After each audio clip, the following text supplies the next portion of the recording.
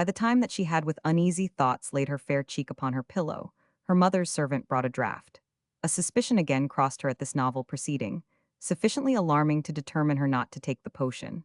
But dislike of contention, and a wish to discover whether there was any just foundation for her conjectures, made her, she said, almost instinctively, and in contradiction to her usual frankness, pretend to swallow the medicine. Then, agitated as she had been by her mother's violence, and now by unaccustomed fears, she lay unable to sleep, starting at every sound.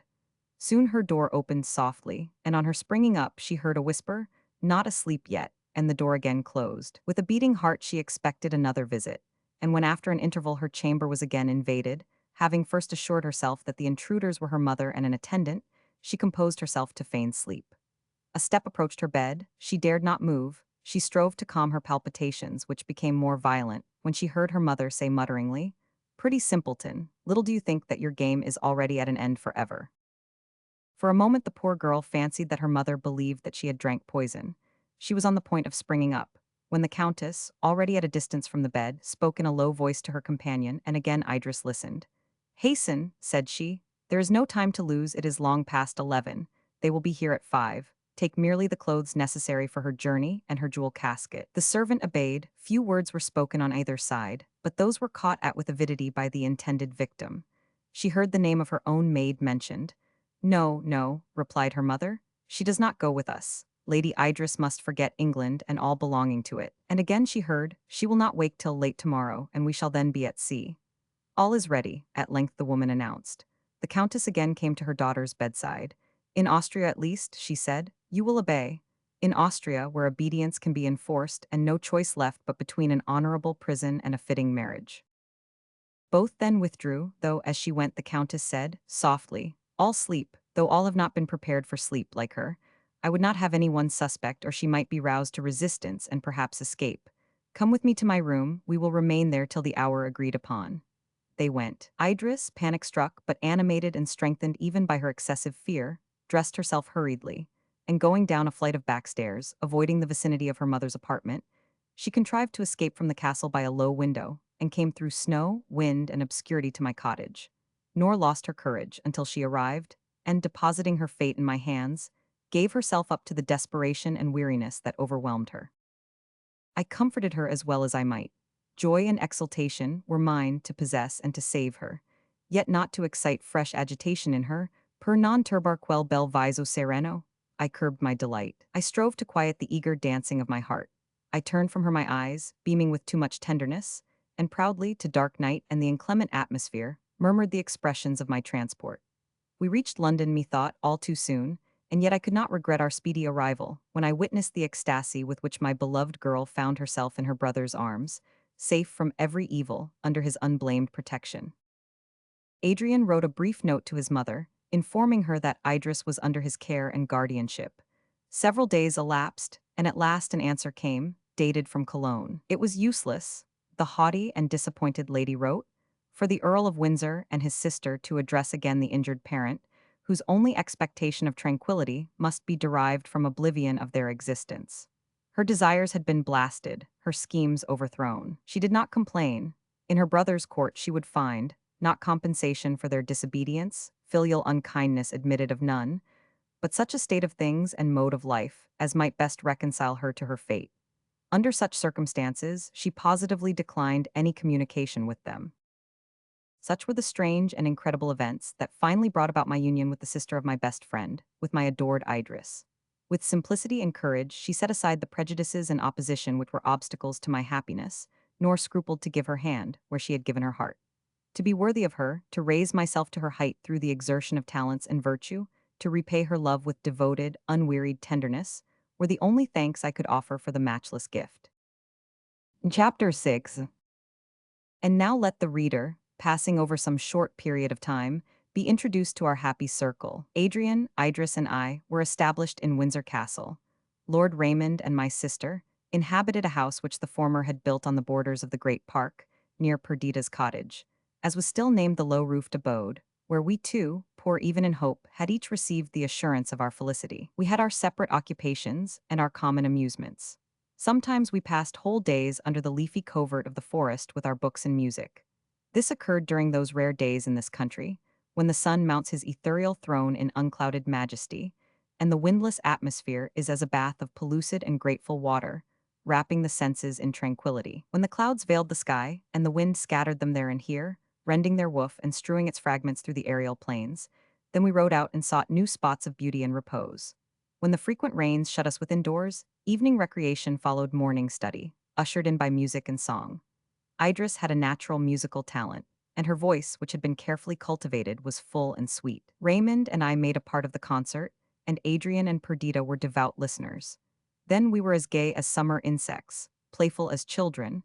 We ever met one another with smiles, and read content and joy in each other's countenances. Our prime festivals were held in Perdita's cottage, nor were we ever weary of talking of the past or dreaming of the future. Jealousy and disquiet were unknown among us, nor did a fear or hope of change ever disturb our tranquility. Others said, "We might be happy." We said, "We are." When any separation took place between us, it generally so happened that Idris and Perdita would ramble away together, and we remained to discuss the affairs of nations and the philosophy of life. The very difference of our dispositions gave zest to these conversations. Adrian had the superiority in learning and eloquence, but Raymond possessed a quick penetration and a practical knowledge of life, which usually displayed itself in opposition to Adrian, and thus kept up the ball of discussion. At other times, we made excursions of many days' duration and crossed the country to visit any spot noted for beauty or historical association. Sometimes we went up to London and entered into the amusements of the busy throng. Sometimes our retreat was invaded by visitors from among them. This change made us only the more sensible to the delights of the intimate intercourse of our own circle, the tranquility of our divine forest, and our happy evenings in the halls of our beloved castle. The disposition of Idris was peculiarly frank, soft, and affectionate. Her temper was unalterably sweet, and although firm and resolute on any point that touched her heart, she was yielding to those she loved. The nature of Perdita was less perfect, but tenderness and happiness improved her temper and softened her natural reserve. Her understanding was clear and comprehensive, her imagination vivid. She was sincere, generous, and reasonable. Adrian, the matchless brother of my soul, the sensitive and excellent Adrian, loving all, and beloved by all, yet seemed destined not to find the half of himself, which was to complete his happiness. He often left us and wandered by himself in the woods, or sailed in his little skiff, his books his only companions. He was often the gayest of our party, at the same time that he was the only one visited by fits of despondency. His slender frame seemed overcharged with the weight of life, and his soul appeared rather to inhabit his body than unite with it. I was hardly more devoted to my Idris than to her brother, and she loved him as her teacher, her friend, the benefactor who had secured to her the fulfillment of her dearest wishes. Raymond, the ambitious, restless Raymond, reposed midway on the great highroad of life, and was content to give up all his schemes of sovereignty and fame, to make one of us the flowers of the field. His kingdom was the heart of Perdita, his subjects her thoughts. By her he was loved, respected as a superior being, obeyed, waited on. No office, no devotion, no watching was irksome to her as it regarded him. She would sit apart from us and watch him. She would weep for joy to think that he was hers. She erected a temple for him in the depth of her being, and each faculty was a priestess vowed to his service. Sometimes she might be wayward and capricious, but her repentance was bitter, her return entire, and even this inequality of temper suited him, who was not formed by nature to float idly down the stream of life. During the first year of their marriage, Perdita presented Raymond with a lovely girl. It was curious to trace in this miniature model the very traits of its father. The same half-disdainful lips and smile of triumph, the same intelligent eyes, the same brow and chestnut hair. Her very hands and taper fingers resembled his. How very dear she was to Perdita. In progress of time, I also became a father, and our little darlings, our playthings and delights, called forth 1,000 new and delicious feelings. Years passed thus, even years. Each month brought forth its successor, each year one like to that gone by. Truly, our lives were a living comment on that beautiful sentiment of Plutarch, that our souls have a natural inclination to love, being born as much to love as to feel, to reason, to understand and remember. We talked of change and active pursuits, but still remained at Windsor, incapable of violating the charm that attached us to our secluded life. Periamo aver quitado il ben raccolte. Ci fra mortali in pupart si rimbra. Now also that our children gave us occupation, we found excuses for our idleness, in the idea of bringing them up to a more splendid career. At length our tranquility was disturbed, and the course of events, which for 5 years had flowed on in hushing tranquility, was broken by breakers and obstacles that woke us from our pleasant dream. A new Lord Protector of England was to be chosen, and, at Raymond's request, we removed to London to witness and even take a part in the election. If Raymond had been united to Idris, this post had been his stepping stone to higher dignity, and his desire for power and fame had been crowned with fullest measure. He had exchanged a scepter for a lute, a kingdom for Perdita. Did he think of this as we journeyed up to town? I watched him, but could make but little of him. He was particularly gay, playing with his child, and turning to sport every word that was uttered. Perhaps he did this because he saw a cloud upon Perdita's brow. She tried to rouse herself, but her eyes every now and then filled with tears, and she looked wistfully on Raymond and her girl, as if fearful that some evil would betide them. And so she felt, a presentiment of ill hung over her. She leaned from the window looking on the forest and the turrets of the castle, and as these became hid by intervening objects, she passionately exclaimed, "Scenes of happiness, scenes sacred to devoted love, when shall I see you again? And when I see ye, shall I be still the beloved and joyous Perdita, or shall I, heartbroken and lost, wander among your groves, the ghost of what I am?" "Why, silly one," cried Raymond, "what is your little head pondering upon, that of a sudden you have become so sublimely dismal? Cheer up, or I shall make you over to Idris and call Adrian into the carriage, who, I see by his gesture, sympathizes with my good spirits." Adrian was on horseback. He rode up to the carriage, and his gaiety, in addition to that of Raymond, dispelled my sister's melancholy. We entered London in the evening, and went to our several abodes near Hyde Park. The following morning Lord Raymond visited me early. "I come to you," he said, "only half assured that you will assist me in my project, but resolved to go through with it, whether you concur with me or not. Promise me secrecy, however, for if you will not contribute to my success, at least you must not baffle me." "Well, I promise, and now, my dear fellow, for what are we come to London?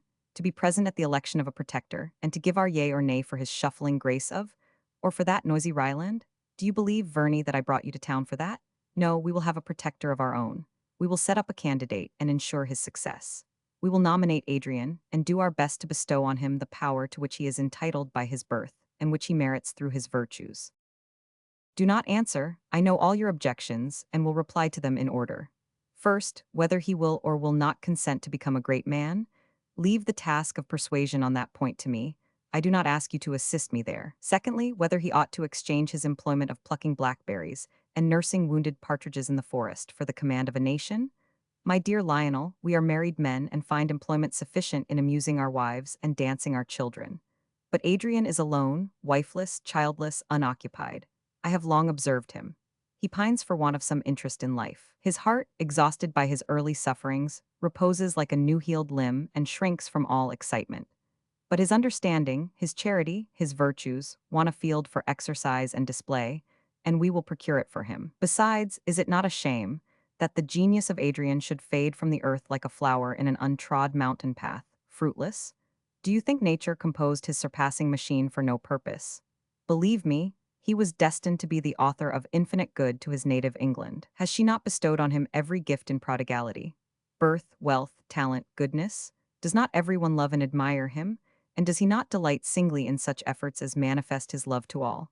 Come, I see that you are already persuaded, and will second me when I propose him tonight in Parliament. You have got up all your arguments in excellent order, I replied, and, if Adrian consent, they are unanswerable. One only condition I would make, that you do nothing without his concurrence.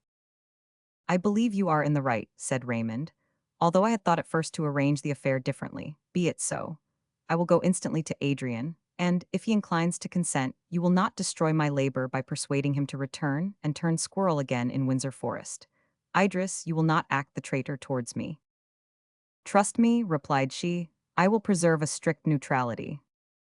For my part, said I am too well convinced of the worth of our friend, and the rich harvest of benefits that all England would reap from his protectorship, to deprive my countrymen of such a blessing, if he consent to bestow it on them. In the evening Adrian visited us. Do you cabal also against me, said he, laughing, and will you make common cause with Raymond, in dragging a poor visionary from the clouds to surround him with the fireworks and blasts of earthly grandeur, instead of heavenly rays and airs? I thought you knew me better. I do know you better, I replied, than to think that you would be happy in such a situation. but the good you would do to others may be an inducement, since the time is probably arrived when you can put your theories into practice, and you may bring about such reformation and change as will conduce to that perfect system of government which you delight to portray. You speak of an almost forgotten dream, said Adrian, his countenance slightly clouding as he spoke. The visions of my boyhood have long since faded in the light of reality. I know now that I am not a man fitted to govern nations. Sufficient for me, if I keep in wholesome rule the little kingdom of my own mortality. But do not you see, Lionel, the drift of our noble friend? A drift, perhaps, unknown to himself, but apparent to me. Lord Raymond was never born to be a drone in the hive, and to find content in our pastoral life. He thinks that he ought to be satisfied. He imagines that his present situation precludes the possibility of aggrandizement. He does not, therefore, even in his own heart, plan change for himself. But do you not see that, under the idea of exalting me, he is chalking out a new path for himself, a path of action from which he has long wandered? Let us assist him. He, the noble, the warlike, the great in every quality that can adorn the mind and person of man, he is fitted to be the protector of England. That is, if we propose him, he will assuredly be elected, and will find, in the functions of that high office, scope for the towering powers of his mind. Even Perdita will rejoice. Perdita, in whom ambition was a covered fire until she married Raymond, which event was for a time the fulfillment of her hopes. Perdita will rejoice in the glory and advancement of her lord, and coyly and prettily not be discontented with her share. In the meantime, we, the wise of the land, will return to our castle, and, Cincinnatus-like, take to our usual labors, until our friend shall require our presence and assistance here. The more Adrian reasoned upon this scheme, the more feasible it appeared. His own determination never to enter into public life was insurmountable, and the delicacy of his health was a sufficient argument against it. The next step was to induce Raymond to confess his secret wishes for dignity and fame. He entered while we were speaking. The way in which Adrian had received his project for setting him up as a candidate for the protectorship, and his replies, had already awakened in his mind the view of the subject which we were now discussing. His countenance and manner betrayed irresolution and anxiety. But the anxiety arose from a fear that we should not prosecute or not succeed in our idea, and his irresolution from a doubt whether we should risk a defeat. A few words from us decided him, and hope and joy sparkled in his eyes. The idea of embarking in a career, so congenial to his early habits and cherished wishes, made him as before energetic and bold. We discussed his chances, the merits of the other candidates, and the dispositions of the voters. After all, we miscalculated. Raymond had lost much of his popularity and was deserted by his peculiar partisans. Absence from the busy stage had caused him to be forgotten by the people. His former parliamentary supporters were principally composed of royalists, who had been willing to make an idol of him when he appeared as the heir of the earldom of Windsor, but who were indifferent to him when he came forward with no other attributes and distinctions than they conceived to be common to many among themselves. Still he had many friends, admirers of his transcendent talents. His presence in the house, his eloquence, address, and imposing beauty were calculated to produce an electric effect. Adrian also, notwithstanding his recluse habits and theories, so adverse to the spirit of party, had many friends, and they were easily induced to vote for a candidate of his selection. The Duke of and Mr. Ryland, Lord Raymond's old antagonist, were the other candidates. The Duke was supported by all the aristocrats of the Republic, who considered him their proper representative. Ryland was the popular candidate. When Lord Raymond was first added to the list, his chance of success appeared small. We retired from the debate which had followed on his nomination. We, his nominators, mortified. He dispirited to excess. Perdita reproached us bitterly. Her expectations had been strongly excited. She had urged nothing against our project. On the contrary, she was evidently pleased by it. But its evident ill success changed the current of her ideas. She felt that, once awakened, Raymond would never return unrepining to Windsor. His habits were unhinged. His restless mind roused from its sleep. Ambition must now be his companion through life. And if he did not succeed in his present attempt, she foresaw that unhappiness and cureless discontent would follow. Perhaps her own disappointment added a sting to her thoughts and words. She did not spare us, and our own reflections added to our disquietude. It was necessary to follow up our nomination, and to persuade Raymond to present himself to the electors on the following evening. For a long time he was obstinate. He would embark in a balloon. He would sail for a distant quarter of the world, where his name and humiliation were unknown. But this was useless. His attempt was registered. his purpose published to the world, his shame could never be erased from the memories of men. It was as well to fail at last after a struggle as to fly now at the beginning of his enterprise. From the moment that he adopted this idea, he was changed. His depression and anxiety fled. He became all life and activity. The smile of triumph shone on his countenance. Determined to pursue his object to the uttermost, his manner and expression seemed ominous of the accomplishment of his wishes. Not so Perdita. She was frightened by his gaiety, for she dreaded a greater revulsion at the end. If his appearance even inspired us with hope, it only rendered the state of her mind more painful. She feared to lose sight of him, yet she dreaded to remark any change in the temper of his mind. She listened eagerly to him, yet tantalized herself by giving to his words a meaning foreign to their true interpretation and adverse to her hopes. She dared not be present at the contest, yet she remained at home a prey to double solicitude. She wept over her little girl. She looked, she spoke, as if she dreaded the occurrence of some frightful calamity. She was half mad from the effects of uncontrollable agitation. Lord Raymond presented himself to the house with fearless confidence and insinuating address. After the Duke of and Mr. Ryland had finished their speeches, he commenced. Assuredly he had not conned his lesson, and at first he hesitated, pausing in his ideas and in the choice of his expressions. By degrees he warmed, his words flowed with ease, his language was full of vigor, and his voice of persuasion. He reverted to his past life, his successes in Greece, his favor at home. Why should he lose this, now that added years, prudence, and the pledge which his marriage gave to his country ought to increase, rather than diminish his claims to confidence? He spoke of the state of England, the necessary measures to be taken to ensure its security and confirm its prosperity. He drew a glowing picture of its present situation. As he spoke, every sound was hushed, every thought suspended by intense attention.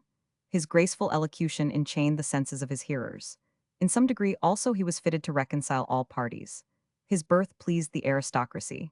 His being the candidate recommended by Adrian, a man intimately allied to the popular party, caused a number, who had no great reliance either on the Duke or Mr. Ryland, to range on his side.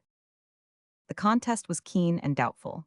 Neither Adrian nor myself would have been so anxious, if our own success had depended on our exertions, but we had egged our friend onto the enterprise, and it became us to ensure his triumph. Idris, who entertained the highest opinion of his abilities, was warmly interested in the event, and my poor sister, who dared not hope, and to whom fear was misery, was plunged into a fever of disquietude. Day after day passed while we discussed our projects for the evening, and each night was occupied by debates which offered no conclusion. At last the crisis came, the night when Parliament, which had so long delayed its choice, must decide. As the hour of 12 passed, and the new day began, it was by virtue of the Constitution dissolved, its power extinct. We assembled at Raymond's house, we and our partisans. At 5:30 we proceeded to the house. Idris endeavored to calm Perdita, but the poor girl's agitation deprived her of all power of self-command. She walked up and down the room, gazed wildly when anyone entered, fancying that they might be the announcers of her doom. I must do justice to my sweet sister. It was not for herself that she was thus agonized. She alone knew the weight which Raymond attached to his success. Even to us he assumed gaiety and hope, and assumed them so well that we did not divine the secret workings of his mind. Sometimes a nervous trembling, a sharp dissonance of voice, and momentary fits of absence revealed to Perdita the violence he did himself. But we, intent on our plans, observed only his ready laugh, his joke intruded on all occasions, the flow of his spirits which seemed incapable of ebb. Besides, Perdita was with him in his retirement. She saw the moodiness that succeeded to this forced hilarity. She marked his disturbed sleep, his painful irritability. Once she had seen his tears, hers had scarce ceased to flow, since she had beheld the big drops, which disappointed pride had caused to gather in his eye, but which pride was unable to dispel. What wonder, then, that her feelings were wrought to this pitch? I thus accounted to myself for her agitation, but this was not all, and the sequel revealed another excuse. One moment we seized before our departure, to take leave of our beloved girls. I had small hope of success, and entreated Idris to watch over my sister. As I approached the latter, she seized my hand and drew me into another apartment. She threw herself into my arms and wept and sobbed bitterly and long. I tried to soothe her, I bade her hope. I asked what tremendous consequences would ensue even on our failure. "My brother," she cried, "protector of my childhood, dear, most dear Lionel, my fate hangs by a thread. I have you all about me now, you the companion of my infancy. Adrian, as dear to me as if bound by the ties of blood. Idris, the sister of my heart and her lovely offspring. This may be the last time that you will surround me thus." Abruptly she stopped and then cried, "What have I said? Foolish false girl that I am." She looked wildly on me and then suddenly calming herself apologized for what she called her unmeaning words, saying that she must indeed be insane for, while Raymond lived, she must be happy. And then, though she still wept, she suffered me tranquilly to depart. Raymond only took her hand when he went and looked on her expressively. She answered by a look of intelligence and assent. Poor girl, what she then suffered. I could never entirely forgive Raymond for the trials he imposed on her, occasioned as they were by a selfish feeling on his part. He had schemed, if he failed in his present attempt, without taking leave of any of us, to embark for Greece, and never again to revisit England. Perdita acceded to his wishes, for his contentment was the chief object of her life, the crown of her enjoyment. But to leave us all, her companions, the beloved partners of her happiest years, and in the interim to conceal this frightful determination, was a task that almost conquered her strength of mind. She had been employed in arranging for their departure. She had promised Raymond during this decisive evening to take advantage of our absence, to go one stage of the journey, and he, after his defeat was ascertained, would slip away from us and join her. Although, when I was informed of this scheme, I was bitterly offended by the small attention which Raymond paid to my sister's feelings, I was led by reflection to consider that he acted under the force of such strong excitement as to take from him the consciousness, and, consequently, the guilt of a fault. If he had permitted us to witness his agitation, he would have been more under the guidance of reason.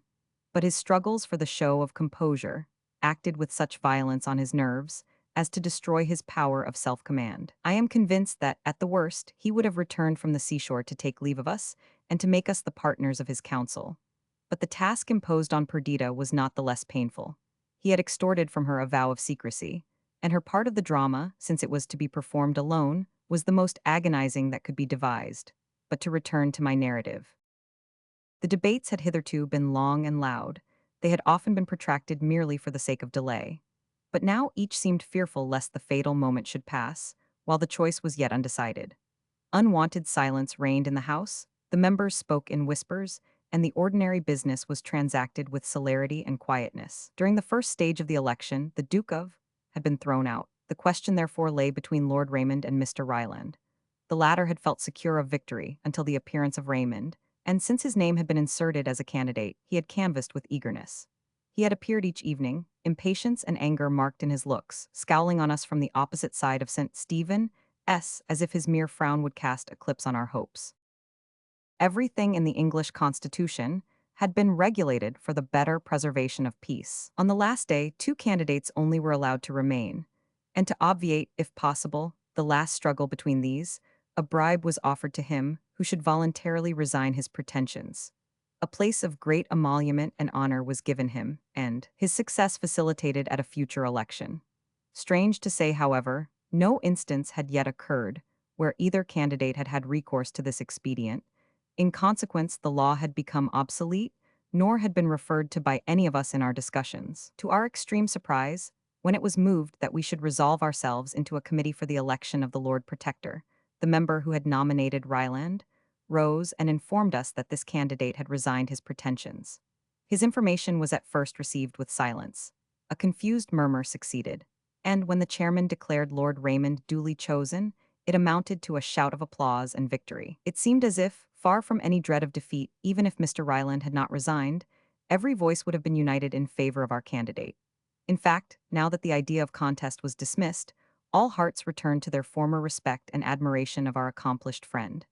Each felt that England had never seen a protector so capable of fulfilling the arduous duties of that high office. One voice made of many voices resounded through the chamber. It syllabled the name of Raymond. He entered. I was on one of the highest seats and saw him walk up the passage to the table of the speaker. The native modesty of his disposition conquered the joy of his triumph. He looked round timidly. A mist seemed before his eyes.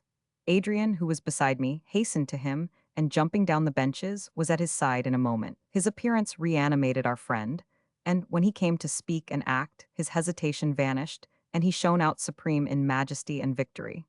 The former protector tendered him the oaths, and presented him with the insignia of office, performing the ceremonies of installation. The House then dissolved. The chief members of the state crowded round the new magistrate, and conducted him to the palace of government. Adrian suddenly vanished, And, by the time that Raymond's supporters were reduced to our intimate friends merely, returned leading Idris to congratulate her friend on his success.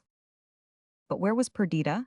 In securing solicitously an unobserved retreat in case of failure, Raymond had forgotten to arrange the mode by which she was to hear of his success, and she had been too much agitated to revert to this circumstance.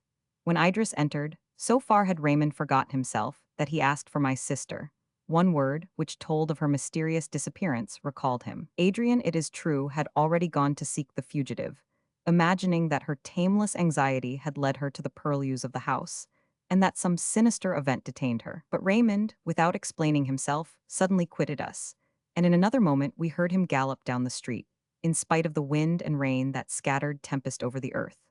We did not know how far he had to go, and soon separated, supposing that in a short time he would return to the palace with Perdita, and that they would not be sorry to find themselves alone. Perdita had arrived with her child at Dartford, weeping and inconsolable. She directed everything to be prepared for the continuance of their journey, and placing her lovely sleeping charge on a bed, passed several hours in acute suffering. Sometimes she observed the war of elements, thinking that they also declared against her, and listened to the pattering of the rain in gloomy despair. Sometimes she hung over her child, tracing her resemblance to the father, and fearful lest in afterlife she should display the same passions and uncontrollable impulses that rendered him unhappy. Again, with a gush of pride and delight, she marked in the features of her little girl the same smile of beauty that often irradiated Raymond's countenance. The sight of it soothed her.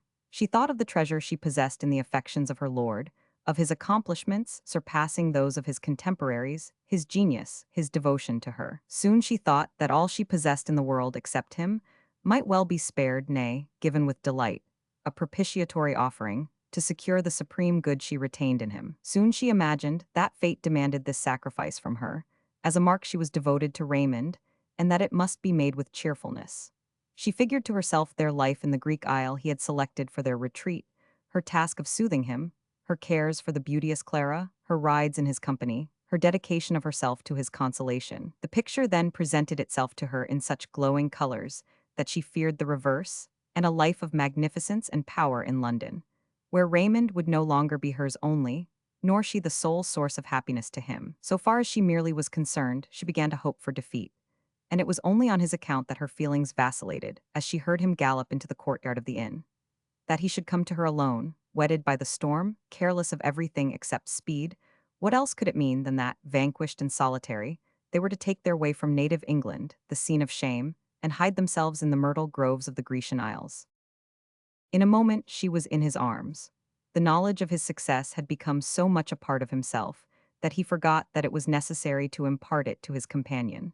She only felt in his embrace a dear assurance that while he possessed her, he would not despair. "This is kind," she cried. "This is noble, my own beloved. Oh, fear not disgrace or lowly fortune while you have your Perdita. Fear not sorrow while our child lives and smiles. Let us go even where you will. The love that accompanies us will prevent our regrets." Locked in his embrace, she spoke thus and cast back her head, seeking an assent to her words in his eyes. They were sparkling with ineffable delight. "Why, my little lady protectress," said he playfully, "what is this you say? And what pretty scheme have you woven of exile and obscurity, while a brighter web, a golden woven tissue, is that which, in truth, you ought to contemplate?" He kissed her brow, but the wayward girl, half sorry at his triumph, agitated by swift change of thought, hid her face in his bosom and wept. He comforted her. He instilled into her his own hopes and desires, and soon her countenance beamed with sympathy. How very happy were they that night! How full even to bursting was their sense of joy! Chapter 7. Having seen our friend properly installed in his new office, we turned our eyes towards Windsor. The nearness of this place to London was such as to take away the idea of painful separation when we quitted Raymond and Perdita. We took leave of them in the Protectoral Palace. It was pretty enough to see my sister enter, as it were, into the spirit of the drama, and endeavor to fill her station with becoming dignity. Her internal pride and humility of manner were now more than ever at war. Her timidity was not artificial, but arose from that fear of not being properly appreciated, that slight estimation of the neglect of the world, which also characterized Raymond. But then Perdita thought more constantly of others than he, and part of her bashfulness arose from a wish to take from those around her a sense of inferiority, a feeling which never crossed her mind. From the circumstances of her birth and education, Idris would have been better fitted for the formulae of ceremony.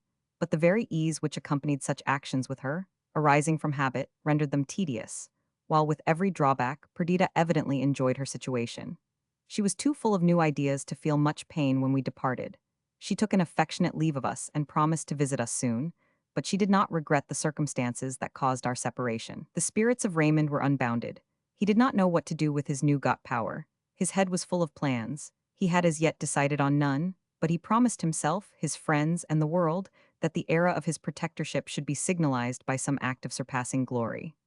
Thus, we talked of them, and moralized, as with diminished numbers we returned to Windsor Castle. We felt extreme delight at our escape from political turmoil, and sought our solitude with redoubled zest. We did not want for occupation, but my eager disposition was now turned to the field of intellectual exertion only, and hard study I found to be an excellent medicine to allay a fever of spirit with which in indolence I should doubtless have been assailed. Perdita had permitted us to take Clara back with us to Windsor, and she and my two lovely infants were perpetual sources of interest and amusement. The only circumstance that disturbed our peace was the health of Adrian. It evidently declined, without any symptom which could lead us to suspect his disease, unless indeed his brightened eyes, animated look, and flustering cheeks made us dread consumption, but he was without pain or fear. He betook himself to books with ardor, and reposed from study in the society he best loved, that of his sister and myself. Sometimes he went up to London to visit Raymond and watch the progress of events. Clara often accompanied him in these excursions, partly that she might see her parents, partly because Adrian delighted in the prattle and intelligent looks of this lovely child. Meanwhile, all went on well in London. The new elections were finished, Parliament met, and Raymond was occupied in 1,000 beneficial schemes. Canals, aqueducts, bridges, stately buildings, and various edifices for public utility were entered upon. He was continually surrounded by projectors and projects, which were to render England one scene of fertility and magnificence. The state of poverty was to be abolished. Men were to be transported from place to place almost with the same facility as the princes Hussein, Ali, and Ahmed in the Arabian Nights. The physical state of man would soon not yield to the beatitude of angels. Disease was to be banished. Labor lightened of its heaviest burden. Nor did this seem extravagant. The arts of life and the discoveries of science had augmented in a ratio which left all calculation behind. Food sprung up, so to say, spontaneously. Machines existed to supply with facility every one of the population. An evil direction still survived, and men were not happy, not because they could not, but because they would not rouse themselves to vanquish self-raised obstacles. Raymond was to inspire them with his beneficial will, and the mechanism of society, once systematized according to faultless rules, would never again swerve into disorder. For these hopes, he abandoned his long-cherished ambition of being enregistered in the annals of nations as a successful warrior. Laying aside his sword, peace, and its enduring glories became his aim. The title he coveted was that of the benefactor of his country. Among other works of art in which he was engaged, he had projected the erection of a national gallery for statues and pictures. He possessed many himself, which he designed to present to the Republic, and, as the edifice was to be the great ornament of his protectorship, he was very fastidious in his choice of the plan on which it would be built. Hundreds were brought to him and rejected. He sent even to Italy and Greece for drawings, but, as the design was to be characterized by originality as well as by perfect beauty, his endeavors were for a time without avail. At length the drawing came, with an address where communications might be sent, and no artist's name affixed. The design was new and elegant, but faulty. So faulty that although drawn with the hand and eye of taste, it was evidently the work of one who was not an architect. Raymond contemplated it with delight. The more he gazed, the more pleased he was, and yet the errors multiplied under inspection. He wrote to the address given, desiring to see the draftsman, that such alterations might be made as should be suggested in a consultation between him and the original conceiver. A Greek came, a middle-aged man with some intelligence of manner, but with so commonplace a physiognomy that Raymond could scarcely believe that he was the designer. He acknowledged that he was not an architect, but the idea of the building had struck him, though he had sent it without the smallest hope of its being accepted. He was a man of few words. Raymond questioned him, but his reserved answers soon made him turn from the man to the drawing. He pointed out the errors and the alterations that he wished to be made. He offered the Greek a pencil that he might correct the sketch on the spot. This was refused by his visitor, who said that he perfectly understood and would work at it at home. At length Raymond suffered him to depart. The next day he returned. The design had been redrawn, but many defects still remained, and several of the instructions given had been misunderstood. "Come," said Raymond, "I yielded to you yesterday, now comply with my request, take the pencil." Greek took it, but he handled it in no artist-like way. At length he said, "I must confess to you, my lord, that I did not make this drawing. It is impossible for you to see the real designer. Your instructions must pass through me. Condescend therefore to have patience with my ignorance, and to explain your wishes to me. In time I am certain that you will be satisfied." Raymond questioned vainly. The mysterious Greek would say no more. Would an architect be permitted to see the artist? This also was refused. Raymond repeated his instructions, and the visitor retired. Our friend resolved, however, not to be foiled in his wish. He suspected that unaccustomed poverty was the cause of the mystery, and that the artist was unwilling to be seen in the garb and abode of want. Raymond was only the more excited by this consideration to discover him. Impelled by the interest he took in obscure talent, he therefore ordered a person skilled in such matters to follow the Greek the next time he came, and observe the house in which he should enter. His emissary obeyed and brought the desired intelligence. He had traced the man to one of the most penurious streets in the metropolis. Raymond did not wonder that, thus situated, the artist had shrunk from notice, but he did not for this alter his resolve. On the same evening, he went alone to the house named to him.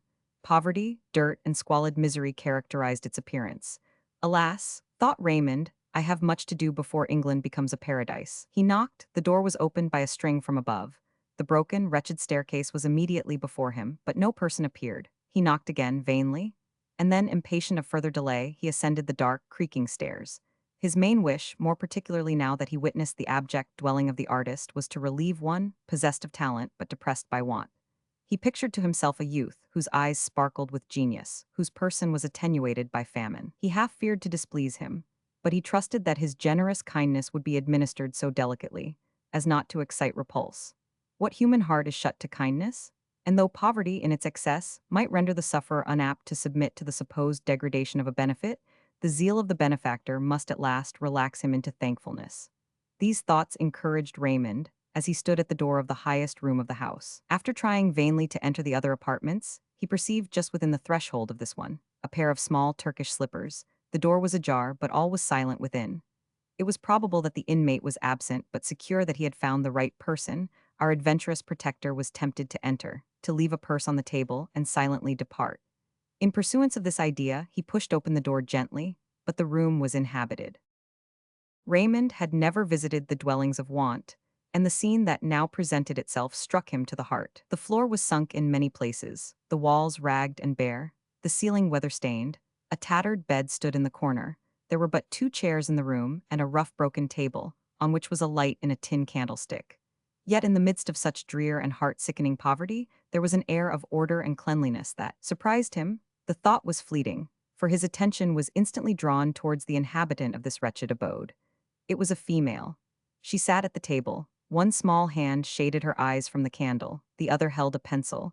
Her looks were fixed on a drawing before her, which Raymond recognized as the design presented to him. Her whole appearance awakened his deepest interest.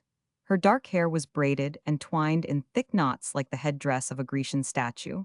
Her garb was mean, but her attitude might have been selected as a model of grace. Raymond had a confused remembrance that he had seen such a form before. He walked across the room. She did not raise her eyes, merely asking in Romaic, "Who is there?"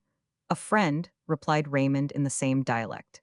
She looked up wondering, and he saw that it was Evadne Zamy. Evadne, once the idol of Adrian's affections, and who, for the sake of her present visitor, had disdained the noble youth, and then, neglected by him she loved, with crushed hopes and a stinging sense of misery, had returned to her native Greece. What revolution of fortune could have brought her to England and housed her thus? Raymond recognized her, and his manner changed from polite beneficence to the warmest protestations of kindness and sympathy. The sight of her, in her present situation, passed like an arrow into his soul. He sat by her, he took her hand, and said 1,000 things which breathed the deepest spirit of compassion and affection. Evadne did not answer. Her large dark eyes were cast down. At length a tear glimmered on the lashes. "Thus," she cried, "kindness can do what no want, no misery ever effected. I weep." She shed indeed many tears, her head sunk unconsciously on the shoulder of Raymond. He held her hand. He kissed her sunken, tear-stained cheek. He told her that her sufferings were now over. No one possessed the art of consoling like Raymond. He did not reason or declaim, but his look shone with sympathy. He brought pleasant images before the sufferer. His caresses excited no distrust, for they arose purely from the feeling which leads a mother to kiss her wounded child, a desire to demonstrate in every possible way the truth of his feelings, and the keenness of his wish to pour balm into the lacerated mind of the unfortunate. As Evadne regained her composure, his manner became even gay. He sported with the idea of her poverty. Something told him that it was not its real evils that lay heavily at her heart, but the debasement and disgrace attendant on it. As he talked, he divested it of these, sometimes speaking of her fortitude with energetic praise. Then, alluding to her past state, he called her his princess in disguise. He made her warm offers of service. She was too much occupied by more engrossing thoughts, either to accept or reject them. At length he left her, making a promise to repeat his visit the next day. He returned home, full of mingled feelings of pain excited by Evadne's wretchedness and pleasure at the prospect of relieving it. Some motive for which he did not account, even to himself, prevented him from relating his adventure to Perdita. The next day he threw such disguise over his person as a cloak afforded, and revisited Evadne. As he went, he bought a basket of costly fruits, such as were natives of her own country, and throwing over these various beautiful flowers, bore it himself to the miserable garret of his friend. "Behold," cried he, as he entered, "what bird's food I have brought for my sparrow on the housetop."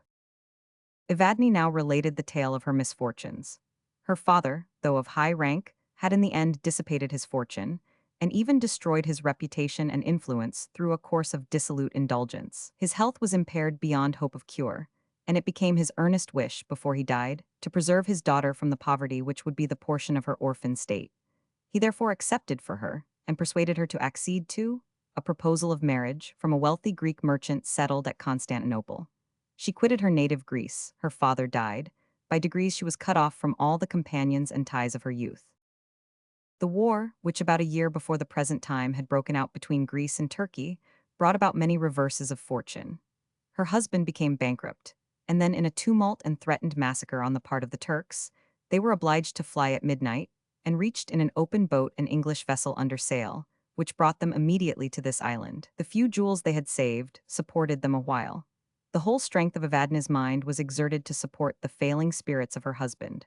Loss of property, hopelessness as to his future prospects, the inoccupation to which poverty condemned him, combined to reduce him to a state bordering on insanity.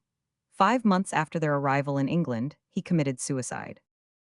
"You will ask me," continued Evadne, "what I have done since, why I have not applied for succor to the rich Greeks resident here, why I have not returned to my native country? My answer to these questions must needs appear to you unsatisfactory, yet they have sufficed to lead me on, day after day, enduring every wretchedness, rather than by such means to seek relief. Shall the daughter of the noble, though prodigal Zamy, appear a beggar before her compeers or inferiors? Superiors she had none. Shall I bow my head before them, and with servile gesture sell my nobility for life? Had I a child, or any tie to bind me to existence, I might descend to this, but, as it is, the world has been to me a harsh stepmother. Fain would I leave the abode she seems to grudge, and in the grave forget my pride, my struggles, my despair. The time will soon come. Grief and famine have already sapped the foundations of my being. A very short time, and I shall have passed away. Unstained by the crime of self-destruction, unstung by the memory of degradation, my spirit will throw aside the miserable coil, and find such recompense as fortitude and resignation may deserve. This may seem madness to you, yet you also have pride and resolution. Do not then wonder that my pride is tameless, my resolution unalterable." Having thus finished her tale, and given such an account as she deemed fit, of the motives of her abstaining from all endeavor to obtain aid from her countrymen, Evadne paused, yet she seemed to have more to say, to which she was unable to give words. In the meantime Raymond was eloquent. His desire of restoring his lovely friend to her rank in society, and to her lost prosperity, animated him, and he poured forth with energy all his wishes and intentions on that subject. But he was checked. Evadne exacted a promise that he should conceal from all her friends her existence in England. "The relatives of the Earl of Windsor," said she haughtily, "doubtless think that I injured him. Perhaps the Earl himself would be the first to acquit me, but probably I do not deserve acquittal. I acted then, as I ever must, from impulse. This abode of penury may at least prove the disinterestedness of my conduct. No matter, I do not wish to plead my cause before any of them, not even before your lordship, had you not first discovered me. The tenor of my actions will prove that I had rather die than be a mark for scorn. Behold the proud Evadne in her tatters. Look on the beggar princess. There is aspic venom in the thought. Promise me that my secret shall not be violated by you. Raymond promised, but then a new discussion ensued. Evadne required another engagement on his part, that he would not without her concurrence enter into any project for her benefit, nor himself offer relief. Do not degrade me in my own eyes, she said. Poverty has long been my nurse, hard-visaged she is, but honest. If dishonor, or what I conceive to be dishonor, come near me, I am lost. Raymond adduced many arguments and fervent persuasions to overcome her feeling, but she remained unconvinced. And agitated by the discussion, she wildly and passionately made a solemn vow to fly and hide herself where he never could discover her, where famine would soon bring death to conclude her woes if he persisted in his to her disgracing offers. She could support herself, she said, and then she showed him how, by executing various designs and paintings, she earned a pittance for her support. Raymond yielded for the present. He felt assured, after he had for a while humored her self-will, that in the end friendship and reason would gain the day. But the feelings that actuated Evadne were rooted in the depths of her being, and were such in their growth as he had no means of understanding. Evadne loved Raymond. He was the hero of her imagination, the image carved by love in the unchanged texture of her heart. 7 years ago, in her youthful prime, she had become attached to him. He had served her country against the Turks. He had in her own land acquired that military glory peculiarly dear to the Greeks, since they were still obliged inch by inch to fight for their security. Yet when he returned thence, and first appeared in public life in England, her love did not purchase his, which then vacillated between Perdita and a crown. While he was yet undecided, she had quitted England. The news of his marriage reached her, and her hopes, poorly nurtured blossoms, withered and fell. The glory of life was gone for her. The roseate halo of love, which had imbued every object with its own color, faded.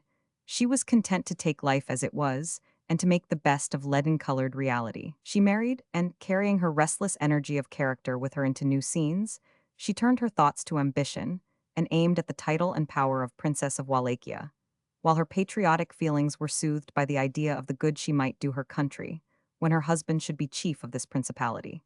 She lived to find ambition, as unreal a delusion as love. Her intrigues with Russia for the furtherance of her object excited the jealousy of the Porte and the animosity of the Greek government. She was considered a traitor by both. The ruin of her husband followed. They avoided death by a timely flight, and she fell from the height of her desires to penury in England. Much of this tale she concealed from Raymond, nor did she confess that repulse and denial, as to a criminal convicted of the worst of crimes, that of bringing the scythe of foreign despotism to cut away the new springing liberties of her country, would have followed her application to any among the Greeks. She knew that she was the cause of her husband's utter ruin, and she strung herself to bear the consequences. The reproaches which agony extorted, or worse, cureless, uncomplaining depression, when his mind was sunk in a torpor, not the less painful because it was silent and moveless. She reproached herself with the crime of his death. Guilt and its punishments appeared to surround her. In vain she endeavored to allay remorse by the memory of her real integrity. The rest of the world, and she among them, judged of her actions by their consequences. She prayed for her husband's soul. She conjured the Supreme to place on her head the crime of his self-destruction. She vowed to live to expiate his fault. In the midst of such wretchedness as must soon have destroyed her, one thought only was matter of consolation. She lived in the same country, breathed the same air as Raymond. His name as protector was the burthen of every tongue. His achievements, projects, and magnificence, the argument of every story. Nothing is so precious to a woman's heart as the glory and excellence of him she loves. Thus in every horror Evadne reveled in his fame and prosperity. While her husband lived, this feeling was regarded by her as a crime, repressed, repented of. When he died, the tide of love resumed its ancient flow, it deluged her soul with its tumultuous waves, and she gave herself up a prey to its uncontrollable power. But never, oh, never should he see her in her degraded state. Never should he behold her fallen, as she deemed, from her pride of beauty, the poverty-stricken inhabitant of a garret, with a name which had become a reproach and a weight of guilt on her soul. But though impenetrably veiled from him, his public office permitted her to become acquainted with all his actions, his daily course of life, even his conversation. She allowed herself one luxury. She saw the newspapers every day and feasted on the praise and actions of the protector. Not that this indulgence was devoid of accompanying grief. Perdita's name was forever joined with his. their conjugal felicity was celebrated even by the authentic testimony of facts. They were continually together, nor could the unfortunate Evadne read the monosyllable that designated his name, without, at the same time, being presented with the image of her who was the faithful companion of all his labors and pleasures. They, their excellencies, met her eyes in each line, mingling an evil potion that poisoned her very blood. It was in the newspaper that she saw the advertisement for the design for a national gallery. Combining with taste her remembrance of the edifices which she had seen in the East, and by an effort of genius enduing them with unity of design, she executed the plan which had been sent to the Protector. She triumphed in the idea of bestowing, unknown and forgotten as she was, a benefit upon him she loved, and with enthusiastic pride looked forward to the accomplishment of a work of hers, which, immortalized in stone, would go down to posterity stamped with the name of Raymond. She awaited with eagerness the return of her messenger from the palace. She listened insatiate to his account of each word, each look of the Protector. She felt bliss in this communication with her beloved, although he knew not to whom he addressed his instructions. The drawing itself became ineffably dear to her. He had seen it and praised it.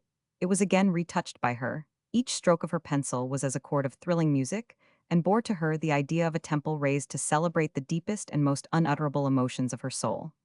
These contemplations engaged her, when the voice of Raymond first struck her ear, a voice, once heard, never to be forgotten. She mastered her gush of feelings and welcomed him with quiet gentleness.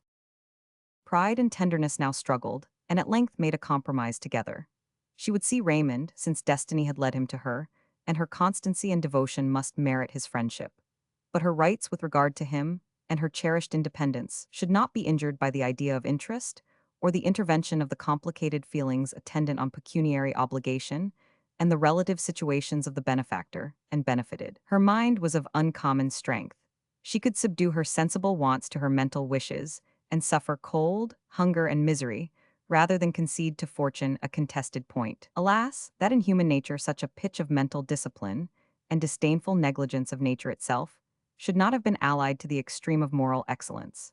But the resolution that permitted her to resist the pains of privation, sprung from the too great energy of her passions, and the concentrated self-will of which this was a sign, was destined to destroy even the very idol, to preserve whose respect she submitted to this detail of wretchedness. Their intercourse continued. By degrees Evadne related to her friend the whole of her story, the stain her name had received in Greece, the weight of sin which had accrued to her from the death of her husband. When Raymond offered to clear her reputation and demonstrate to the world her real patriotism, she declared that it was only through her present sufferings that she hoped for any relief to the stings of conscience, that, in her state of mind, diseased as he might think it, the necessity of occupation was salutary medicine. She ended by extorting a promise that for the space of 1 month he would refrain from the discussion of her interests, engaging after that time to yield in part to his wishes. She could not disguise to herself that any change would separate her from him. Now she saw him each day. His connection with Adrian and Perdita was never mentioned.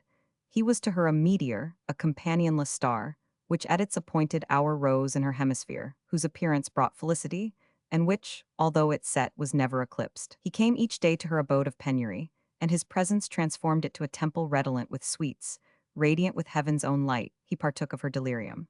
They built a wall between them and the world. Without 1,000 harpies raved, remorse and misery, expecting the destined moment for their invasion. Within was the peace as of innocence, reckless, blindless, deluding joy, hope, whose still anchor rested on placid but unconstant water.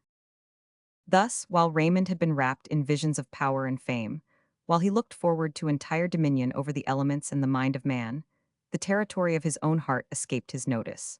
And from that unthought of source arose the mighty torrent that overwhelmed his will and carried to the oblivious sea, fame, hope, and happiness. Chapter 8. In the meantime, what did Perdita? During the first months of his protectorate, Raymond and she had been inseparable. Each project was discussed with her, each plan approved by her. I never beheld anyone so perfectly happy as my sweet sister. Her expressive eyes were 2 stars whose beams were love. Hope and lightheartedness sat on her cloudless brow. She fed even to tears of joy on the praise and glory of her Lord. Her whole existence was one sacrifice to him, and if in the humility of her heart she felt self-complacency, it arose from the reflection that she had won the distinguished hero of the age, and had for years preserved him, even after time had taken from love its usual nourishment. Her own feeling was as entire as at its birth. 5 years had failed to destroy the dazzling unreality of passion.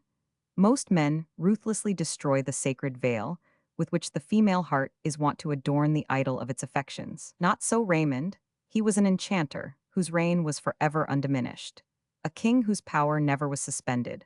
Follow him through the details of common life, still the same charm of grace and majesty adorned him, nor could he be despoiled of the innate deification with which nature had invested him. Perdita grew in beauty and excellence under his eye.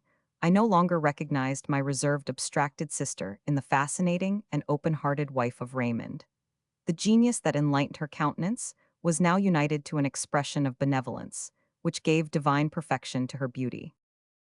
Happiness is in its highest degree the sister of goodness.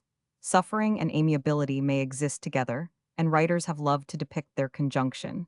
There is a human and touching harmony in the picture. But perfect happiness is an attribute of angels, and those who possess it appear angelic. Fear has been said to be the parent of religion. Even of that religion is it the generator, which leads its votaries to sacrifice human victims at its altars. But the religion which springs from happiness is a lovelier growth.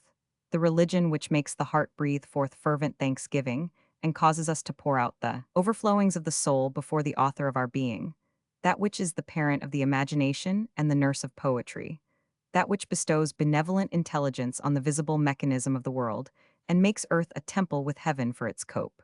Such happiness, goodness, and religion inhabited the mind of Perdita. During the 5 years we had spent together, a knot of happy human beings at Windsor Castle, her blissful lot had been the frequent theme of my sister's conversation. From early habit and natural affection, she selected me in preference to Adrian or Idris to be the partner in her overflowings of delight. Perhaps, though apparently much unlike, some secret point of resemblance, the offspring of consanguinity, induced this preference. Often at sunset I have walked with her in the sober and shadowed forest paths and listened with joyful sympathy. Security gave dignity to her passion. The certainty of a full return left her with no wish unfulfilled. The birth of her daughter, embryo copy of her Raymond, filled up the measure of her content and produced a sacred and indissoluble tie between them. Sometimes she felt proud that he had preferred her to the hopes of a crown. Sometimes she remembered that she had suffered keen anguish when he hesitated in his choice. But this memory of past discontent only served to enhance her present joy. What had been hardly won was now entirely possessed doubly dear. She would look at him at a distance with the same rapture, oh, far more exuberant rapture, that one might feel who after the perils of a tempest should find himself in the desired port. She would hasten towards him to feel more certain in his arms the reality of her bliss. This warmth of affection, added to the depth of her understanding and the brilliancy of her imagination, made her beyond words dear to Raymond. If a feeling of dissatisfaction ever crossed her, it arose from the idea that he was not perfectly happy.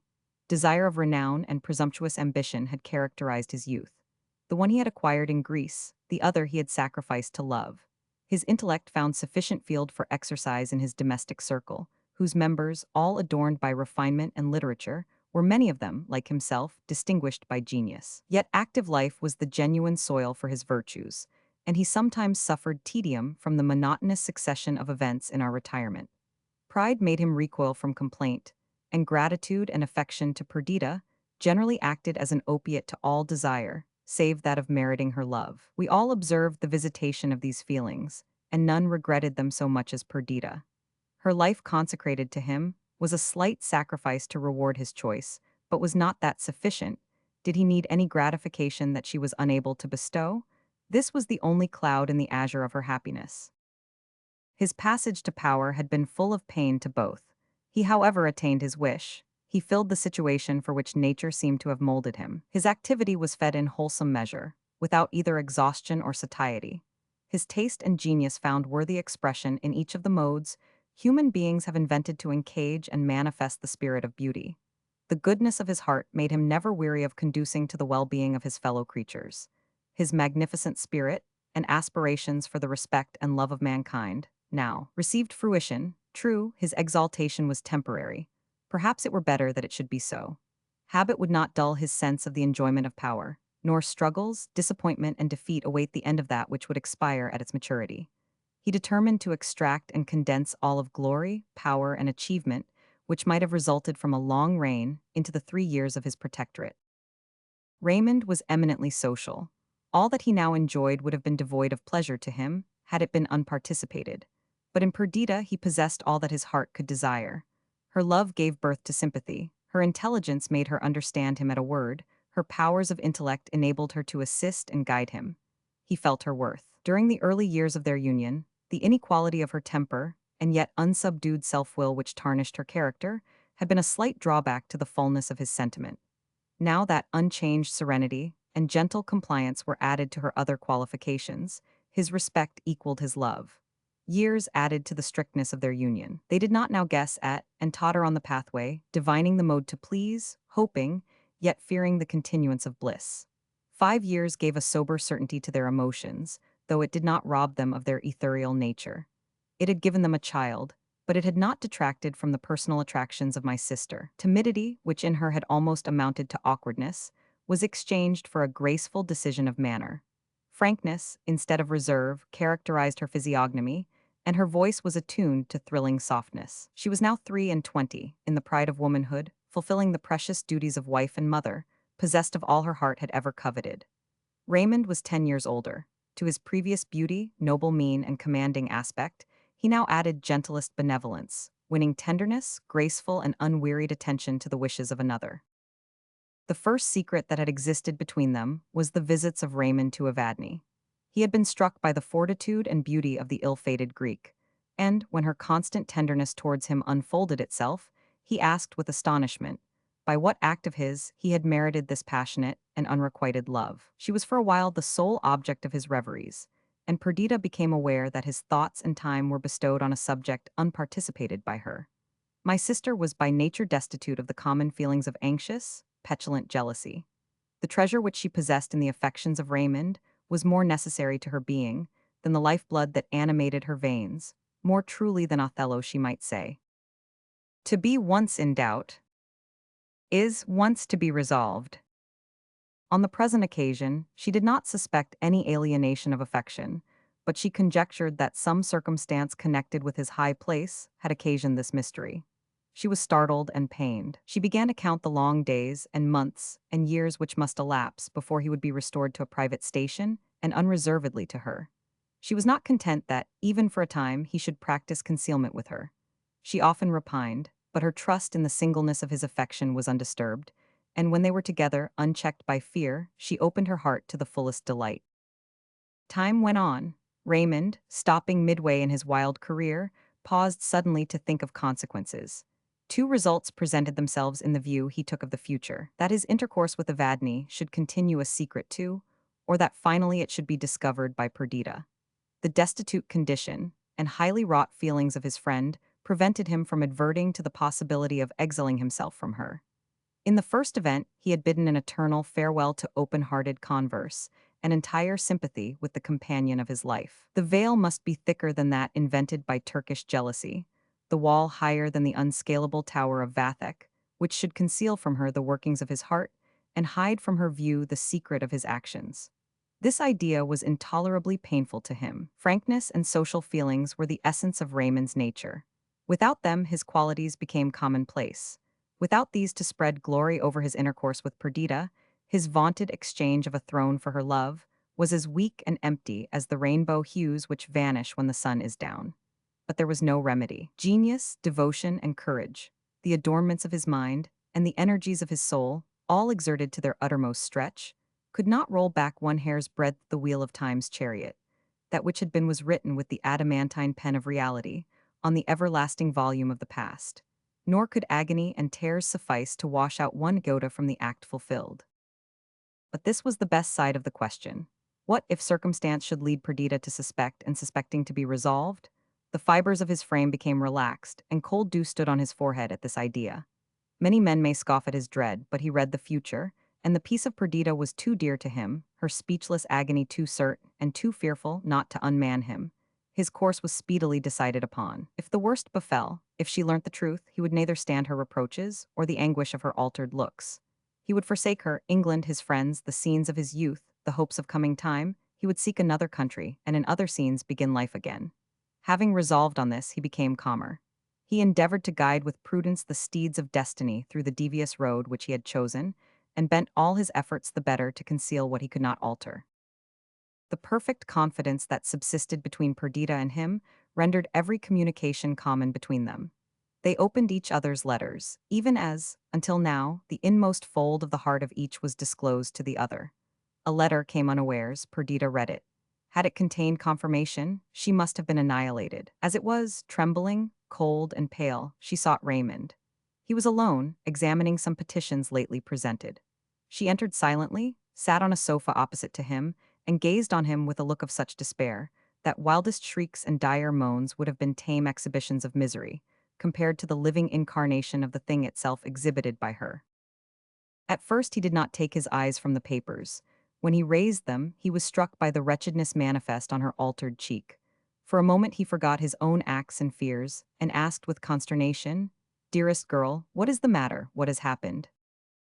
"Nothing," she replied at first. "And yet not so," she continued, hurrying on in her speech. "You have secrets, Raymond. Where have you been lately? Whom have you seen? What do you conceal from me? Why am I banished from your confidence? Yet this is not it. I do not intend to entrap you with questions. One will suffice. Am I completely a wretch?" With trembling hand she gave him the paper, and sat white and motionless looking at him while he read it. He recognized the handwriting of Evadne, and the color mounted in his cheeks. With lightning speed he conceived the contents of the letter. All was now cast on one die. Falsehood and artifice were trifles in comparison with the impending ruin. He would either entirely dispel Perdita's suspicions, or quit her forever. "My dear girl," he said, "I have been to blame, but you must pardon me. I was in the wrong to commence a system of concealment, but I did it for the sake of sparing you pain, and each day has rendered it more difficult for me to alter my plan. Besides, I was instigated by delicacy towards the unhappy writer of these few lines." Perdita gasped. "Well," she cried, "well, go on." "That is all. This paper tells all. I am placed in the most difficult circumstances. I have done my best, though perhaps I have done wrong. My love for you is inviolate." Perdita shook her head doubtingly. "It cannot be," she cried. "I know that it is not. You would deceive me, but I will not be deceived. I have lost you myself, my life." "Do you not believe me?" said Raymond haughtily.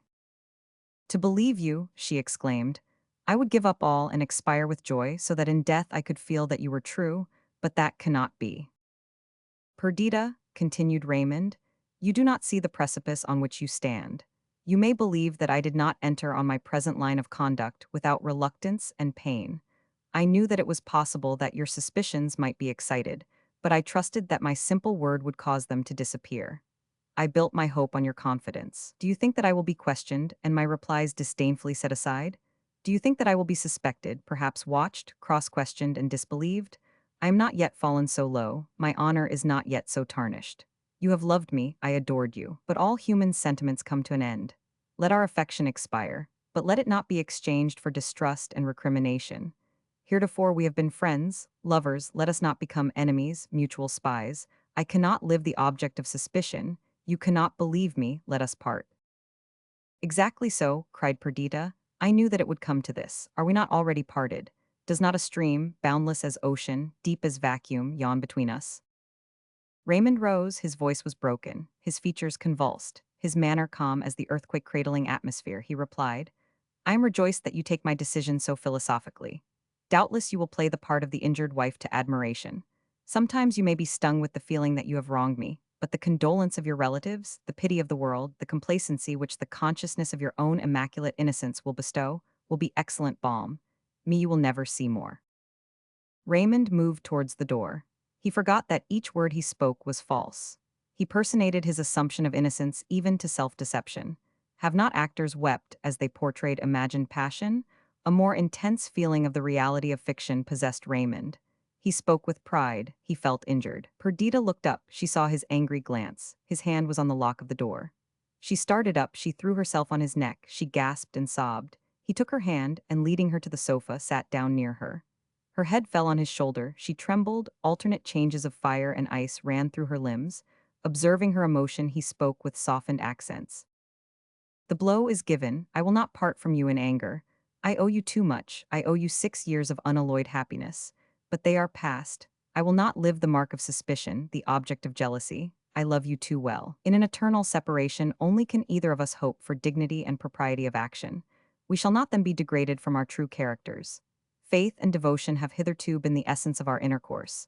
These lost, let us not cling to the seedless husk of life. the unkerneled shell. You have your child, your brother, Idris, Adrian. And you, cried Perdita, the writer of that letter. Uncontrollable indignation flashed from the eyes of Raymond. He knew that this accusation at least was false. Entertain this belief, he cried. Hug it to your heart, make it a pillow to your head, an opiate for your eyes, I am content. But by the God that made me, hell is not more false than the word you have spoken. Perdita was struck by the impassioned seriousness of his asseverations. She replied with earnestness, I do not refuse to believe you, Raymond. On the contrary, I promise to put implicit faith in your simple word. Only assure me that your love and faith towards me have never been violated, and suspicion and doubt and jealousy will at once be dispersed. We shall continue as we have ever done, one heart, one hope, one life. I have already assured you of my fidelity, said Raymond with disdainful coldness. Triple assertions will avail nothing where one is despised. I will say no more, for I can add nothing to what I have already said, to what you before contemptuously set aside. This contention is unworthy of both of us, and I confess that I am weary of replying to charges at once unfounded and unkind. Perdita tried to read his countenance, which he angrily averted. There was so much of truth and nature in his resentment that her doubts were dispelled. Her countenance, which for years had not expressed a feeling unallied to affection, became again radiant and satisfied. She found it, however, no easy task to soften and reconcile Raymond. At first he refused to stay to hear her, but she would not be put off. Secure of his unaltered love, she was willing to undertake any labor, use any entreaty to dispel his anger. She obtained an hearing. He sat in haughty silence, but he listened. She first assured him of her boundless confidence. Of this he must be conscious, since but for that she would not seek to detain him. She enumerated their years of happiness. She brought before him past scenes of intimacy and happiness. She pictured their future life. She mentioned their child. Tears unbidden now filled her eyes. She tried to disperse them, but they refused to be checked. Her utterance was choked. She had not wept before. Raymond could not resist these signs of distress. He felt perhaps somewhat ashamed of the part he acted of the injured man, he who was in truth the injurer. And then he devoutly loved Perdita. The bend of her head, her glossy ringlets, the turn of her form were to him subjects of deep tenderness and admiration. As she spoke, her melodious tones entered his soul. He soon softened towards her, comforting and caressing her, and endeavoring to cheat himself into the belief that he had never wronged her. Raymond staggered forth from this scene, as a man might do, who had been just put to the torture, and looked forward to when it would be again inflicted. He had sinned against his own honor by affirming, swearing to, a direct falsehood. True, this he had palmed on a woman, and it might therefore be deemed less base, by others, not by him. For whom had he deceived? His own trusting, devoted, affectionate Perdita, whose generous belief galled him doubly, when he remembered the parade of innocence with which it had been exacted. The mind of Raymond was not so rough cast, nor had been so rudely handled, in the circumstance of life, as to make him proof to these considerations. On the contrary, he was all nerve. His spirit was as a pure fire, which fades and shrinks from every contagion of foul atmosphere. But now the contagion had become incorporated with its essence, and the change was the more painful. Truth and falsehood, love and hate lost their eternal boundaries. Heaven rushed in to mingle with hell, while his sensitive mind, turned to a field for such battle, was stung to madness. He heartily despised himself. He was angry with Perdita, and the idea of Evadne was attended by all that was hideous and cruel. His passions, always his masters, acquired fresh strength from the long sleep in which love had cradled them. The clinging weight of destiny bent him down. He was goaded, tortured, fiercely impatient of that worst of miseries, the sense of remorse. This troubled state yielded by degrees to sullen animosity and depression of spirits. His dependents, even his equals, if in his present post he had any, were startled to find anger, derision, and bitterness in one, before distinguished for suavity and benevolence of manner. He transacted public business with distaste, and hastened from it to the solitude which was at once his bane and relief. He mounted a fiery horse, that which had borne him forward to victory in Greece. He fatigued himself with deadening exercise, losing the pangs of a troubled mind in animal sensation. He slowly recovered himself. Yet, at last, as one might from the effects of poison, he lifted his head from above the vapors of fever and passion into the still atmosphere of calm reflection.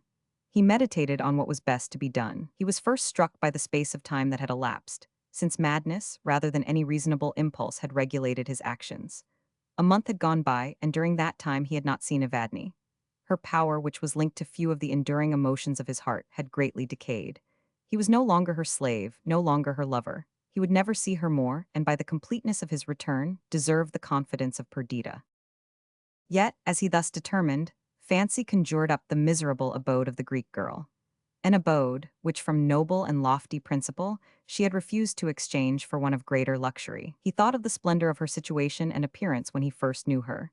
He thought of her life at Constantinople, attended by every circumstance of oriental magnificence, of her present penury, her daily task of industry, her lorn state, her faded, famine-struck cheek.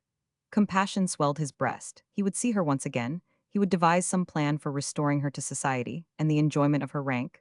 Their separation would then follow, as a matter of course. Again he thought how during this long month he had avoided Perdita, flying from her as from the stings of his own conscience. But he was awake now. All this should be remedied, and future devotion erased the memory of this only blot on the serenity of their life.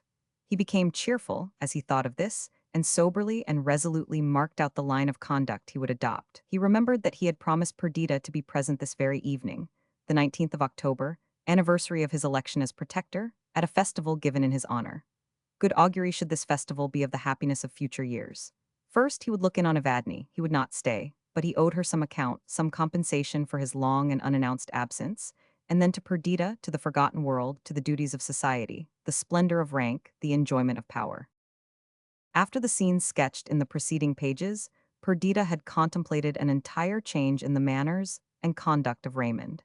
She expected freedom of communication and a return to those habits of affectionate intercourse which had formed the delight of her life. But Raymond did not join her in any of her avocations. He transacted the business of the day apart from her. He went out she knew not whither.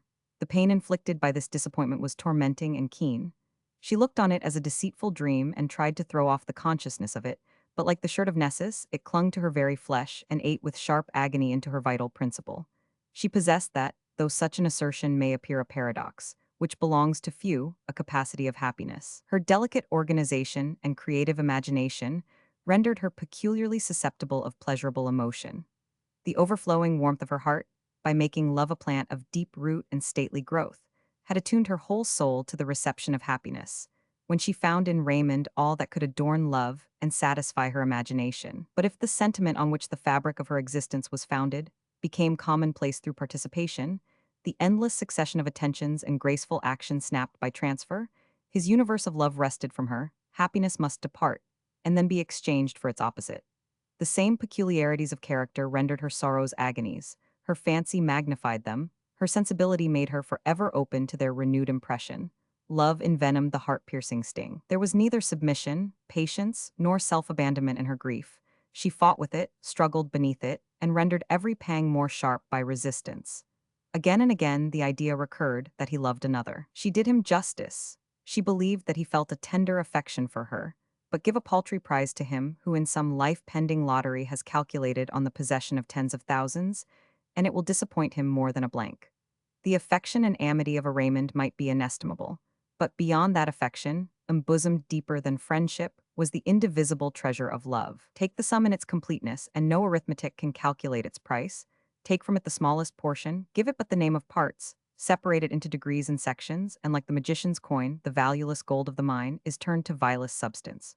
There is a meaning in the eye of love, a cadence in its voice, an irradiation in its smile, the talisman of whose enchantments one only can possess.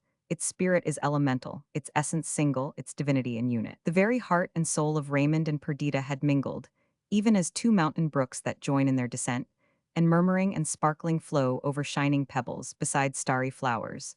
But let one desert its primal course, or be dammed up by choking obstruction, and the other shrinks in its altered banks. Perdita was sensible of the failing of the tide that fed her life. Unable to support the slow withering of her hopes, she suddenly formed a plan, resolving to terminate at once the period of misery, and to bring to an happy conclusion the late disastrous events. The anniversary was at hand of the exaltation of Raymond to the office of protector, and it was customary to celebrate this day by a splendid festival. A variety of feelings urged Perdita to shed double magnificence over the scene. Yet, as she arrayed herself for the evening gala, she wondered herself at the pains she took to render sumptuous the celebration of an event which appeared to her the beginning of her sufferings. Woe befall the day, she thought, woe, tears, and mourning betide the hour, that gave Raymond another hope than love, another wish than my devotion. and thrice joyful the moment when he shall be restored to me. God knows I put my trust in his vows and believe his asserted faith. But for that, I would not seek what I am now resolved to attain. Shall 2 years more be thus passed, each day adding to our alienation, each act being another stone piled on the barrier which separates us? No, my Raymond, my only beloved, sole possession of Perdita. This night, this splendid assembly, these sumptuous apartments, and this adornment of your tearful girl are all united to celebrate your abdication. Once for me, you relinquished the prospect of a crown. That was in days of early love when I could only hold out the hope, not the assurance of happiness. Now you have the experience of all that I can give, the heart's devotion, taintless love, and unhesitating subjection to you. You must choose between these and your protectorate. This, proud noble, is your last night. Perdita has bestowed on it all of magnificent and dazzling that your heart best loves. But from these gorgeous rooms, from this princely attendance, from power and elevation, you must return with tomorrow's sun to our rural abode.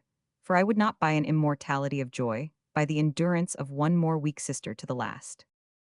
Brooding over this plan, resolved when the hour should come to propose and insist upon its accomplishment, secure of his consent, the heart of Perdita was lightened, or rather exalted. Her cheek was flushed by the expectation of struggle, her eyes sparkled with the hope of triumph. Having cast her fate upon a die, and feeling secure of winning, she, whom I have named as bearing the stamp of Queen of Nations on her noble brow, now rose superior to humanity, and seemed in calm power to arrest with her finger the wheel of destiny. She had never before looked so supremely lovely. We, the Arcadian shepherds of the tale, had intended to be present at this festivity, but Perdita wrote to entreat us not to come, or to absent ourselves from Windsor. For she, though she did not reveal her scheme to us, resolved the next morning to return with Raymond to our dear circle, there to renew a course of life in which she had found entire felicity. Late in the evening she entered the apartments appropriated to the festival. Raymond had quitted the palace the night before. He had promised to grace the assembly, but he had not yet returned. Still, she felt sure that he would come at last, and the wider the breach might appear at this crisis, the more secure she was of closing it forever. It was as I said, the 19th of October. The autumn was far advanced and dreary. The wind howled, the half-bare trees were despoiled of the remainder of their summer ornament. The state of the air which induced the decay of vegetation was hostile to cheerfulness or hope. Raymond had been exalted by the determination he had made, but with the declining day his spirits declined. First he was to visit Evadne, and then to hasten to the palace of the Protectorate. As he walked through the wretched streets in the neighborhood of the luckless Greek's abode, his heart smote him for the whole course of his conduct towards her. First, his having entered into any engagement that should permit her to remain in such a state of degradation. And then, after a short wild dream, having left her to drear solitude, anxious conjecture, and bitter, still, disappointed expectation. What had she done the while? How supported his absence and neglect? Light grew dim in these close streets, and when the well-known door was opened, the staircase was shrouded in perfect night. He groped his way up, he entered the garret, he found Evadne stretched speechless, almost lifeless on her wretched bed. He called for the people of the house, but could learn nothing from them, except that they knew nothing. Her story was plain to him, plain and distinct as the remorse and horror that darted their fangs into him. When she found herself forsaken by him, she lost the heart to pursue her usual avocations. Pride forbade every application to him. Famine was welcomed as the kind porter to the gates of death, within whose opening folds she should now, without sin, quickly repose. No creature came near her, as her strength failed. If she died, where could there be found on record a murderer, whose cruel act might compare with his? What fiend more wanton in his mischief? What damned soul more worthy of perdition? But he was not reserved for this agony of self-reproach. He sent for medical assistance. The hours passed, spun by suspense into ages. The darkness of the long autumnal night yielded to day before her life was secure. He had her then removed to a more commodious dwelling, and hovered about her, again and again to assure himself that she was safe. In the midst of his greatest suspense and fear as to the event, he remembered the festival given in his honor by Perdita. In his honor, then, when misery and death were affixing indelible disgrace to his name, honor to him whose crimes deserved a scaffold. This was the worst mockery. Still Perdita would expect him. He wrote a few incoherent words on a scrap of paper, testifying that he was well, and bade the woman of the house take it to the palace, and deliver it into the hands of the wife of the Lord Protector. The woman, who did not know him, contemptuously asked how he thought she should gain admittance, particularly on a festal night, to that lady's presence. Raymond gave her his ring to ensure the respect of the menials. Thus, while Perdita was entertaining her guests and anxiously awaiting the arrival of her lord, his ring was brought her, and she was told that a poor woman had a note to deliver to her from its wearer. The vanity of the old gossip was raised by her commission, which, after all, she did not understand, since she had no suspicion, even now that Evadne's visitor was Lord Raymond. Perdita dreaded a fall from his horse or some similar accident, till the woman's answers woke other fears. From a feeling of cunning blindly exercised, the officious, if not malignant messenger, did not speak of Evadne's illness, but she garrulously gave an account of Raymond's frequent visits, adding to her narration such circumstances as, while they convinced Perdita of its truth, exaggerated the unkindness and perfidy of Raymond. Worst of all, his absence now from the festival, his message wholly unaccounted for, except by the disgraceful hints of the woman, appeared the deadliest insult. Again she looked at the ring. It was a small ruby, almost heart-shaped, which she had herself given him. She looked at the handwriting, which she could not mistake, and repeated to herself the words, "Do not, I charge you, I entreat you, permit your guests to wonder at my absence." The while the old crone, going on with her talk, filled her ear with a strange medley of truth and falsehood. At length Perdita dismissed her.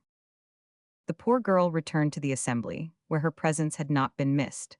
She glided into a recess somewhat obscured, and leaning against an ornamental column there placed, tried to recover herself.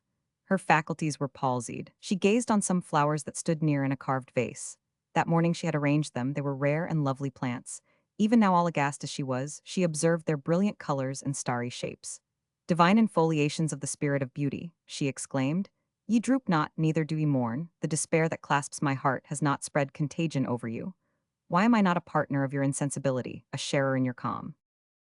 She paused. "To my task," she continued mentally.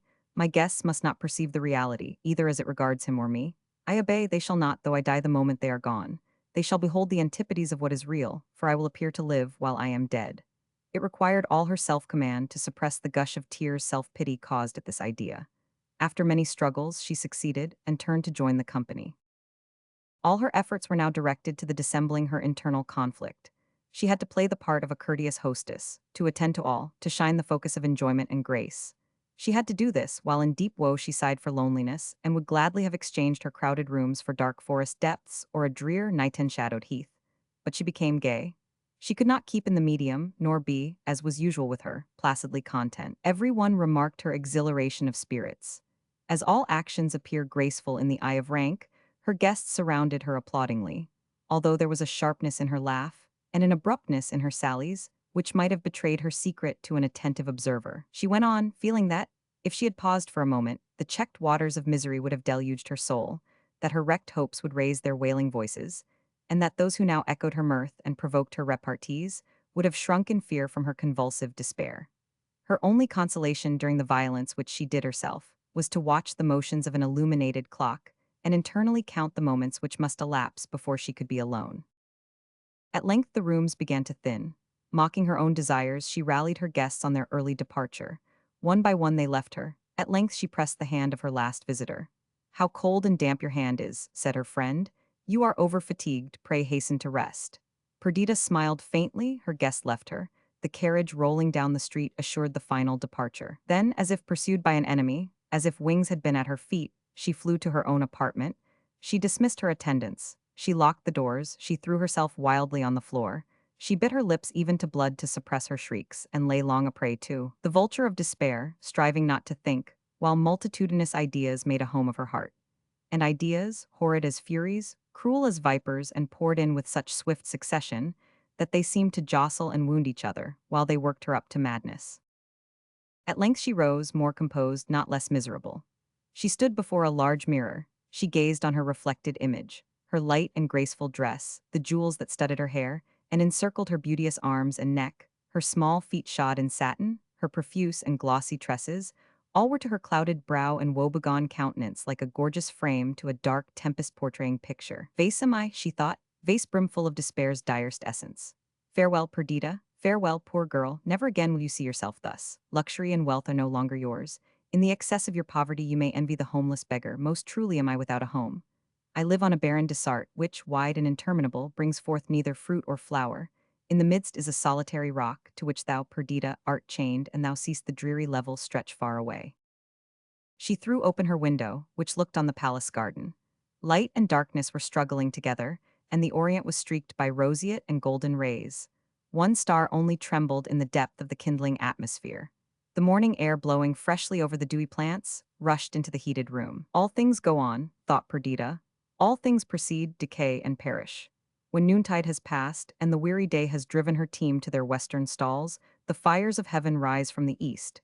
Moving in their accustomed path, they ascend and descend the ski hill. When their course is fulfilled, the dial begins to cast westward an uncertain shadow. The eyelids of day are opened, and birds and flowers, the startled vegetation and fresh breeze awaken. The sun at length appears, and in majestic procession climbs the capital of heaven. All proceeds, changes, and dies, except the sense of misery in my bursting heart. All proceeds and changes. What wonder then that love has journeyed on to its setting, and that the Lord of my life has changed? We call the supernal lights fixed, yet they wander about yonder plain, and if I look again where I looked an hour ago, the face of the eternal heavens is altered. The silly moon and inconstant planets vary nightly their erratic dance.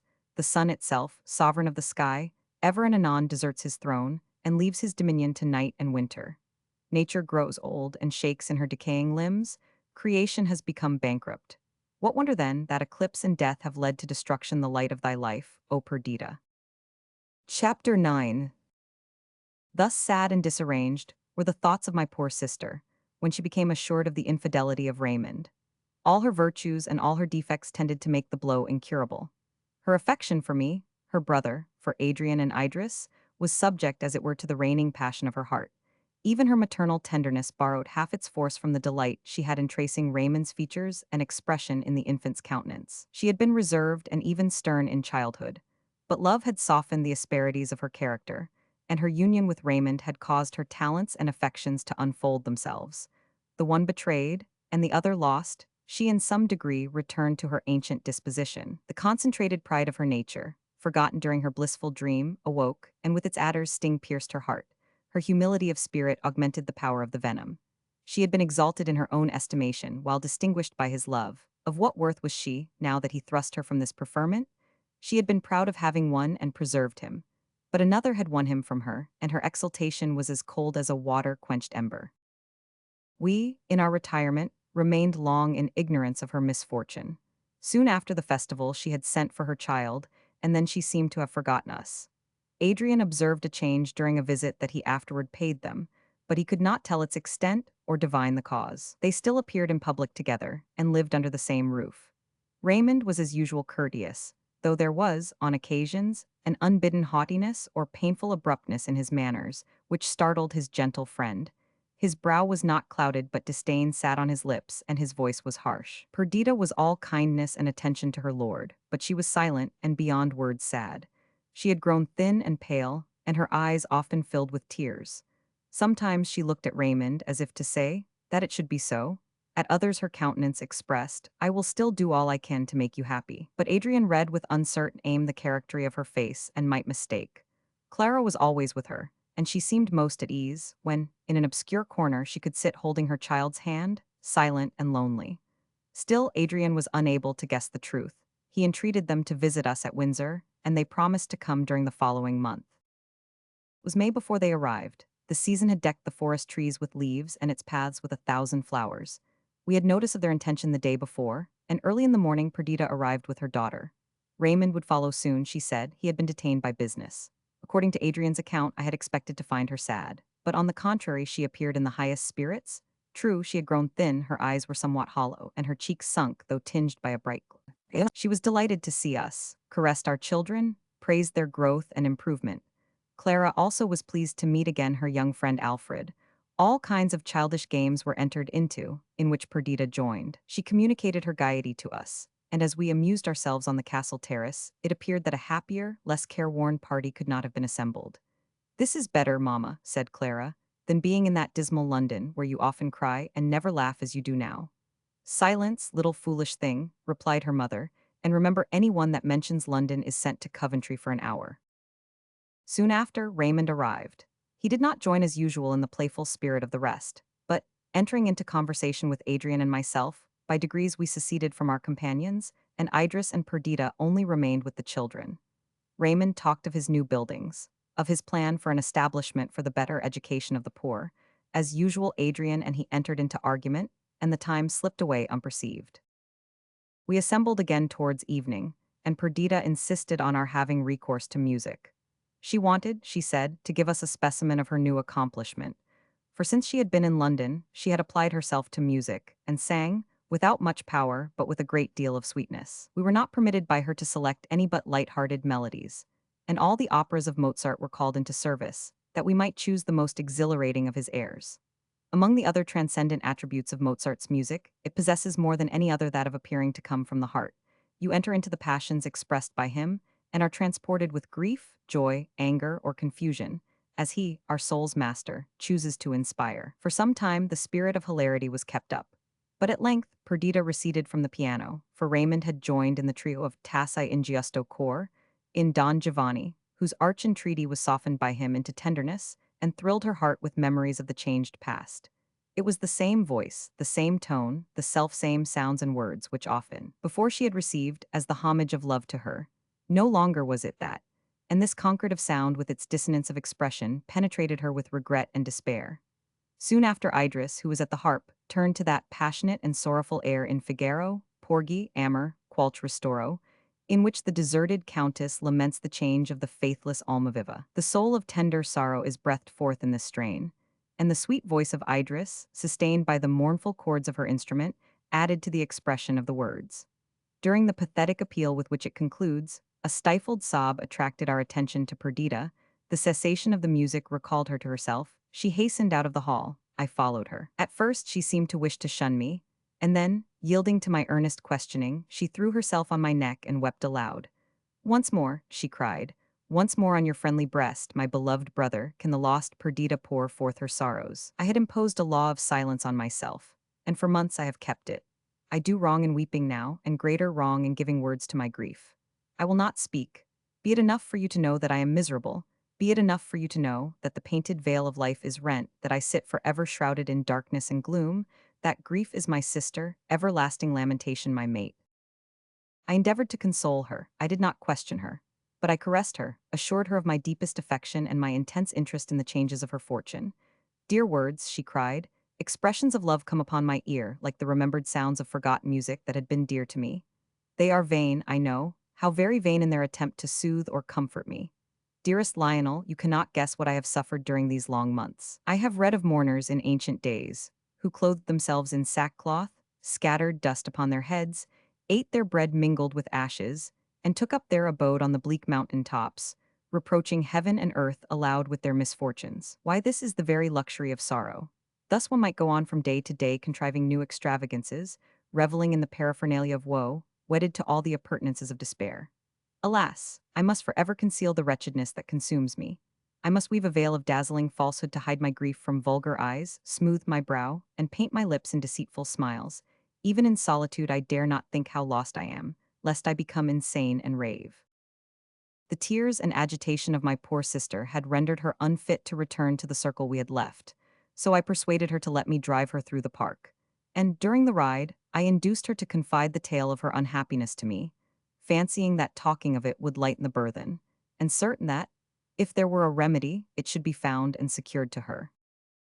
Several weeks had elapsed since the festival of the anniversary, and she had been unable to calm her mind, or to subdue her thoughts to any regular train. Sometimes she reproached herself for taking too bitterly to heart that which many would esteem an imaginary evil. But this was no subject for reason, and, ignorant as she was of the motives and true conduct of Raymond, things assumed for her even a worse appearance than the reality warranted. He was seldom at the palace, never but when he was assured that his public duties would prevent his remaining alone with Perdita. They seldom addressed each other, shunning explanation, each fearing any communication the other might make. Suddenly, however, the manners of Raymond changed. He appeared to desire to find opportunities of bringing about a return to kindness and intimacy with my sister. The tide of love towards her appeared to flow again. He could never forget how once he had been devoted to her, making her the shrine and storehouse wherein to place every thought and every sentiment. Shame seemed to hold him back, yet he evidently wished to establish a renewal of confidence and affection. From the moment Perdita had sufficiently recovered herself to form any plan of action, she had laid one down, which now she prepared to follow. She received these tokens of returning love with gentleness. She did not shun his company, but she endeavored to place a barrier in the way of familiar intercourse or painful discussion, which mingled pride and shame prevented Raymond from surmounting. He began at last to show signs of angry impatience, and Perdita became aware that the system she had adopted could not continue. She must explain herself to him. She could not summon courage to speak. She wrote thus: "Read this letter with patience, I entreat you. It will contain no reproaches. Reproach is indeed an idle word, for what should I reproach you? Allow me in some degree to explain my feeling. Without that, we shall both grope in the dark, mistaking one another, erring from the path which may conduct, one of us at least, to a more eligible mode of life than that led by either during the last few weeks. I loved you, I love you, neither anger nor pride dictates these lines, but a feeling beyond, deeper, and more unalterable than either. My affections are wounded, it is impossible to heal them. Cease then the vain endeavor, if indeed that way your endeavors tend. Forgiveness, return, idle words are these. I forgive the pain I endure, but the trodden path cannot be retraced. Common affection might have been satisfied with common usages. I believe that you read my heart and knew its devotion, its unalienable fidelity towards you. I never loved any but you. You came the embodied image of my fondest dreams. The praise of men, power, and high aspirations attended your career. Love for you invested the world for me in enchanted light. It was no longer the earth I trod, the earth, common mother, yielding only trite and stale repetition of objects and circumstances old and worn out. I lived in a temple glorified by intensest sense of devotion and rapture. I walked, a consecrated being, contemplating only your power, your excellence. For oh, you stood beside me like my youth. Transformed for me the real to a dream. Clothing the palpable and familiar. With golden exhalations of the dawn. The bloom has vanished from my life. There is no morning to this all-investing night, no rising to the set sun of love. In those days the rest of the world was nothing to me. All other men, I never considered nor felt what they were, nor did I look on you as one of them. Separated from them, exalted in my heart, sole possessor of my affections, single object of my hopes, the best half of myself. Ah, Raymond, were we not happy? Did the sun shine on any, who could enjoy its light with purer and more intense bliss? It was not. It is not a common infidelity at which I repine. It is the disunion of an whole which may not have parts. It is the carelessness with which you have shaken off the mantle of election with which to me you were invested, and have become one among the many. Dream not to alter this. Is not love a divinity because it is immortal? Did not I appear sanctified, even to myself, because this love had for its temple my heart? I have gazed on you as you slept, melted even to tears as the idea filled my mind that all I possessed lay cradled in those idolized but mortal lineaments before me. Yet even then I have checked the coming fears with one thought: I would not fear death, for the emotions that linked us must be immortal. And now I do not fear death. I should be well pleased to close my eyes, never more to open them again. And yet I fear it, even as I fear all things, for in any state of being linked by the chain of memory with this, happiness would not return. Even in paradise, I must feel that your love was less enduring than the mortal beatings of my fragile heart, every pulse of which knells audibly. The funeral note of love, deep buried without resurrection. No, no, me miserable, for love extinct there is no resurrection. Yet I love you, yet and forever would I contribute all I possess to your welfare. On account of a tattling world, for the sake of our child, I would remain by you, Raymond, share your fortunes, partake your counsel. Shall it be thus? We are no longer lovers, nor can I call myself a friend to any. Since, lost as I am, I have no thought to spare from my own wretched, engrossing self. But it will please me to see you each day, to listen to the public voice praising you, to keep up your paternal love for our girl, to hear your voice, to know that I am near you, though you are no longer mine. If you wish to break the chains that bind us, say the word, and it shall be done. I will take all the blame on myself, of harshness or unkindness, in the world's eye. Yet, as I have said, I should be best pleased, at least for the present, to live under the same roof with you. When the fever of my young life is spent, when placid age shall tame the vulture that devours me, friendship may come, love and hope being dead. May this be true? Can my soul, inextricably linked to this perishable frame, become lethargic and cold, even as this sensitive mechanism shall lose its youthful elasticity? Then, with lackluster eyes, gray hairs, and wrinkled brow, though now the words sound hollow and meaningless, then, tottering on the grave's extreme edge, I may be your affectionate and true friend. Perdita, Raymond's answer was brief. What indeed could he reply to her complaints, to her griefs which she jealously paled round, keeping out all thought of remedy? Notwithstanding your bitter letter, he wrote, for bitter I must call it, you are the chief person in my estimation, and it is your happiness that I would principally consult. Do that which seems best to you. And if you can receive gratification from one mode of life in preference to another, do not let me be any obstacle. I foresee that the plan which you mark out in your letter will not endure long, but you are mistress of yourself, and it is my sincere wish to contribute as far as you will permit me to your happiness. Raymond has prophesied well, said Perdita. Alas, that it should be so. Our present mode of life cannot continue long, yet I will not be the first to propose alteration. He beholds in me one whom he has injured even unto death, and I derive no hope from his kindness. No change can possibly be brought about even by his best intentions. As well might Cleopatra have worn as an ornament the vinegar which contained her dissolved pearl, as I be content with the love that Raymond can now offer me. I own that I did not see her misfortune with the same eyes as Perdita. At all events, methought that the wound could be healed, and, if they remained together, it would be so. I endeavored therefore to soothe and soften her mind, and it was not until after many endeavors that I gave up the task as impracticable. Perdita listened to me impatiently, and answered with some asperity. Do you think that any of your arguments are new to me? Or that my own burning wishes and intense anguish have not suggested them all 1,000 times, with far more eagerness and subtlety than you can put into them? Lionel, you cannot understand what woman's love is. In days of happiness I have often repeated to myself, with a grateful heart and exulting spirit, all that Raymond sacrificed for me. I was a poor, uneducated, unbefriended mountain girl, raised from nothingness by him. All that I possessed of the luxuries of life came from him. He gave me an illustrious name and noble station, the world's respect reflected from his own glory. All this joined to his own undying love, inspired me with sensations towards him, akin to those with which we regard the giver of life. I gave him love only. I devoted myself to him. Imperfect creature that I was, I took myself to task that I might become worthy of him. I watched over my hasty temper, subdued my burning impatience of character, schooled my self-engrossing thoughts, educating myself to the best perfection I might attain, that the fruit of my exertions might be his happiness. I took no merit to myself for this. He deserved it all labor, all devotion, all sacrifice. I would have toiled up a scaleless Alp to pluck a flower that would please him. I was ready to quit you all, my beloved and gifted companions, and to live only with him for him. I could not do otherwise, even if I had wished. For if we are said to have two souls, he was my better soul, to which the other was a perpetual slave. One only return did he owe me, even fidelity. I earned that, I deserved it. Because I was mountain bred, unallied to the noble and wealthy, shall he think to repay me by an empty name and station? Let him take them back. Without his love, they are nothing to me.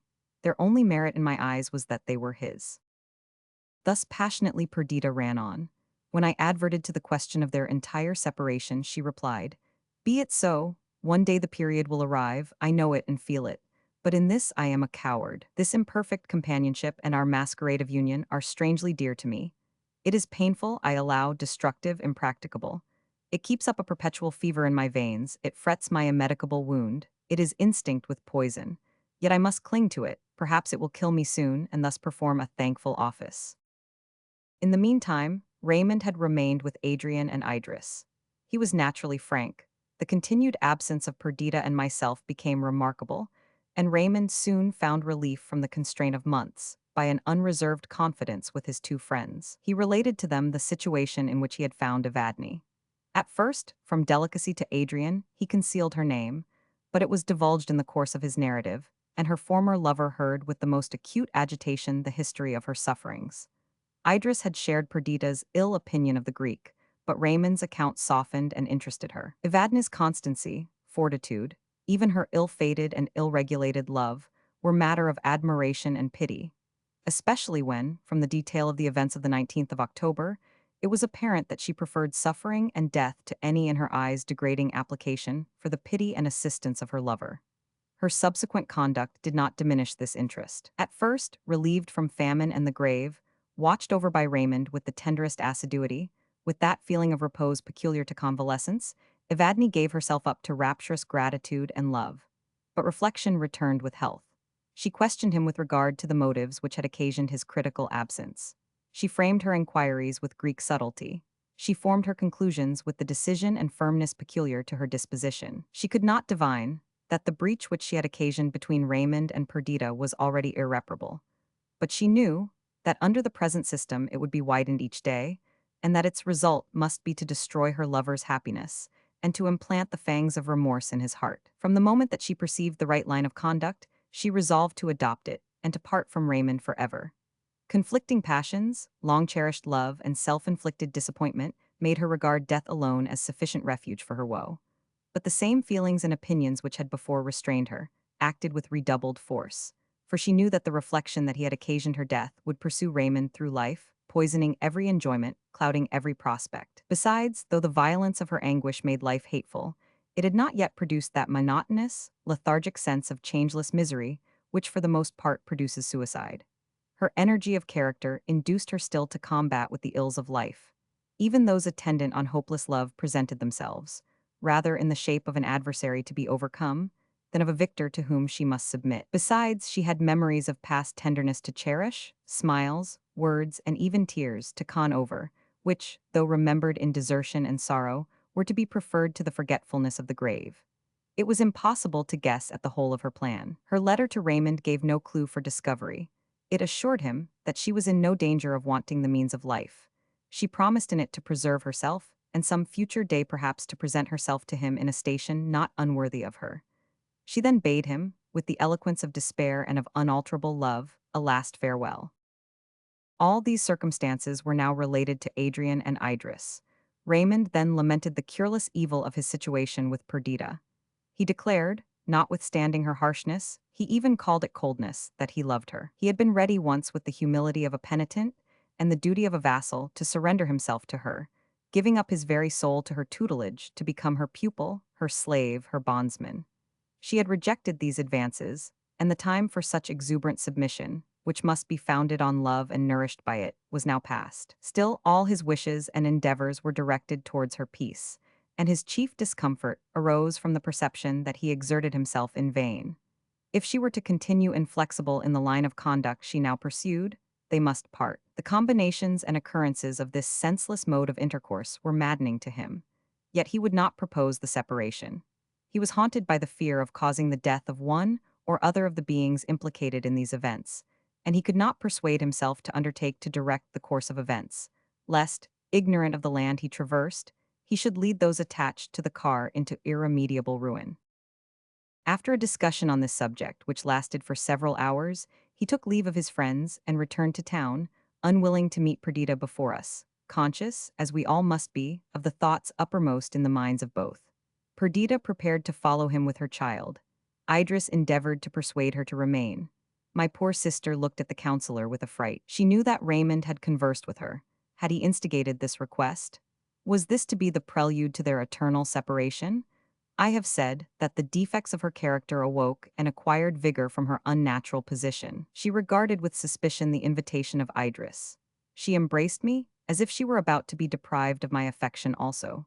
Calling me her more than brother, her only friend, her last hope, she pathetically conjured me not to cease to love her, and with increased anxiety she departed for London, the scene and cause of all her misery. The scenes that followed convinced her that she had not yet fathomed the obscure gulf into which she had plunged. Her unhappiness assumed every day a new shape. Every day some unexpected event seemed to close, while in fact it led onward, the train of calamities which now befell her. The selected passion of the soul of Raymond was ambition. Readiness of talent, a capacity of entering into and leading the dispositions of men, earnest desire of distinction were the awakeners and nurses of his ambition. But other ingredients mingled with these and prevented him from becoming the calculating, determined character which alone forms a successful hero. He was obstinate but not firm, benevolent in his first movements, harsh and reckless when provoked. Above all, he was remorseless and unyielding in the pursuit of any object of desire, however lawless. Love of pleasure and the softer sensibilities of our nature made a prominent part of his character, conquering the conqueror, holding him in at the moment of acquisition, sweeping away ambition's web, making him forget the toil of weeks, for the sake of one moment's indulgence of the new and actual object of his wishes. Obeying these impulses, he had become the husband of Perdita. Egged on by them, he found himself the lover of Evadne. He had now lost both. He had neither the ennobling self-gratulation, which constancy inspires, to console him, nor the voluptuous sense of abandonment to a forbidden but intoxicating passion. His heart was exhausted by the recent events, his enjoyment of life was destroyed by the resentment of Perdita and the flight of Evadne, and the inflexibility of the former set the last seal upon the annihilation of his hopes. As long as their disunion remained a secret, he cherished an expectation of reawakening past tenderness in her bosom. Now that we were all made acquainted with these occurrences, and that Perdita, by declaring her resolves to others, in a manner pledged herself to their accomplishment, he gave up the idea of reunion as futile and sought only, since he was unable to influence her to change, to reconcile himself to the present state of things. He made a vow against love and its train of struggles, disappointment, and remorse, and sought in mere sensual enjoyment a remedy for the injurious inroads of passion. Debasement of character is the certain follower of such pursuits. Yet this consequence would not have been immediately remarkable if Raymond had continued to apply himself to the execution of his plans for the public benefit and the fulfilling his duties as protector. But extreme in all things, given up to immediate impressions, he entered with ardor into this new pursuit of pleasure and followed up the incongruous intimacies occasioned by it without reflection or foresight. The council chamber was deserted. The crowds which attended on him as agents to his various projects were neglected. Festivity and even libertinism became the order of the day. Perdita beheld with affright the increasing disorder. For a moment she thought that she could stem the torrent, and that Raymond could be induced to hear reason from her. Vain hope, the moment of her influence was past. He listened with haughtiness, replied disdainfully. And if in truth she succeeded in awakening his conscience, the sole effect was that he sought an opiate for the pang in oblivious riot. With the energy natural to her, Perdita then endeavored to supply his place. Their still apparent union permitted her to do much. But no woman could, in the end, present a remedy to the increasing negligence of the protector, who, as if seized with a paroxysm of insanity, trampled on all ceremony, all order, all duty, and gave himself up to license. Reports of these strange proceedings reached us, and we were undecided what method to adopt to restore our friend to himself and his country, when Perdita suddenly appeared among us. She detailed the progress of the mournful change, and entreated Adrian and myself to go up to London, and endeavor to remedy the increasing evil. "Tell him," she cried, "tell Lord Raymond that my presence shall no longer annoy him, that he need not plunge into this destructive dissipation for the sake of disgusting me and causing me to fly. This purpose is now accomplished. He will never see me more.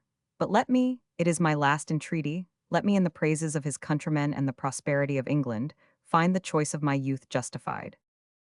During our ride up to town, Adrian and I discussed and argued upon Raymond's conduct, and his falling off from the hopes of permanent excellence on his part, which he had before given us cause to entertain. My friend and I had both been educated in one school, or rather I was his pupil in the opinion that steady adherence to principle was the only road to honor, a ceaseless observance of the laws of general utility, the only conscientious aim of human ambition. But though we both entertained these ideas, we differed in their application. Resentment added also a sting to my censure, and I reprobated Raymond's conduct in severe terms.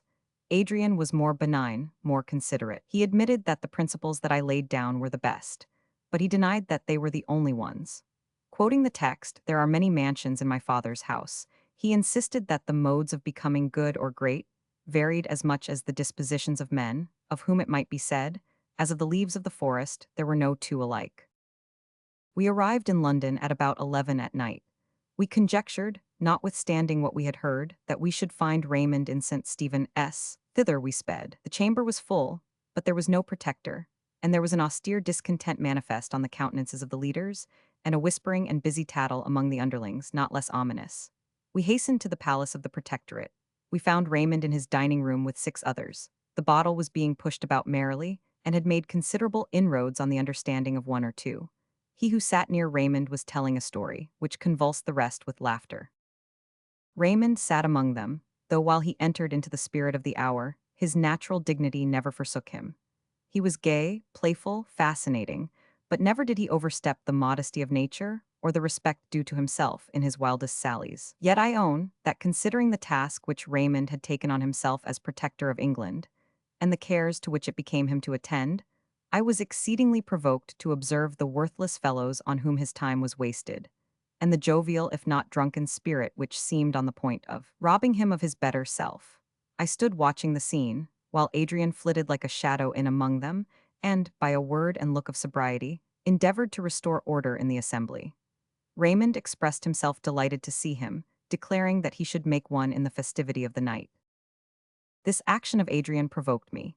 I was indignant that he should sit at the same table with the companions of Raymond, men of abandoned characters, or rather without any, the refuse of high-bred luxury, the disgrace of their country. Let me entreat Adrian, I cried, not to comply. Rather join with me in endeavoring to withdraw Lord Raymond from this scene and restore him to other society. My good fellow, said Raymond, this is neither the time nor place for the delivery of a moral lecture. Take my word for it that my amusements and society are not so bad as you imagine. We are neither hypocrites or fools, for the rest. Dost thou think because thou art virtuous, there shall be no more cakes and ale? I turned angrily away. Verney, said Adrian, you are very cynical. Sit down, or if you will not, perhaps, as you are not a frequent visitor, Lord Raymond will humor you and accompany us, as we had previously agreed upon, to Parliament. Raymond looked keenly at him. He could read benignity only in his gentle lineaments. He turned to me, observing with scorn my moody and stern demeanor. Come, said Adrian, I have promised for you, enable me to keep my engagement, come with us. Raymond made an uneasy movement and laconically replied, I woe. The party in the meantime had broken up. They looked at the pictures, strolled into the other apartments, talked of billiards, and one by one vanished. Raymond strode angrily up and down the room. I stood ready to receive and reply to his reproaches. Adrian leaned against the wall. This is infinitely ridiculous, he cried. If you were schoolboys, you could not conduct yourselves more unreasonably. You do not understand, said Raymond. This is only part of a system, a scheme of tyranny to which I will never submit. Because I am protector of England, am I to be the only slave in its empire? My privacy invaded, my actions censured, my friends insulted, but I will get rid of the whole together. Be you witnesses, and he took the star, insignia of office, from his breast and threw it on the table. I renounce my office, I abdicate my power, assume it who will. Let him assume it, exclaimed Adrian. Who can pronounce himself, or whom the world will pronounce to be your superior? There does not exist the man in England with adequate presumption. Know yourself, Raymond, and your indignation will cease, your complacency return. A few months ago, whenever we prayed for the prosperity of our country, or our own, we at the same time prayed for the life and welfare of the Protector, as indissolubly linked to it. Your hours were devoted to our benefit, your ambition was to obtain our commendation. You decorated our towns with edifices, you bestowed on us useful establishments, you gifted the soil with abundant fertility. The powerful and unjust cowered at the steps of your judgment seat, and the poor and oppressed arose like morn-awakened flowers under the sunshine of your protection. Can you wonder that we are all aghast and mourn when this appears changed? But come, this splenetic fit is already past. Resume your functions, your partisans will hail you, your enemies be silenced, our love, honor, and duty will again be manifested towards you. Master yourself, Raymond, and the world is subject to you. All this would be very good sense if addressed to another, replied Raymond moodily. Con the lesson yourself, and you, the first peer of the land, may become its sovereign. You, the good, the wise, the just, may rule all hearts. But I perceive, too soon for my own happiness, too late for England's good, that I undertook a task to which I am unequal. I cannot rule myself. My passions are my masters, my smallest impulse my tyrant. Do you think that I renounced the protectorate, and I have renounced it in a fit of spleen? By the God that lives, I swear never to take up that bauble again, never again to burthen myself with the weight of care and misery, of which that is the visible sign. Once I desired to be a king. It was in the heyday of youth, in the pride of boyish folly. I knew myself when I renounced it. I renounced it to gain, no matter what, for that also I have lost. For many months I have submitted to this mock majesty, this solemn jest. I am its dupe no longer, I will be free. I have lost that which adorned and dignified my life, that which linked me to other men. Again I am a solitary man, and I will become again, as in my early years, a wanderer, a soldier of fortune. My friends, for Verney, I feel that you are my friend, do not endeavor to shake my resolve. Perdita, wedded to an imagination, careless of what is behind the veil, whose character is in truth faulty and vile, Perdita has renounced me. With her it was pretty enough to play a sovereign's part. And, as in the recesses of your beloved forest we acted masks, and imagined ourselves Arcadian shepherds, to please the fancy of the moment, so was I content, more for Perdita's sake than my own, to take on me the character of one of the great ones of the earth, to lead her behind the scenes of grandeur, to vary her life with a short act of magnificence and power. This was to be the color, love, and confidence, the substance of our existence. But we must live and not act our lives. Pursuing the shadow, I lost the reality. Now I renounce both. Adrian, I am about to return to Greece to become again a soldier, perhaps a conqueror. Will you accompany me? You will behold new scenes, see a new people, witness the mighty struggle they're going forward between civilization and barbarism, behold and perhaps direct the efforts of a young and vigorous population for liberty and order. Come with me. I have expected you. I waited for this moment. All is prepared. Will you accompany me? I will, replied Adrian, immediately. Tomorrow, if you will. Reflect, I cried. Wherefore? Asked Raymond. My dear fellow, I have done nothing else than reflect on this step the livelong summer, and be assured that Adrian has condensed an age of reflection into this little moment. Do not talk of reflection. From this moment I abjure it. This is my only happy moment during a long interval of time. I must go, Lionel, the gods will it, and I must. Do not endeavor to deprive me of my companion, the outcast's friend. One word more concerning unkind, unjust Perdita. For a time I thought that, by watching a complying moment, fostering the still warm ashes, I might relume her the flame of love. It is more cold within her than a fire left by gypsies in wintertime, the spent embers crowned by a pyramid of snow. Then, in endeavoring to do violence to my own disposition, I made all worse than before. Still I think that time, and even absence, may restore her to me. Remember that I love her still, that my dearest hope is that she will again be mine. I know, though she does not, how false the veil is which she has spread over the reality. Do not endeavor to rend this deceptive covering, but by degrees withdraw it. Present her with a mirror in which she may know herself, and when she is an adept in that necessary but difficult science, she will wonder at her present mistake and hasten to restore to me what is by right mine, her forgiveness, her kind thoughts, her love. Chapter 10. After these events, it was long before we were able to attain any degree of composure. A moral tempest had wrecked our richly freighted vessel, and we, remnants of the diminished crew, were aghast at the losses and changes which we had undergone. Idris passionately loved her brother, and could ill brook an absence whose duration was uncertain. His society was dear and necessary to me. I had followed up my chosen literary occupations with delight under his tutorship and assistance. His mild philosophy, unerring reason, and enthusiastic friendship were the best ingredient, the exalted spirit of our circle. Even the children bitterly regretted the loss of their kind playfellow. Deeper grief oppressed Perdita. In spite of resentment, by day and night she figured to herself the toils and dangers of the wanderers. Raymond absent, struggling with difficulties, lost to the power and rank of the protectorate, exposed to the perils of war, became an object of anxious interest. Not that she felt any inclination to recall him, if recall must imply a return to their former union. Such return she felt to be impossible, and while she believed it to be thus, and with anguish regretted that so it should be, she continued angry and impatient with him, who occasioned her misery. These perplexities and regrets caused her to bathe her pillow with nightly tears, and to reduce her in person and in mind to the shadow of what she had been. She sought solitude, and avoided us when in gaiety and unrestrained affection we met in a family circle. Lonely musings, interminable wanderings, and solemn music were her only pastimes. She neglected even her child. Shutting her heart against all tenderness, she grew reserved towards me, her first and fast friend. I could not see her thus lost, without exerting myself to remedy the evil, remediless I knew, if I could not in the end bring her to reconcile herself to Raymond. Before he went I used every argument, every persuasion to induce her to stop his journey. She answered the one with a gush of tears, telling me that to be persuaded, life and the goods of life were a cheap exchange. It was not will that she wanted, but the capacity.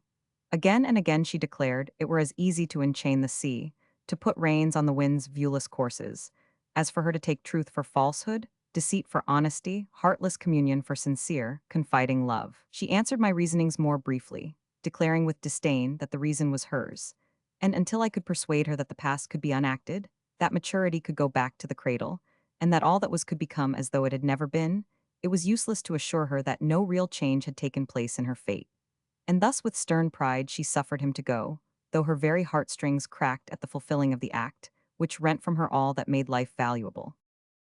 To change the scene for her, and even for ourselves, all unhinged by the cloud that had come over us, I persuaded my two remaining companions that it were better that we should absent ourselves for a time from Windsor. We visited the north of England, my native Ulswater, and lingered in scenes dear from 1,000 associations. We lengthened our tour into Scotland, that we might see Loch Katrine and Loch Lomond. Thence we crossed to Ireland, and passed several weeks in the neighborhood of Killarney. The change of scene operated to a great degree as I expected. After a year's absence, Perdita returned in gentler and more docile mood to Windsor. The first sight of this place for a time unhinged her. Here every spot was distinct with associations now grown bitter. The forest glades, the ferny dells and lawny uplands, the cultivated and cheerful country spread around the silver pathway of ancient Thames, all earth, air, and wave, took up one choral voice, inspired by memory, instinct with plaintive regret. But my essay towards bringing her to a saner view of her own situation did not end here. Perdita was still to a great degree uneducated. When first she left her peasant life and resided with the elegant and cultivated Evadne, the only accomplishment she brought to any perfection was that of painting, for which she had a taste almost amounting to genius. This had occupied her in her lonely cottage, when she quitted her Greek friend's protection. Her palette and easel were now thrown aside. Did she try to paint?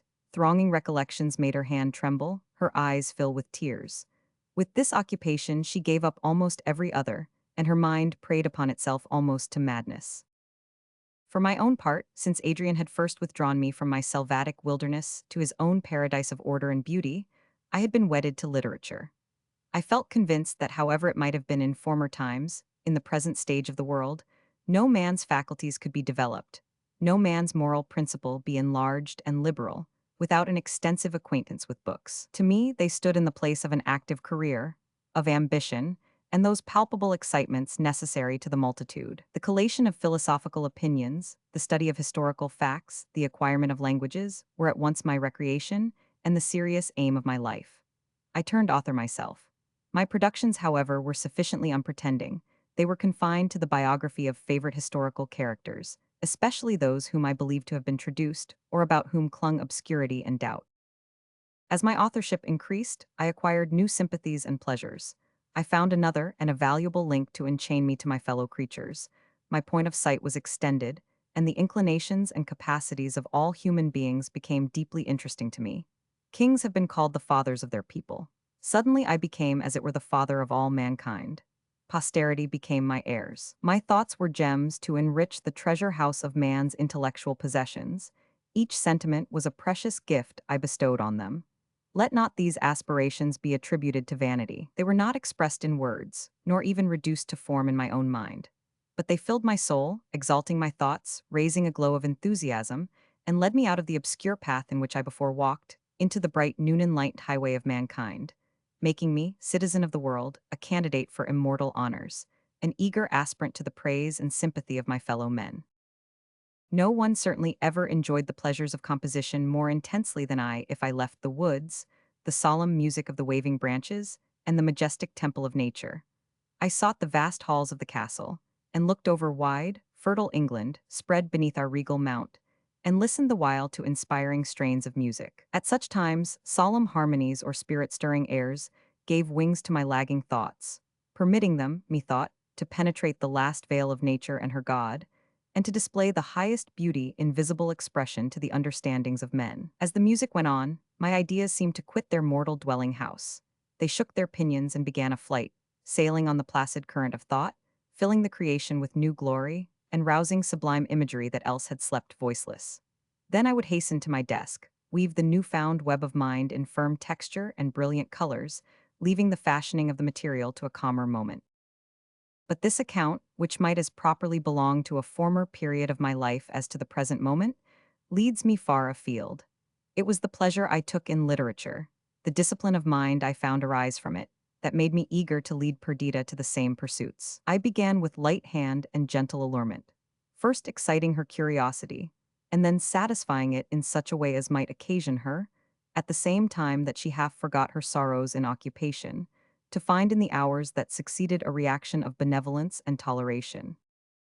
Intellectual activity, though not directed towards books, had always been my sister's characteristic.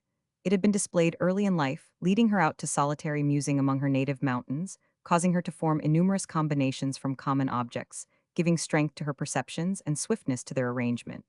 Love had come, as the rod of the master prophet, to swallow up every minor propensity. Love had doubled all her excellencies and placed a diadem on her genius. Was she to cease to love? Take the colors and odor from the rose, change the sweet nutriment of mother's milk to gall and poison. As easily might you wean Perdita from love. She grieved for the loss of Raymond with an anguish that exiled all smile from her lips, and trenched sad lines on her brow of beauty. But each day seemed to change the nature of her suffering, and every succeeding hour forced her to alter, if so I may style it, the fashion of her soul's mourning garb.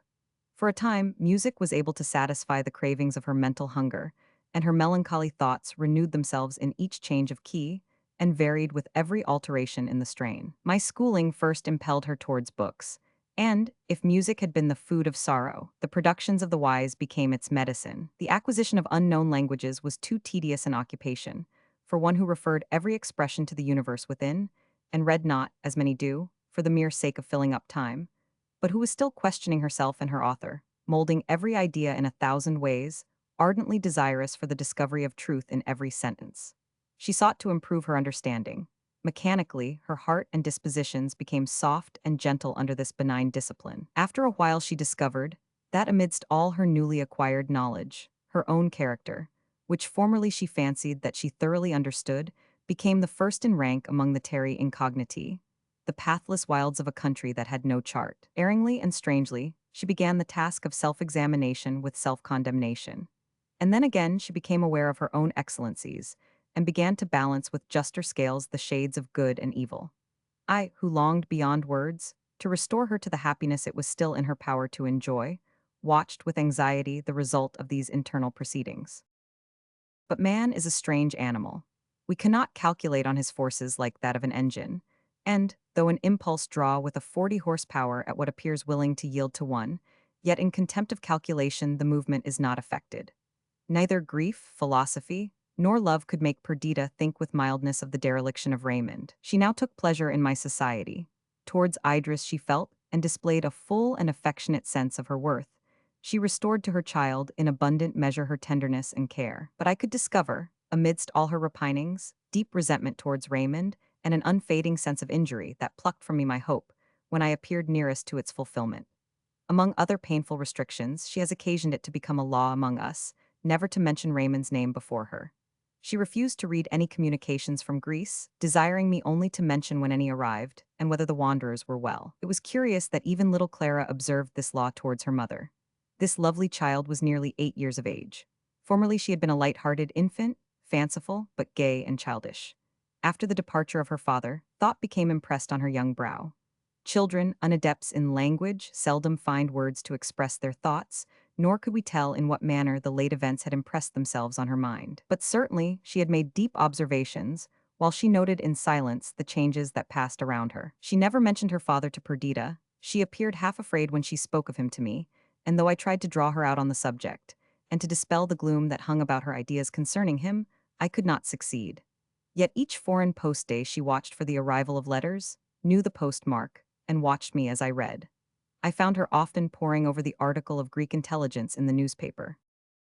There is no more painful sight than that of untimely care in children, and it was particularly observable in one whose disposition had heretofore been mirthful. Yet there was so much sweetness and docility about Clara that your admiration was excited, and if the moods of mind are calculated to paint the cheek with beauty and endow motions with grace, surely her contemplations must have been celestial, since every lineament was molded into loveliness, and her motions were more harmonious than the elegant boundings of the fawns of her native forest.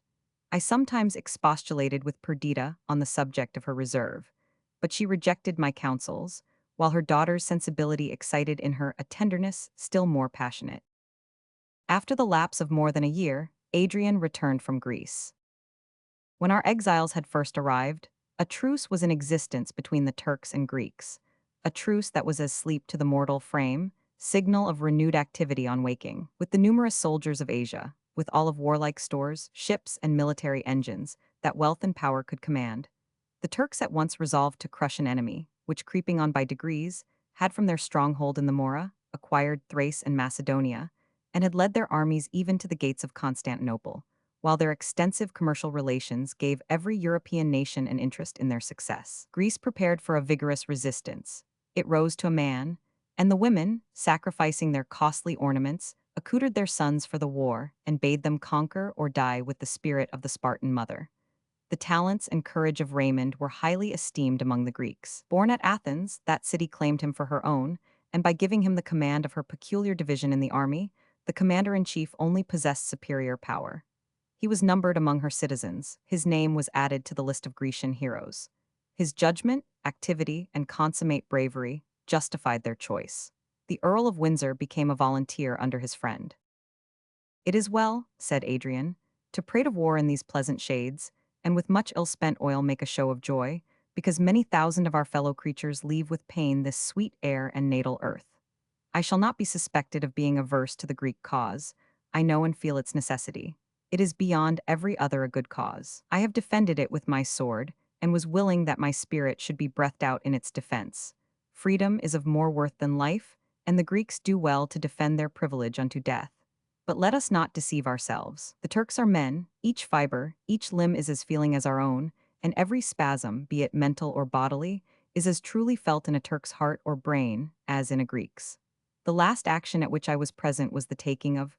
The Turks resisted to the last, the garrison perished on the ramparts, and we entered by assault. Every breathing creature within the walls was massacred. Think you, amidst the shrieks of violated innocence and helpless infancy, I did not feel in every nerve the cry of a fellow being?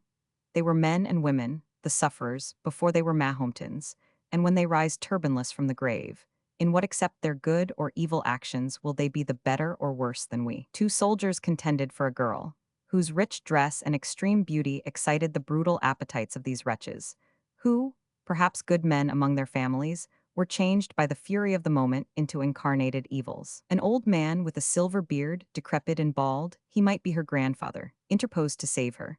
The battle axe of one of them clove his skull. I rushed to her defense, but rage made them blind and deaf. They did not distinguish my Christian garb or heed my words. Words were blunt weapons then, for while war cried havoc, and murder gave fit echo, how could I turn back the tide of ills, relieving wrong? With mild accost of soothing eloquence, one of the fellows, enraged at my interference, struck me with his bayonet in the side, and I fell senseless. This wound will probably shorten my life, having shattered a frame weak of itself, but I am content to die. I have learnt in Greece that one man, more or less, is of small import, while human bodies remain to fill up the thinned ranks of the soldiery, and that the identity of an individual may be overlooked so that the muster roll contain its full numbers. All this has a different effect upon Raymond. He is able to contemplate the ideal of war, while I am sensible only to its realities. He is a soldier, a general. He can influence the bloodthirsty war dogs, while I resist their propensities vainly. The cause is simple. Burke has said that, in all bodies those who would lead must also, in a considerable degree, follow. I cannot follow, for I do not sympathize in their dreams of massacre and glory. To follow and to lead in such a career is the natural bent of Raymond's mind. He is always successful, and bids fair, at the same time that he acquires high name and station for himself, to secure liberty, probably extended empire to the Greeks. Perdita's mind was not softened by this account. He, she thought, can be great and happy without me. Would that I also had a career. Would that I could freight some untried bark with all my hopes, energies, and desires, and launch it forth into the ocean of life, bound for some attainable point with ambition or pleasure at the helm. But adverse winds detain me on shore. Like Ulysses, I sit at the water's edge and weep. But my nerveless hands can neither fell the trees nor smooth the planks. Under the influence of these melancholy thoughts, she became more than ever in love with sorrow. Yet Adrian's presence did some good. He at once broke through the law of silence observed concerning Raymond. At first she started from the unaccustomed sound.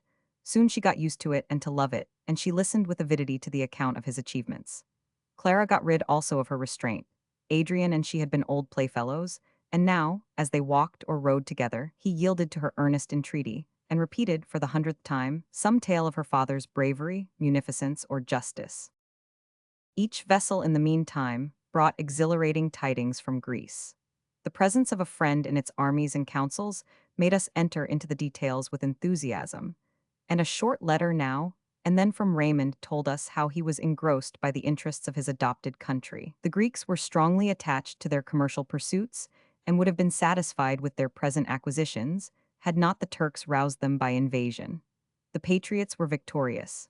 A spirit of conquest was instilled, and already they looked on Constantinople as their own. Raymond rose perpetually in their estimation, but one man held a superior command to him in their armies. He was conspicuous for his conduct and choice of position in a battle fought in the plains of Thrace, on the banks of the Hebrus, which was to decide the fate of Islam. The Mahometans were defeated and driven entirely from the country west of this river. The battle was sanguinary, the loss of the Turks apparently irreparable. The Greeks, in losing one man, forgot the nameless crowd strewed upon the bloody field, and they ceased to value themselves on a victory, which cost them Raymond. At the Battle of Macri, he had led the charge of cavalry, and pursued the fugitives even to the banks of the Hebrus. His favorite horse was found grazing by the margin of the tranquil river. It became a question whether he had fallen among the unrecognized, but no broken ornament or stained trapping betrayed his fate. It was suspected that the Turks, finding themselves possessed of so illustrious a captive, resolved to satisfy their cruelty rather than their avarice, and fearful of the interference of England, had come to the determination of concealing forever the cold-blooded murder of the soldier they most hated and feared in the squadrons of their enemy. Raymond was not forgotten in England. His abdication of the protectorate had caused an unexampled sensation, and, when his magnificent and manly system was contrasted with the narrow views of succeeding politicians, the period of his elevation was referred to with sorrow. The perpetual recurrence of his name, joined to most honorable testimonials in the Greek gazettes, kept up the interest he had excited. He seemed the favorite child of fortune, and his untimely loss eclipsed the world and showed forth the remnant of mankind with diminished luster. They clung with eagerness to the hope held out that he might yet be alive. Their minister at Constantinople was urged to make the necessary perquisitions, and should his existence be ascertained, to demand his release. It was to be hoped that their efforts would succeed, and that though now a prisoner, the sport of cruelty and the mark of hate, he would be rescued from danger and restored to the happiness, power, and honor which he deserved. The effect of this intelligence upon my sister was striking. She never for a moment credited the story of his death. She resolved instantly to go to Greece. Reasoning and persuasion were thrown away upon her. She would endure no hindrance, no delay. It may be advanced for a truth that, if argument or entreaty can turn anyone from a desperate purpose, whose motive and end depends on the strength of the affections only, then it is right so to turn them, since their docility shows that neither the motive nor the end were of sufficient force to bear them through the obstacles attendant on their undertaking. If, on the contrary, they are proof against expostulation, this very steadiness is an omen of success, and it becomes the duty of those who love them to assist in smoothing the obstructions in their path. Such sentiments actuated our little circle. Finding Perdita immovable, we consulted as to the best means of furthering her purpose. She could not go alone to a country where she had no friends, where she might arrive only to hear the dreadful news, which must overwhelm her with grief and remorse. Adrian, whose health had always been weak, now suffered considerable aggravation of suffering from the effects of his wound. Idris could not endure to leave him in this state, nor was it right either to quit or take with us a young family for a journey of this description. I resolved at length to accompany Perdita. The separation from my Idris was painful, but necessity reconciled us to it in some degree. Necessity and the hope of saving Raymond and restoring him again to happiness and Perdita. No delay was to ensue. 2 days after we came to our determination, we set out for Portsmouth and embarked. The season was May, the weather stormless. We were promised a prosperous voyage.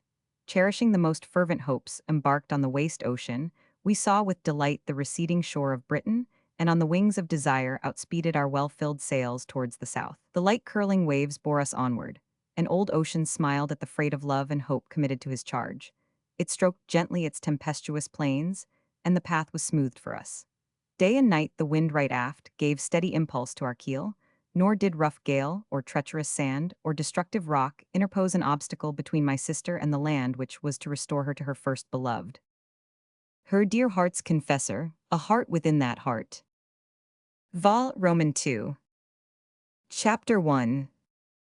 During this voyage, when on calm evenings we conversed on deck, watching the glancing of the waves and the changeful appearances of the sky, I discovered the total revolution that the disasters of Raymond had wrought in the mind of my sister. Were they the same waters of love, which, lately cold and cutting as ice, repelling as that, now loosened from their frozen chains, flowed through the regions of her soul in gushing and grateful exuberance? She did not believe that he was dead, but she knew that he was in danger, and the hope of assisting in his liberation, and the idea of soothing by tenderness the ills that he might have undergone, elevated and harmonized the late jarring element of her being. I was not so sanguine as she as to the result of our voyage. She was not sanguine but secure, and the expectation of seeing the lover she had banished, the husband, friend, heart's companion from whom she had long been alienated, wrapped her senses in delight, her mind in placidity. It was beginning life again. It was leaving barren sands for an abode of fertile beauty. It was a harbor after a tempest, an opiate after sleepless nights, a happy waking from a terrible dream. Little Clara accompanied us. The poor child did not well understand what was going forward.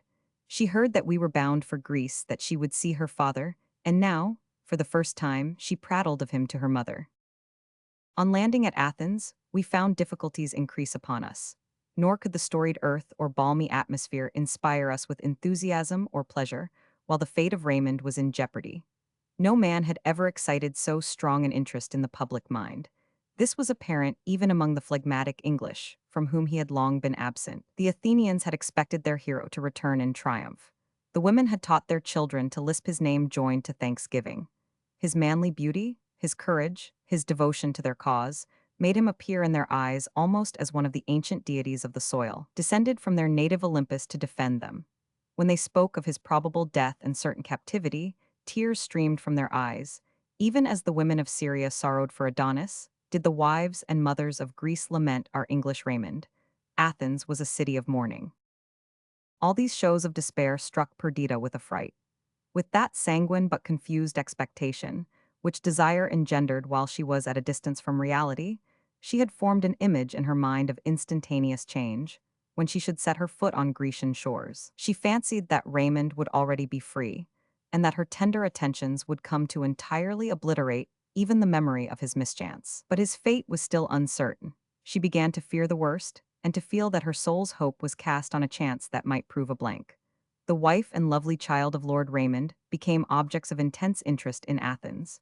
The gates of their abode were besieged, audible prayers were breathed for his restoration. All these circumstances added to the dismay and fears of Perdita. My exertions were unremitted. After a time I left Athens and joined the army stationed at Kition in Thrace. Bribery, threats, and intrigue soon discovered the secret that Raymond was alive, a prisoner, suffering the most rigorous confinement and wanton cruelties. We put in movement every impulse of policy and money to redeem him from their hands. The impatience of my sister's disposition now returned on her, awakened by repentance, sharpened by remorse.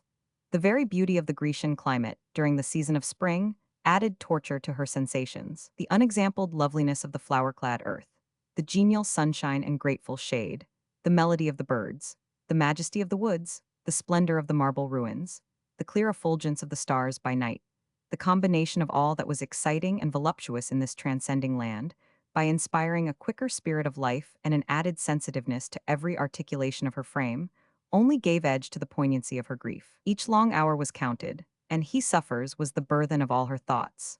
She abstained from food, she lay on the bare earth, and, by such mimicry of his enforced torments, endeavored to hold communion with his distant pain. I remembered in one of her harshest moments a quotation of mine had roused her to anger and disdain. "Perdita," I had said, "someday you will discover that you have done wrong and again casting Raymond on the thorns of life. When disappointment has sullied his beauty, when a soldier's hardships have bent his manly form, and loneliness made even triumph bitter to him, then you will repent, and regret for the irreparable change." I will move. In hearts all rocky now, the late remorse of love. The stinging remorse of love now pierced her heart. She accused herself of his journey to Greece, his dangers, his imprisonment. She pictured to herself the anguish of his solitude. She remembered with what eager delight he had in former days made her the partner of his joyful hopes, with what grateful affection he received her sympathy in his cares. She called to mind how often he had declared that solitude was to him the greatest of all evils, and how death itself was to him more full of fear and pain when he pictured to himself a lonely grave. "My best girl," he had said, "relieves me from these fantasies. United to her, cherished in her dear heart, never again shall I know the misery of finding myself alone. Even if I die before you, my Perdita, treasure up my ashes till yours may mingle with mine." It is a foolish sentiment for one who is not a materialist, yet methinks, even in that dark cell, I may feel that my inanimate dust mingles with yours, and thus have a companion in decay. In her resentful mood, these expressions had been remembered with acrimony and disdain. They visited her in her softened hour, taking sleep from her eyes, all hope of rest from her uneasy mind. 2 months passed thus, when at last we obtained a promise of Raymond's release. Confinement and hardship had undermined his health. The Turks feared an accomplishment of the threats of the English government if he died under their hands. They looked upon his recovery as impossible. They delivered him up as a dying man, willingly making over to us the rites of burial. He came by sea from Constantinople to Athens. The wind, favorable to him, blew so strongly inshore that we were unable, as we had at first intended, to meet him on his watery road. The watchtower of Athens was besieged by inquirers, each sail eagerly looked out for. Till on the 1st of May the gallant frigate bore in sight, freighted with treasure more invaluable than the wealth which, piloted from Mexico, the vexed Pacific swallowed, or that was conveyed over its tranquil bosom to enrich the crown of Spain. At early dawn the vessel was discovered bearing in shore. It was conjectured that it would cast anchor about 5 miles from land. The news spread through Athens, and the whole city poured out at the gate of the Piraeus, down the roads, through the vineyards, the olive woods and plantations of fig trees, towards the harbor. The noisy joy of the populace, the gaudy colors of their dress, the tumult of carriages and horses, the march of soldiers intermixed, the waving of banners and sound of martial music added to the high excitement of the scene, while round us reposed in solemn majesty the relics of antient time. To our right the Acropolis rose high, spectatress of 1,000 changes, of ancient glory, Turkish slavery, and the restoration of dear-bought liberty. Tombs and cenotaphs were strewed thick around, adorned by ever-renewing vegetation. The mighty dead hovered over their monuments, and beheld in our enthusiasm and congregated numbers a renewal of the scenes in which they had been the actors. Perdita and Clara rode in a close carriage. I attended them on horseback. At length we arrived at the harbor. It was agitated by the outward swell of the sea. The beach, as far could be discerned, was covered by a moving multitude, which, urged by those behind toward the sea, again rushed back as the heavy waves with sullen roar burst close to them. I applied my glass, and could discern that the frigate had already cast anchor, fearful of the danger of approaching nearer to a lee shore. A boat was lowered. With a pang I saw that Raymond was unable to descend the vessel's side. He was let down in a chair, and lay wrapped in cloaks at the bottom of the boat. I dismounted and called to some sailors who were rowing about the harbor to pull up and take me into their skiff. Perdita at the same moment alighted from her carriage. She seized my arm. "Take me with you," she cried. She was trembling and pale. Clara clung to her. "You must not," I said. "The sea is rough. He will soon be here. Do you not see his boat?" The little bark to which I had beckoned had now pulled up. Before I could stop her, Perdita, assisted by the sailors, was in it. Clara followed her mother. A loud shout echoed from the crowd as we pulled out of the inner harbor, while my sister at the prow had caught hold of one of the men who was using a glass, asking 1,000 questions, careless of the spray that broke over her, deaf, sightless to all except the little speck that, just visible on the top of the waves, evidently neared. We approached with all the speed 6 rowers could give. The orderly and picturesque dress of the soldiers on the beach, the sounds of exulting music, the stirring breeze and waving flags, the unchecked exclamations of the eager crowd, whose dark looks and foreign garb were purely Eastern, the sight of temple-crowned rock, the white marble of the buildings glittering in the sun, and standing in bright relief against the dark ridge of lofty mountains beyond. The near roar of the sea, the splash of oars and dash, spray, all steeped my soul in a delirium, unfelt, unimagined in the common course of common life. Trembling, I was unable to continue to look through the glass with which I had watched the motion of the crew, when the frigate's boat had first been launched. We rapidly drew near, so that at length the number and forms of those within could be discerned. Its dark sides grew big, and the splash of its oars became audible. I could distinguish the languid form of my friend, as he half raised himself at our approach. Perdita's questions had ceased. She leaned on my arm, panting with emotions too acute for tears. Our men pulled alongside the other boat. As a last effort, my sister mustered her strength, her firmness. She stepped from one boat to the other, and then with a shriek she sprang towards Raymond, knelt at his side, and gluing her lips to the hand she seized, her face shrouded by her long hair, gave herself up to tears. Raymond had somewhat raised himself at our approach, but it was with difficulty that he exerted himself even thus much. With sunken cheek and hollow eyes, pale and gaunt, how could I recognize the beloved of Perdita? I continued awestruck and mute. He looked smilingly on the poor girl. The smile was his. A day of sunshine falling on a dark valley displays its before hidden characteristics. And now this smile, the same with which he first spoke love to Perdita, with which he had welcomed the protectorate, playing on his altered countenance, made me in my heart's core feel that this was Raymond. He stretched out to me his other hand. I discerned the trace of manacles on his bared wrist. I heard my sister's sobs and thought, happy are women who can weep, and in a passionate caress disburthen the oppression of their feelings. Shame and habitual restraint hold back a man. I would have given worlds to have acted as in days of boyhood, have strained him to my breast, pressed his hand to my lips, and wept over him. My swelling heart choked me. The natural current would not be checked. The big rebellious tears gathered in my eyes. I turned aside and they dropped in the sea. They came fast and faster. Yet I could hardly be ashamed, for I saw that the rough sailors were not unmoved, and Raymond's eyes alone were dry from among our crew. He lay in that blessed calm which convalescence always induces, enjoying in secure tranquility his liberty and reunion with her whom he adored. Perdita at length subdued her burst of passion and rose. She looked round for Clara. The child, frightened, not recognizing her father and neglected by us, had crept to the other end of the boat. She came at her mother's call. Perdita presented her to Raymond. Her first words were, "Beloved, embrace our child." "Come hither, sweet one," said her father. "Do you not know me?" She knew his voice, and cast herself in his arms with half-bashful but uncontrollable emotion. Perceiving the weakness of Raymond, I was afraid of ill consequences from the pressure of the crowd on his landing. But they were awed as I had been, at the change of his appearance. The music died away, the shouts abruptly ended. The soldiers had cleared a space in which a carriage was drawn up. He was placed in it, Perdita and Clara entered with him, and his escort closed round it. A hollow murmur, akin to the roaring of the near waves, went through the multitude. They fell back as the carriage advanced, and fearful of injuring him they had come to welcome, by loud testimonies of joy, they satisfied themselves with bending in a low salaam as the carriage passed. It went slowly along the road of the Piraeus, passed by antique temple and heroic tomb, beneath the craggy rock of the citadel. The sound of the waves was left behind. That of the multitude continued at intervals, suppressed and hoarse.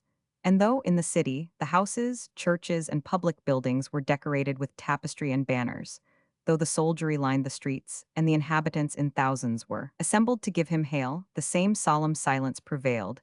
The soldiery presented arms, the banners veiled. Many a white hand waved a streamer, and vainly sought to discern the hero in the vehicle, which, closed and encompassed by the city guards, drew him to the palace allotted for his abode. Raymond was weak and exhausted, yet the interest he perceived to be excited on his account filled him with proud pleasure. He was nearly killed with kindness. It is true, the populace retained themselves, but there arose a perpetual hum and bustle from the throng round the palace, which added to the noise of fireworks. The frequent explosion of arms, the tramp to and fro of horsemen and carriages, to which effervescence he was the focus, retarded his recovery. So we retired a while to Eleusis, and here rest and tender care added each day to the strength of our invalid. The zealous attention of Perdita claimed the first rank in the causes which induced his rapid recovery. But the second was surely the delight he felt in the affection and goodwill of the Greeks. We are said to love much those whom we greatly benefit. Raymond had fought and conquered for the Athenians. He had suffered, on their account, peril, imprisonment, and hardship. Their gratitude affected him deeply, and he inly vowed to unite his fate forever to that of a people so enthusiastically devoted to him. Social feeling and sympathy constituted a marked feature in my disposition. In early youth, the living drama acted around me, drew me heart and soul into its vortex. I was now conscious of a change. I loved, I hoped, I enjoyed, but there was something besides this. I was inquisitive as to the internal principles of action of those around me, anxious to read their thoughts justly, and forever occupied in divining their inmost mind. All events, at the same time that they deeply interested me, arranged themselves in pictures before me. I gave the right place to every personage in the group, the just balance to every sentiment. This undercurrent of thought often soothed me amidst distress and even agony. It gave ideality to that from which, taken in naked truth, the soul would have revolted. It bestowed pictorial colors on misery and disease, and not unfrequently relieved me from despair and deplorable changes. This faculty, or instinct, was now roused. I watched the reawakened devotion of my sister, Clara's timid but concentrated admiration of her father, and Raymond's appetite for renown, and sensitiveness to the demonstrations of affection of the Athenians. Attentively perusing this animated volume, I was the less surprised at the tale I read on the new turn page. The Turkish army were at this time besieging Rodosto, and the Greeks, hastening their preparations and sending each day reinforcements, were on the eve of forcing the enemy to battle. Each people looked on the coming struggle as that which would be to a great degree decisive, as, in case of victory, the next step would be the siege of Constantinople by the Greeks. Raymond, being somewhat recovered, prepared to reassume his command in the army. Perdita did not oppose herself to his determination. She only stipulated to be permitted to accompany him. She had set down no rule of conduct for herself. but for her life she could not have opposed his slightest wish, or do other than acquiesce cheerfully in all his projects. One word, in truth, had alarmed her more than battles or sieges, during which she trusted Raymond's high command would exempt him from danger. That word, as yet it was not more to her, was plague. This enemy to the human race had begun early in June to raise its serpent head on the shores of the Nile. Parts of Asia, not usually subject to this evil, were infected. It was in Constantinople. But as each year that city experienced a like visitation, small attention was paid to those accounts, which declared more people to have died there already than usually made up the accustomed prey of the whole of the hotter months. However it might be, neither plague nor war could prevent Perdita from following her lord, or induce her to utter one objection to the plans which he proposed.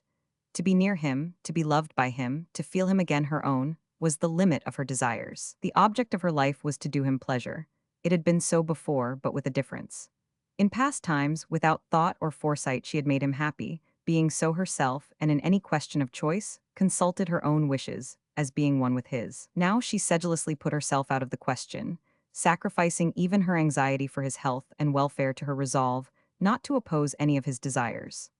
Love of the Greek people, appetite for glory, and hatred of the barbarian government, under which he had suffered even to the approach of death, stimulated him. He wished to repay the kindness of the Athenians, to keep alive the splendid associations connected with his name, and to eradicate from Europe a power which, while every other nation advanced in civilization, stood still, a monument of antique barbarism. Having effected the reunion of Raymond and Perdita, I was eager to return to England. But his earnest request, added to awakening curiosity, and an indefinable anxiety to behold the catastrophe, now apparently at hand, in the long-drawn history of Grecian and Turkish warfare, induced me to consent to prolong until the autumn the period of my residence in Greece. As soon as the health of Raymond was sufficiently re-established, he prepared to join the Grecian camp near Kishan, a town of some importance, situated to the east of the Hebrus, in which Perdita and Clara were to remain until the event of the expected battle. We quitted Athens on the 2nd of June. Raymond had recovered from the gaunt and pallid looks of fever. If I no longer saw the fresh glow of youth on his matured countenance, if care had besieged his brow, and dug deep trenches in his beauty's field, if his hair, slightly mingled with gray, and his look, considerate even in its eagerness, gave signs of added years and past sufferings, yet there was something irresistibly affecting in the sight of one, lately snatched from the grave, renewing his career, untamed by sickness or disaster. The Athenians saw in him, not as heretofore, the heroic boy or desperate man who was ready to die for them, but the prudent commander, who for their sakes was careful of his life, and could make his own warrior propensities second to the scheme of conduct policy might point out. All Athens accompanied us for several miles. When he had landed a month ago, the noisy populace had been hushed by sorrow and fear, but this was a festival day to all. The air resounded with their shouts, their picturesque costume, and the gay colors of which it was composed, flaunted in the sunshine, their eager gestures and rapid utterance accorded with their wild appearance. Raymond was the theme of every tongue, the hope of each wife, mother or betrothed bride, whose husband, child, or lover, making a part of the Greek army, were to be conducted to victory by him. Notwithstanding the hazardous object of our journey, it was full of romantic interest as we passed through the valleys and over the hills of this divine country. Raymond was inspirited by the intense sensations of recovered health. He felt that in being general of the Athenians, he filled a post worthy of his ambition. And, in his hope of the conquest of Constantinople, he counted on an event which would be as a landmark in the waste of ages, an exploit unequaled in the annals of man. When a city of grand historic association, the beauty of whose site was the wonder of the world, which for many hundred years had been the stronghold of the Moslems, should be rescued from slavery and barbarism, and restored to a people illustrious for genius, civilization, and a spirit of liberty. Perdita rested on his restored society, on his love, his hopes and fame, even as a sybarite on a luxurious couch. Every thought was transport, each emotion bathed as it were in a congenial and balmy element. We arrived at Kishan on the 7th of July. The weather during our journey had been serene. Each day before dawn, we left our night's encampment and watched the shadows as they retreated from hill and valley, and the golden splendor of the sun's approach. The accompanying soldiers received, with national vivacity, enthusiastic pleasure from the sight of beautiful nature. The uprising of the star of day was hailed by triumphant strains, while the birds, heard by snatches, filled up the intervals of the music. Noon, we pitched our tents in some shady valley or embowering wood among the mountains, while a stream prattling over pebbles induced grateful sleep. Our evening march, more calm, was yet more delightful than the morning restlessness of spirit. If the band played, involuntarily they chose airs of moderated passion. The farewell of love or lament at absence was followed and closed by some solemn hymn, which harmonized with the tranquil loveliness of evening and elevated the soul to grand and religious thought. Often all sounds were suspended that we might listen to the nightingale, while the fireflies danced in bright measure, and the soft cooing of the azaleau spoke of fair weather to the travelers. Did we pass a valley? Soft shades encompassed us, and rocks tinged with beauteous hues. If we traversed a mountain, Greece, a living map, was spread beneath, her renowned pinnacles cleaving the ether, her rivers threading in silver line the fertile land. Afraid almost to breathe, we English travelers surveyed with ecstasy this splendid landscape, so different from the sober hues and melancholy graces of our native scenery. When we quitted Macedonia, the fertile but low plains of Thrace afforded fewer beauties, yet our journey continued to be interesting. An advanced guard gave information of our approach, and the country people were quickly in motion to do honor to Lord Raymond. The villages were decorated by triumphal arches of greenery by day and lamps by night. Tapestry waved from the windows, the ground was strewed with flowers, and the name of Raymond, joined to that of Greece, was echoed in the evive of the peasant crowd. When we arrived at Kishin, we learnt that on hearing of the advance of Lord Raymond and his detachment, the Turkish army had retreated from Rodosto, but meeting with a reinforcement, they had retrod their steps. In the meantime, Argyropylo, the Greek commander-in-chief, had advanced, so as to be between the Turks and Rodosto. A battle, it was said, was inevitable. Perdita and her child were to remain at Kishin. Raymond asked me if I would not continue with them. Now by the fells of Cumberland, I cried, by all of the vagabond and poacher that appertains to me, I will stand at your side, draw my sword in the Greek cause, and be hailed as a victor along with you. All the plain, from Kishin to Rodosto, a distance of 16 leagues, was alive with troops, or with the camp followers, all in motion at the approach of a battle. The small garrisons were drawn from the various towns and fortresses, and went to swell the main army. We met baggage wagons, and many females of high and low rank returning to Ferry or Kishin, there to wait the issue of the expected day. When we arrived at Rodosto, we found that the field had been taken, and the scheme of the battle arranged. The sound of firing, early on the following morning, informed us that advanced posts of the armies were engaged. Regiment after regiment advanced, their colors flying and bands playing. They planted the cannon on the tumuli, sole elevations in this level country, and formed themselves into column and hollow square, while the pioneers threw up small mounds for their protection. These then were the preparations for a battle, nay, the battle itself, far different from anything the imagination had pictured. We read of center and wing in Greek and Roman history. We fancy a spot, plain as a table, and soldiers small as chessmen, and drawn forth so that the most ignorant of the game can discover science and order in the disposition of the forces. When I came to the reality, and saw regiments file off to the left far out of sight, fields intervening between the battalions, but a few troops sufficiently near me to observe their motions, I gave up all idea of understanding, even of seeing a battle, but attaching myself to Raymond attended with intense interest to his actions. He showed himself collected, gallant, and imperial. His commands were prompt, his intuition of the events of the day to me miraculous. In the meantime the cannon roared, the music lifted up its enlivening voice at intervals, and we on the highest of the mounds I mentioned, too far off to observe the fallen sheaves which death gathered into his storehouse, beheld the regiments, now lost in smoke, now banners and staves peering above the cloud, while shout and clamor drowned every sound. Early in the day, Argyropylo was wounded dangerously, and Raymond assumed the command of the whole army. He made few remarks till, on observing through his glass the sequel of an order he had given, his face, clouded for a while with doubt, became radiant. "The day is ours," he cried. "The Turks fly from the bayonet." And then swiftly he dispatched his aide-de-camp to command the horse to fall on the routed enemy. The defeat became total. The cannon ceased to roar. The infantry rallied, and horse pursued the flying Turks along the dreary plain. The staff of Raymond was dispersed in various directions, to make observations and bear commands. Even I was dispatched to a distant part of the field. The ground on which the battle was fought was a level plain, so level that from the tumuli you saw the waving line of mountains on the wide-stretched horizon.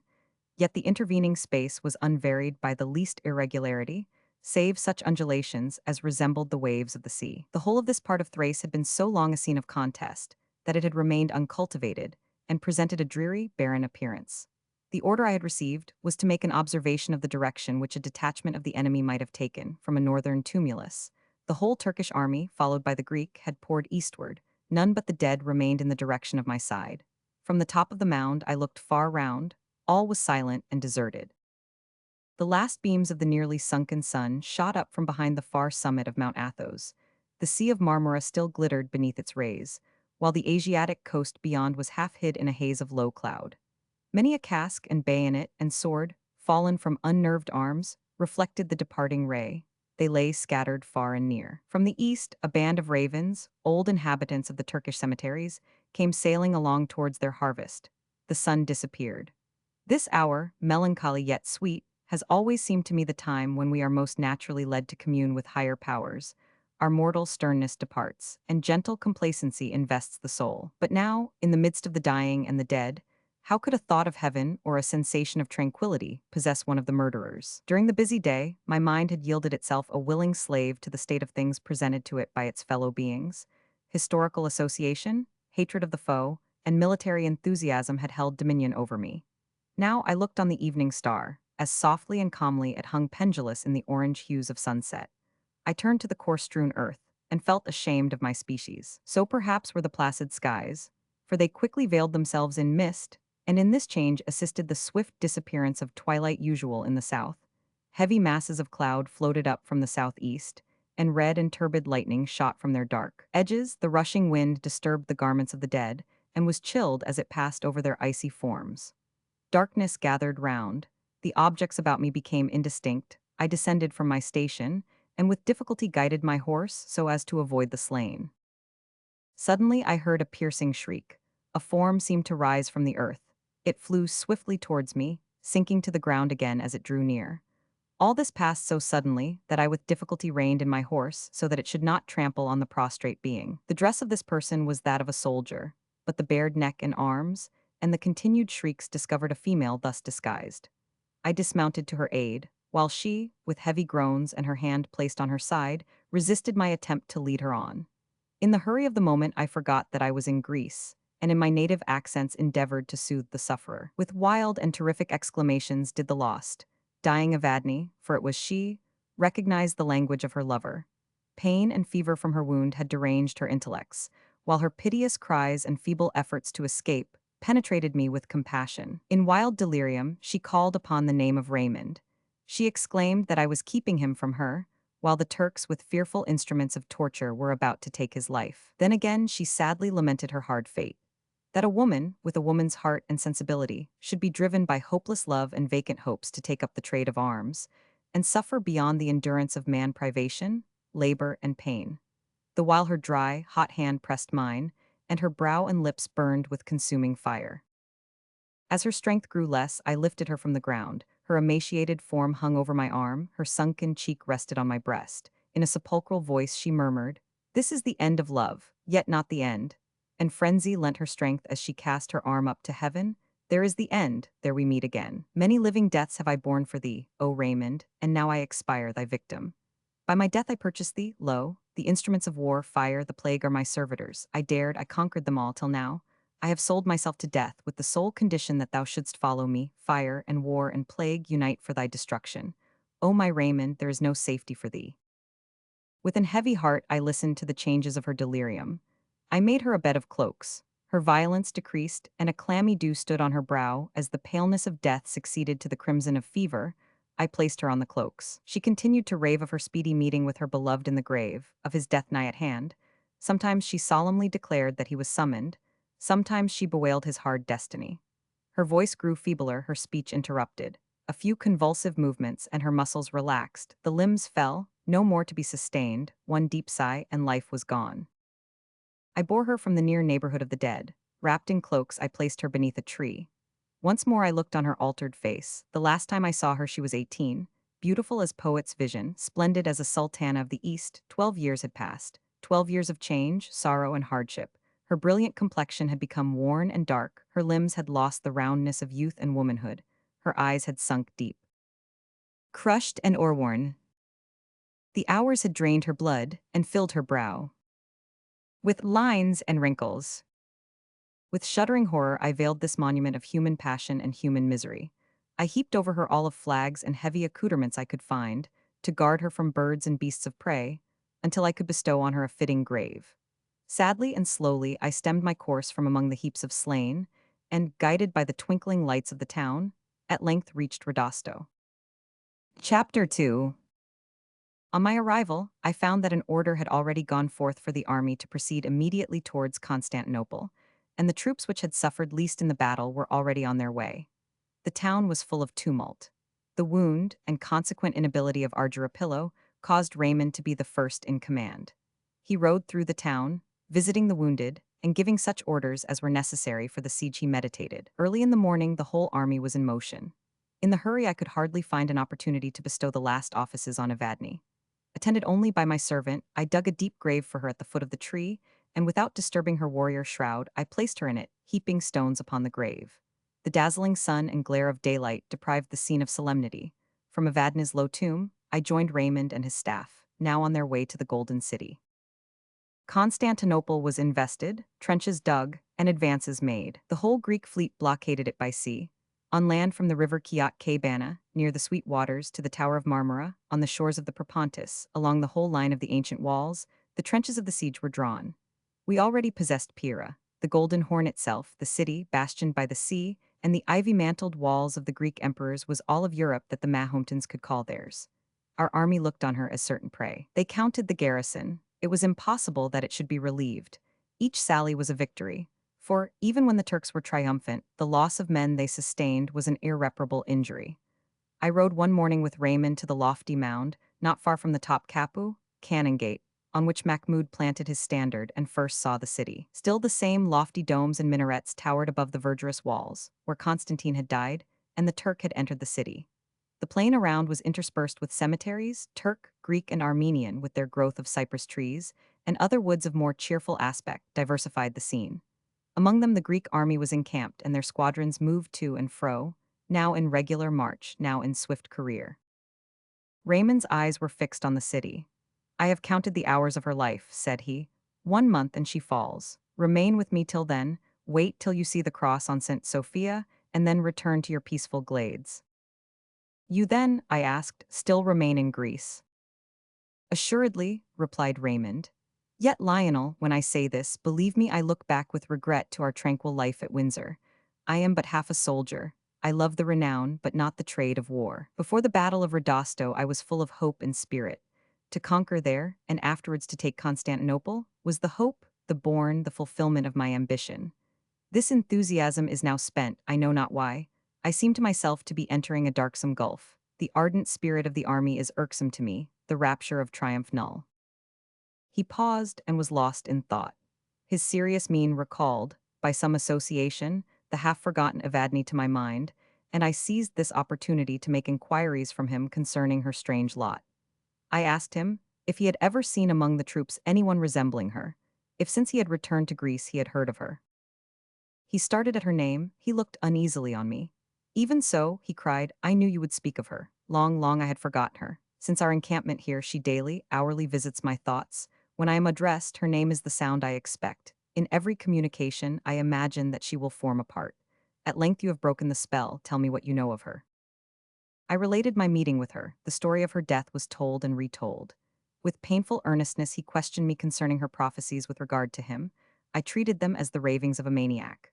"No, no," he said, "do not deceive yourself. Me you cannot. She has said nothing but what I knew before, though this is confirmation. Fire, the sword, and plague, they may all be found in yonder city. On my head alone may they fall." From this day Raymond's melancholy increased. He secluded himself as much as the duties of his station permitted. When in company, sadness would in spite of every effort steal over his features, and he sat absent and mute among the busy crowd that thronged about him. Perdita rejoined him, and before her he forced himself to appear cheerful. For she, even as a mirror, changed as he changed, and if he were silent and anxious, she solicitously inquired concerning, and endeavored to remove the cause of his seriousness. She resided at the Palace of Sweet Waters, a summer seraglio of the Sultan. The beauty of the surrounding scenery, undefiled by war, and the freshness of the river, made this spot doubly delightful. Raymond felt no relief, received no pleasure from any show of heaven or earth. He often left Perdita to wander in the grounds alone, or in a light shallop he floated idly on the pure waters, musing deeply. Sometimes I joined him. At such times his countenance was invariably solemn, his air dejected.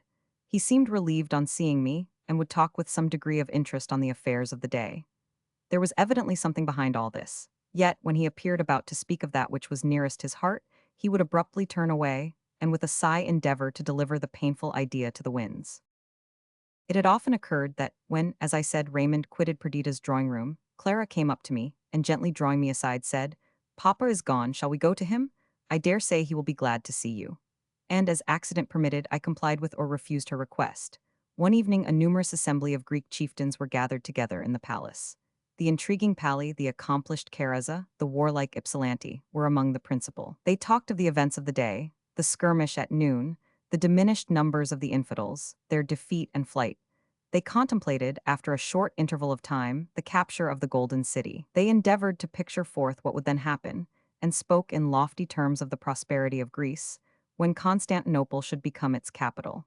The conversation then reverted to Asiatic intelligence, and the ravages the plague made in its chief cities. Conjectures were hazarded as to the progress that disease might have made in the besieged city. Raymond had joined in the former part of the discussion. In lively terms, he demonstrated the extremities to which Constantinople was reduced, the wasted and haggard, though ferocious appearance of the troops.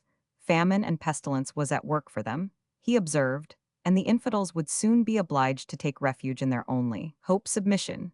Suddenly, in the midst of his harangue, he broke off, as if stung by some painful thought. He rose uneasily, and I perceived him at length quit the hall, and through the long corridor seek the open air. He did not return, and soon Clara crept round to me, making the accustomed invitation. I consented to her request, and taking her little hand, followed Raymond. We found him just about to embark in his boat, and he readily agreed to receive us as companions. After the heats of the day, the cooling land breeze ruffled the river and filled our little sail. The city looked dark to the south, while numerous lights along the near shores, and the beautiful aspect of the banks reposing in placid night, the waters keenly reflecting the heavenly lights, gave to this beauteous river a dower of loveliness that might have characterized a retreat in paradise. Our single boatman attended to the sail. Raymond steered. Clara sat at his feet, clasping his knees with her arms and laying her head on them. Raymond began the conversation somewhat abruptly. "This, my friend, is probably the last time we shall have an opportunity of conversing freely. My plans are now in full operation, and my time will become more and more occupied.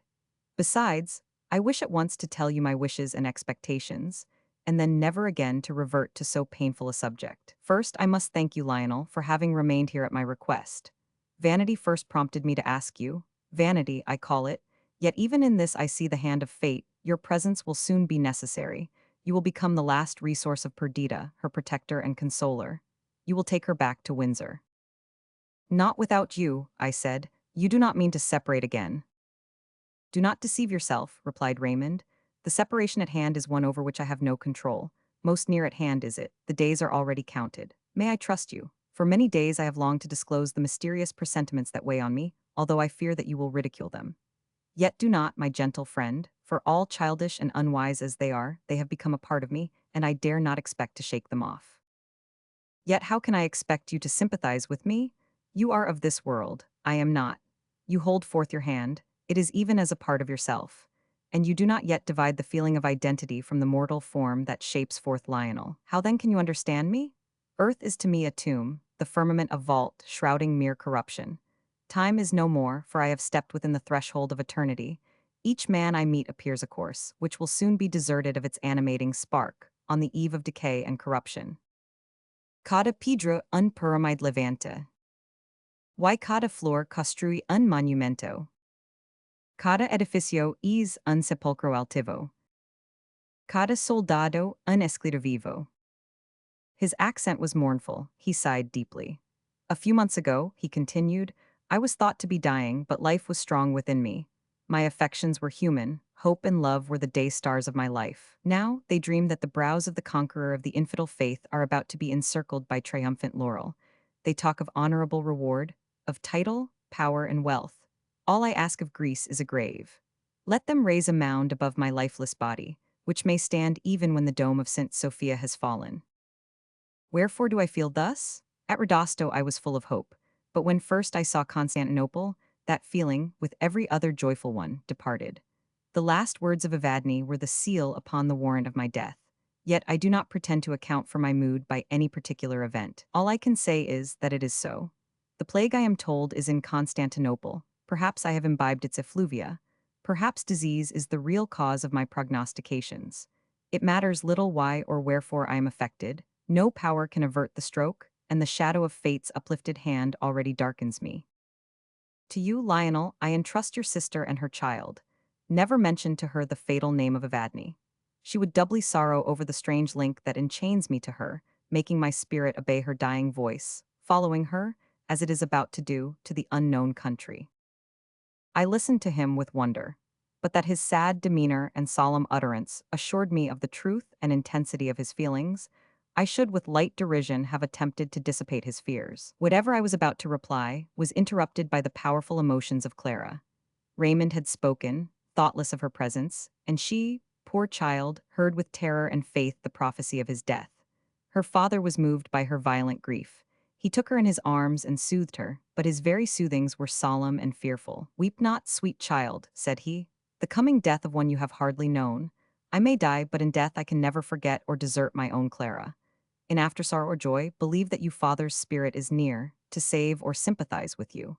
Be proud of me and cherish your infant remembrance of me. Thus, sweetest, I shall not appear to die. One thing you must promise, not to speak to anyone but your uncle of the conversation you have just overheard. When I am gone, you will console your mother, and tell her that death was only bitter because it divided me from her, that my last thoughts will be spent on her. But while I live, promise not to betray me, promise, my child." With faltering accents Clara promised, while she still clung to her father in a transport of sorrow. Soon we returned to shore, and I endeavored to obviate the impression made on the child's mind by treating Raymond's fears lightly. We heard no more of them, for, as he had said, the siege, now drawing to a conclusion, became paramount in interest, engaging all his time and attention. The empire of the Mahometans in Europe was at its close. The Greek fleet blockading every port of Stamboul prevented the arrival of succor from Asia. All egress on the side towards land had become impracticable, except to such desperate sallies as reduced the numbers of the enemy without making any impression on our lines. The garrison was now so much diminished that it was evident that the city could easily have been carried by storm. But both humanity and policy dictated a slower mode of proceeding. We could hardly doubt that, if pursued to the utmost, its palaces, its temples and store of wealth would be destroyed in the fury of contending triumph and defeat. Already the defenseless citizens had suffered through the barbarity of the Janissaries, and in time of storm, tumult and massacre, beauty, infancy and decrepitude would have alike been sacrificed to the brutal ferocity of the soldiers. Famine and blockade were certain means of conquest, and on these we founded our hopes of victory. Each day the soldiers of the garrison assaulted our advanced posts and impeded the accomplishment of our works. Fireboats were launched from the various ports, while our troops sometimes recoiled from the devoted courage of men who did not seek to live, but to sell their lives dearly. These contests were aggravated by the season. They took place during summer, when the southern Asiatic wind came laden with intolerable heat, when the streams were dried up in their shallow beds, and the vast basin of the sea appeared to glow under the unmitigated rays of the solstitial sun. Nor did night refresh the earth.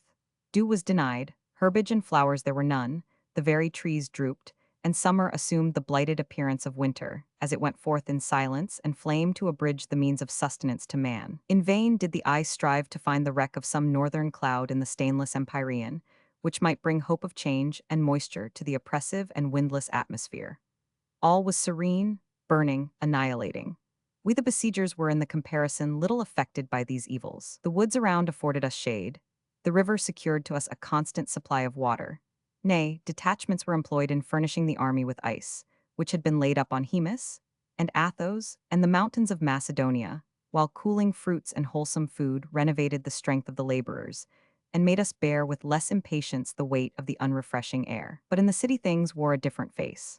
The sun's rays were refracted from the pavement and buildings, the stoppage of the public fountains, the bad quality of the food, and scarcity even of that, produced a state of suffering, which was aggravated by the scourge of disease, while the garrison arrogated every superfluity to themselves, adding by waste and riot to the necessary evils of the time.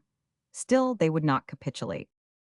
Suddenly the system of warfare was changed.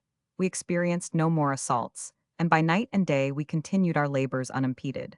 Stranger still, when the troops advanced near the city, the walls were vacant, and no cannon was pointed against the intruders. When these circumstances were reported to Raymond, he caused minute observations to be made as to what was doing within the walls, and when his scouts returned, reporting only the continued silence and desolation of the city, he commanded the army to be drawn out before the gates. No one appeared on the walls. The very portals, though locked and barred, seemed unguarded. Above, the many domes and glittering crescents pierced heaven, while the old walls, survivors of ages with ivy-crowned tower and weed-tangled buttress, stood as rocks in an uninhabited waste. From within the city neither shout nor cry, nor aught except the casual howling of a dog, broke the noonday stillness. Even our soldiers were awed to silence. The music paused, the clang of arms was hushed. Each man asked his fellow in whispers the meaning of this sudden peace, while Raymond from an height endeavored by means of glasses to discover and observe the stratagem of the enemy.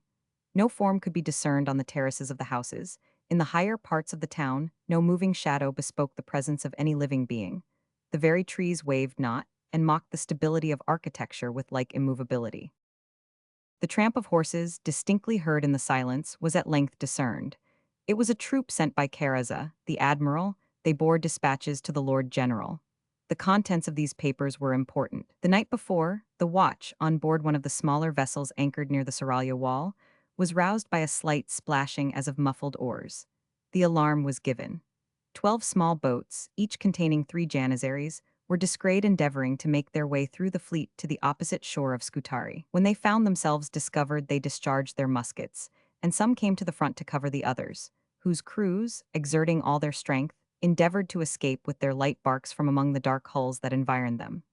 They were in the end all sunk, and with the exception of 2 or 3 prisoners, the crews drowned. Little could be got from the survivors, but their cautious answers caused it to be surmised that several expeditions had preceded this last, and that several Turks of rank and importance had been conveyed to Asia. The men disdainfully repelled the idea of having deserted the defense of their city, and one, the youngest among them, in answer to the taunt of a sailor, exclaimed, "Take it, Christian dogs! Take the palaces, the gardens, the mosques, the abode of our fathers, take plague with them. Pestilence is the enemy we fly. If she be your friend, hug her to your bosoms. The curse of Allah is on Stamboul, share ye her fate." Such was the account sent by Caraza to Raymond, but a tale full of monstrous exaggerations, though founded on this, was spread by the accompanying troop among our soldiers. A murmur arose, the city was the prey of pestilence. Already had a mighty power subjugated the inhabitants. Death had become lord of Constantinople. I have heard a picture described, wherein all the inhabitants of earth were drawn out in fear to stand the encounter of death. The feeble and decrepit fled, the warriors retreated, though they threatened even in flight. Wolves and lions and various monsters of the desert roared against him, while the grim unreality hovered shaking his spectral dart, a solitary but invincible assailant. Even so was it with the army of Greece. I am convinced that had the myriad troops of Asia come from over the Propontis, and stood defenders of the Golden City, each and every Greek would have marched against the overwhelming numbers, and have devoted himself with patriotic fury for his country. But here no hedge of bayonets opposed itself, no death-dealing artillery, no formidable array of brave soldiers. The unguarded walls afforded easy entrance, the vacant palaces luxurious dwellings, but above the dome of St. Sophia, the superstitious Greek saw pestilence and shrunk in trepidation from her influence. Raymond was actuated by far other feelings. He descended the hill with a face beaming with triumph, and pointing with his sword to the gates, commanded his troops to down with those barricades, the only obstacles now to completest victory. The soldiers answered his cheerful words with aghast and awestruck looks. Instinctively they drew back, and Raymond rode in the front of the lines. "By my sword I swear," he cried, "that no ambush or stratagem endangers you. The enemy is already vanquished. The pleasant places, the noble dwellings and spoil of the city are already yours. Force the gate, enter and possess the seats of your ancestors, your own inheritance." An universal shudder and fearful whispering passed through the lines. Not a soldier moved. "Cowards!" exclaimed their general, exasperated. "Give me an hatchet. I alone will enter. I will plant your standard, and when you see it wave from yon highest minaret, you may gain courage and rally round it." One of the officers now came forward. "General," he said, "we neither fear the courage, nor arms, the open attack, nor secret ambush of the Moslems. We are ready to expose our breasts, exposed 10,000 times before to the balls and scimitars of the infidels, and to fall gloriously for Greece. But we will not die in heaps like dogs poisoned in summertime by the pestilential air of that city. We dare not go against the plague. A multitude of men are feeble and inert, without a voice, a leader. Give them that, and they regain the strength belonging to their numbers. Shouts from 1,000 voices now rent the air. The cry of applause became universal. Raymond saw the danger. He was willing to save his troops from the crime of disobedience. For he knew that contention once begun between the commander and his army, each act and word added to the weakness of the former and bestowed power on the latter. He gave orders for the retreat to be sounded, and the regiments repaired in good order to the camp. I hastened to carry the intelligence of these strange proceedings to Perdita, and we were soon joined by Raymond. He looked gloomy and perturbed. My sister was struck by my narrative. "How beyond the imagination of man," she exclaimed, "are the decrees of heaven, wondrous and inexplicable." "Foolish girl," cried Raymond angrily, "are you like my valiant soldiers panic-struck? What is there inexplicable, pray, tell me, in so very natural an occurrence? Does not the plague rage each year in Stamboul? What wonder that this year, when as we are told its virulence is unexampled in Asia, that it should have occasioned double havoc in that city? What wonder then in time of siege, want, extreme heat, and drought, that it should make unaccustomed ravages? Less wonder far is it, that the garrison, despairing of being able to hold out longer, should take advantage of the negligence of our fleet to escape at once from siege and capture. It is not pestilence, by the God that lives. It is not either plague or impending danger that makes us, like birds in harvest time, terrified by a scarecrow, abstain from the ready prey. It is base superstition. And thus the aim of the valiant is made the shuttlecock of fools, the worthy ambition of the high-souled, the plaything of these tamed hares. But yet Stamboul shall be ours. By my past labors, by torture and imprisonment suffered for them, by my victories, by my sword, I swear. By my hopes of fame, by my former deserts now awaiting their reward, I deeply vow with these hands to plant the cross on yonder mosque. Dearest Raymond, interrupted Perdita in a supplicating accent. He had been walking to and fro in the marble hall of the seraglio. His very lips were pale with rage. While quivering they shaped his angry words, his eyes shot fire. His gestures seemed restrained by their very vehemence. Perdita, he continued impatiently, I know what you would say. I know that you love me, that you are good and gentle. But this is no woman's work, nor can a female heart guess at the hurricane which tears me. He seemed half afraid of his own violence, and suddenly quitted the hall. A look from Perdita showed me her distress, and I followed him. He was pacing the garden. His passions were in a state of inconceivable turbulence. Am I forever, he cried, to be the sport of fortune? Must man, the heaven climber, be forever the victim of the crawling reptiles of his species? Were I as you, Lionel, looking forward to many years of life, to a succession of love-enlightened days, to refined enjoyments and fresh springing hopes, I might yield, and breaking my general's staff, seek repose in the glades of Windsor. But I am about to die? Nay, interrupt me not, soon I shall die. From the many-peopled earth, from the sympathies of man, from the loved resorts of my youth, from the kindness of my friends, from the affection of my only beloved Perdita, I am about to be removed. Such is the will of fate, such the decree of the high ruler from whom there is no appeal, to whom I submit. But to lose all, to lose with life and love, glory also, it shall not be. I, and in a few brief years, all you, this panic-struck army, and all the population of fair Greece will no longer be. But other generations will arise, and forever will continue, to be made happier by our present acts, to be glorified by our valor. The prayer of my youth was to be one among those who render the pages of earth's history splendid, who exalt the race of man, and make this little globe a dwelling of the mighty. Alas, for Raymond! The prayer of his youth is wasted, the hopes of his manhood are null. From my dungeon in yonder city I cried, soon I will be thy lord. When Evadne pronounced my death, I thought that the title of Victor of Constantinople would be written on my tomb, and I subdued all mortal fear. I stand before its vanquished walls, and dare not call myself a conqueror. So shall it not be. Did not Alexander leap from the walls of the city of the Oxydraci, to show his coward troops the way to victory, encountering alone the swords of its defenders? Even so will I brave the plague, and though no man follow, I will plant the Grecian standard on the height of St. Sophia. Reason came unavailing to such high-wrought feelings. In vain I showed him that when winter came, the cold would dissipate the pestilential air and restore courage to the Greeks. Talk not of other season than this, he cried. I have lived my last winter, and the date of this year, 2092, will be carved upon my tomb. Already do I see, he continued, looking up mournfully, the bourne and precipitate edge of my existence, over which I plunge into the gloomy mystery of the life to come. I am prepared so that I leave behind a trail of light so radiant that my worst enemies cannot cloud it. I owe this to Greece, to you, to my surviving Perdita, and to myself, the victim of ambition. We were interrupted by an attendant who announced that the staff of Raymond was assembled in the council chamber. He requested me in the meantime to ride through the camp and to observe and report to him the dispositions of the soldiers. He then left me. I had been excited to the utmost by the proceedings of the day, and now more than ever by the passionate language of Raymond. Alas, for human reason, he accused the Greeks of superstition. What name did he give to the faith he lent to the predictions of Evadne? I passed from the palace of sweet waters to the plain on which the encampment lay, and found its inhabitants in commotion. The arrival of several with fresh stories of marvels from the fleet, the exaggerations bestowed on what was already known, tales of old prophecies, of fearful histories of whole regions which had been laid waste during the present year by pestilence, alarmed and occupied the troops. Discipline was lost, the army disbanded itself. Each individual, before a part of a great whole moving only in unison with others, now became resolved into the unit nature had made him, and thought of himself only. They stole off at first by ones and twos, then in larger companies, until, unimpeded by the officers, whole battalions sought the road that led to Macedonia. About midnight I returned to the palace and sought Raymond. He was alone, and apparently composed.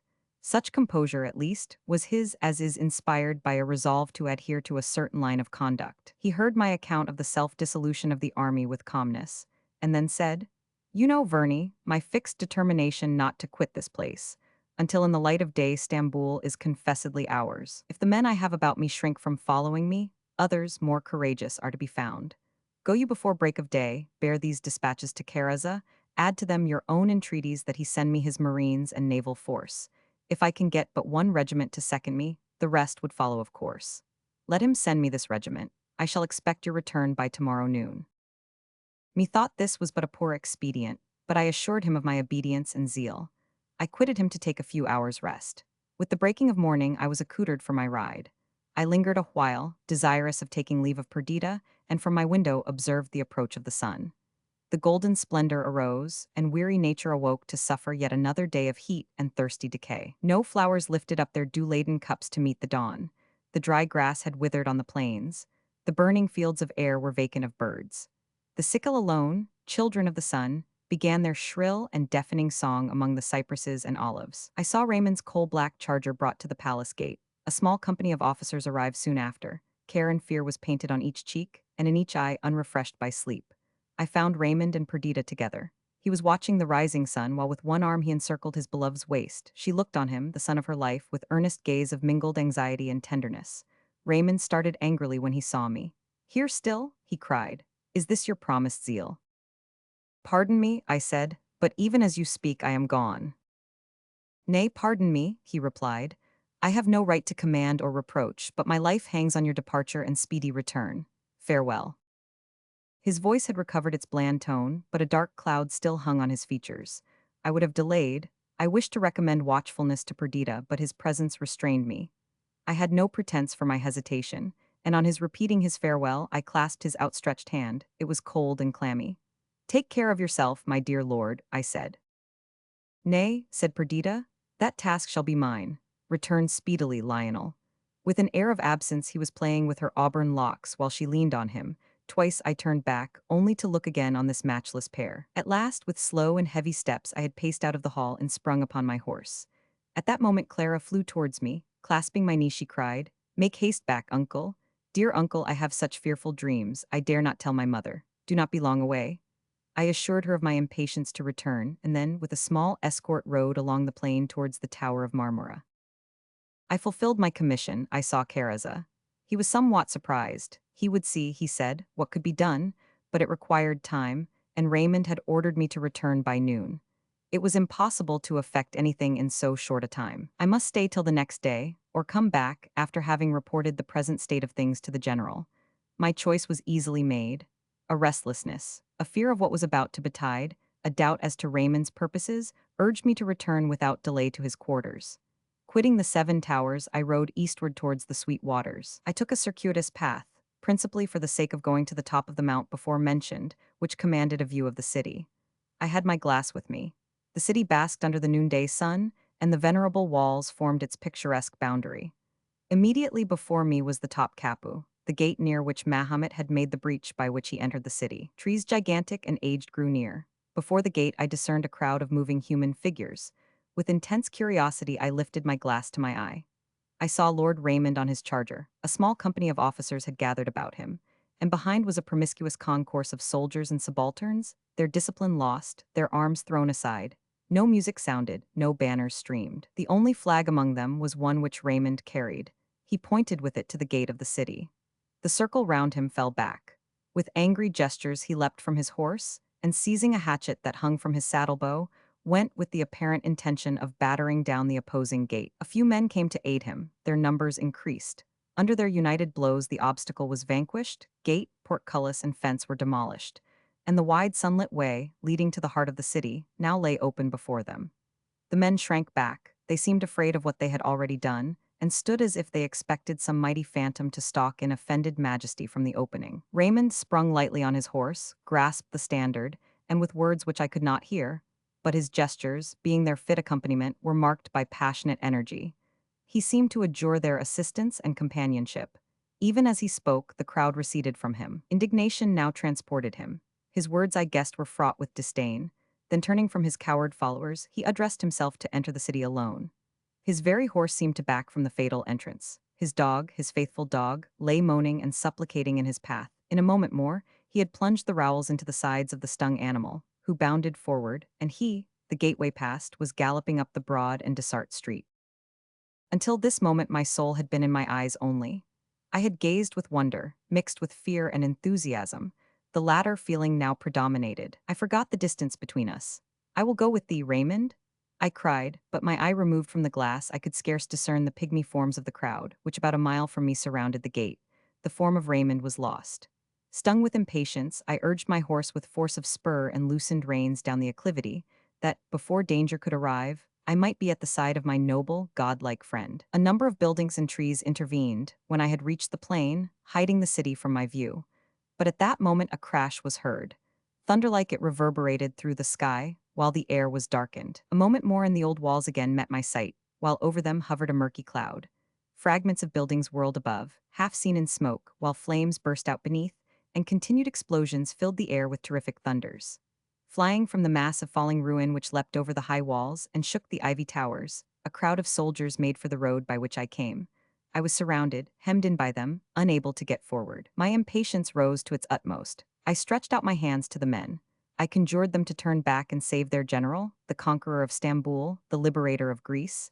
Tears, tears, in warm flow gushed from my eyes.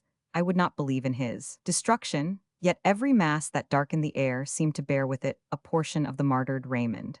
Horrible sights were shaped to me in the turbid cloud that hovered over the city, and my only relief was derived from the struggles I made to approach the gate. Yet when I effected my purpose, all I could discern within the precincts of the massive walls was a city of fire. The open way through which Raymond had ridden was enveloped in smoke and flame. After an interval the explosions ceased, but the flames still shot up from various quarters. The dome of St. Sophia had disappeared. Strange to say, the result perhaps of the concussion of air, occasioned by the blowing up of the city, huge, white thunder clouds lifted themselves up from the southern horizon and gathered overhead. They were the first blots on the blue expanse that I had seen for months, and amidst this havoc and despair they inspired pleasure. The vault above became obscured, lightning flashed from the heavy masses, followed instantaneously by crashing thunder. Then the big rain fell. The flames of the city bent beneath it, and the smoke and dust arising from the ruins was dissipated. I no sooner perceived an abatement of the flames than, hurried on by an irresistible impulse, I endeavored to penetrate the town. I could only do this on foot, as the mass of ruin was impracticable for a horse. I had never entered the city before, and its ways were unknown to me. The streets were blocked up, the ruins smoking. I climbed up one heap, only to view others in succession, and nothing told me where the center of the town might be, or towards what point Raymond might have directed his course. The rain ceased, the clouds sunk behind the horizon. It was now evening, and the sun descended swiftly the western sky. I scrambled on until I came to a street whose wooden houses, half burnt, had been cooled by the rain, and were fortunately uninjured by the gunpowder. Up this I hurried. Until now I had not seen a vestige of man. Yet none of the defaced human forms which I distinguished could be Raymond, so I turned my eyes away while my heart sickened within me. I came to an open space. A mountain of ruin in the midst announced that some large mosque had occupied the space. And here, scattered about, I saw various articles of luxury and wealth, singed, destroyed, but showing what they had been in their ruin: jewels, strings of pearls, embroidered robes, rich furs, glittering tapestries, and oriental ornaments seemed to have been collected here in a pile destined for destruction. But the rain had stopped the havoc midway. Hours passed while in this scene of ruin I sought for Raymond. Insurmountable heaps sometimes opposed themselves. The still burning fires scorched me. The sun set, the atmosphere grew dim, and the evening star no longer shone companionless. The glare of flames attested the progress of destruction, while, during mingled light and obscurity, the piles around me took gigantic proportions and weird shapes. For a moment, I could yield to the creative power of the imagination, and for a moment was soothed by the sublime fictions it presented to me. The beatings of my human heart drew me back to blank reality. Where, in this wilderness of death, art thou, O Raymond, ornament of England, deliverer of Greece, hero of unwritten story? Where in this burning chaos are thy dear relics strewed? I called aloud for him. Through the darkness of night, over the scorching ruins of fallen Constantinople, his name was heard. No voice replied, echo even was mute. I was overcome by weariness, the solitude depressed my spirits. The sultry air impregnated with dust, the heat and smoke of burning palaces palsied my limbs. Hunger suddenly came acutely upon me. The excitement which had hitherto sustained me was lost. As a building, whose props are loosened, and whose foundations rock, totters, and falls, so when enthusiasm and hope deserted me, did my strength fail. I sat on the sole remaining step of an edifice which, even in its downfall, was huge and magnificent. A few broken walls, not dislodged by gunpowder, stood in fantastic groups, and a flame glimmered at intervals on the summit of the pile. For a time hunger and sleep contended, till the constellations reeled before my eyes and then were lost. I strove to rise, but my heavy lids closed, my limbs overwearied, claimed repose. I rested my head on the stone, I yielded to the grateful sensation of utter forgetfulness, and in that scene of desolation, on that night of despair, I slept. Chapter 3. The stars still shone brightly when I awoke, and Taurus high in the southern heaven showed that it was midnight. I awoke from disturbed dreams. Methought I had been invited to Timon's last feast. I came with keen appetite, the covers were removed, the hot water sent up its unsatisfying steams, while I fled before the anger of the host, who assumed the form of Raymond.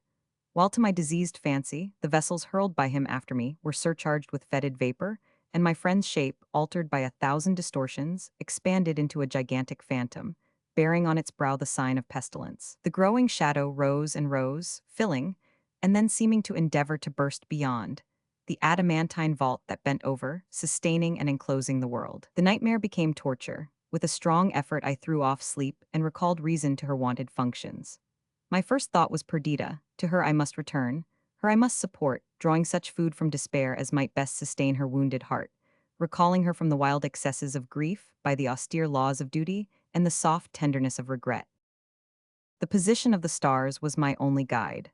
I turned from the awful ruin of the Golden City and, after great exertion, succeeded in extricating myself from its enclosure. I met a company of soldiers outside the walls. I borrowed a horse from one of them and hastened to my sister. The appearance of the plain was changed during this short interval. The encampment was broken up. The relics of the disbanded army met in small companies here and there. Each face was clouded.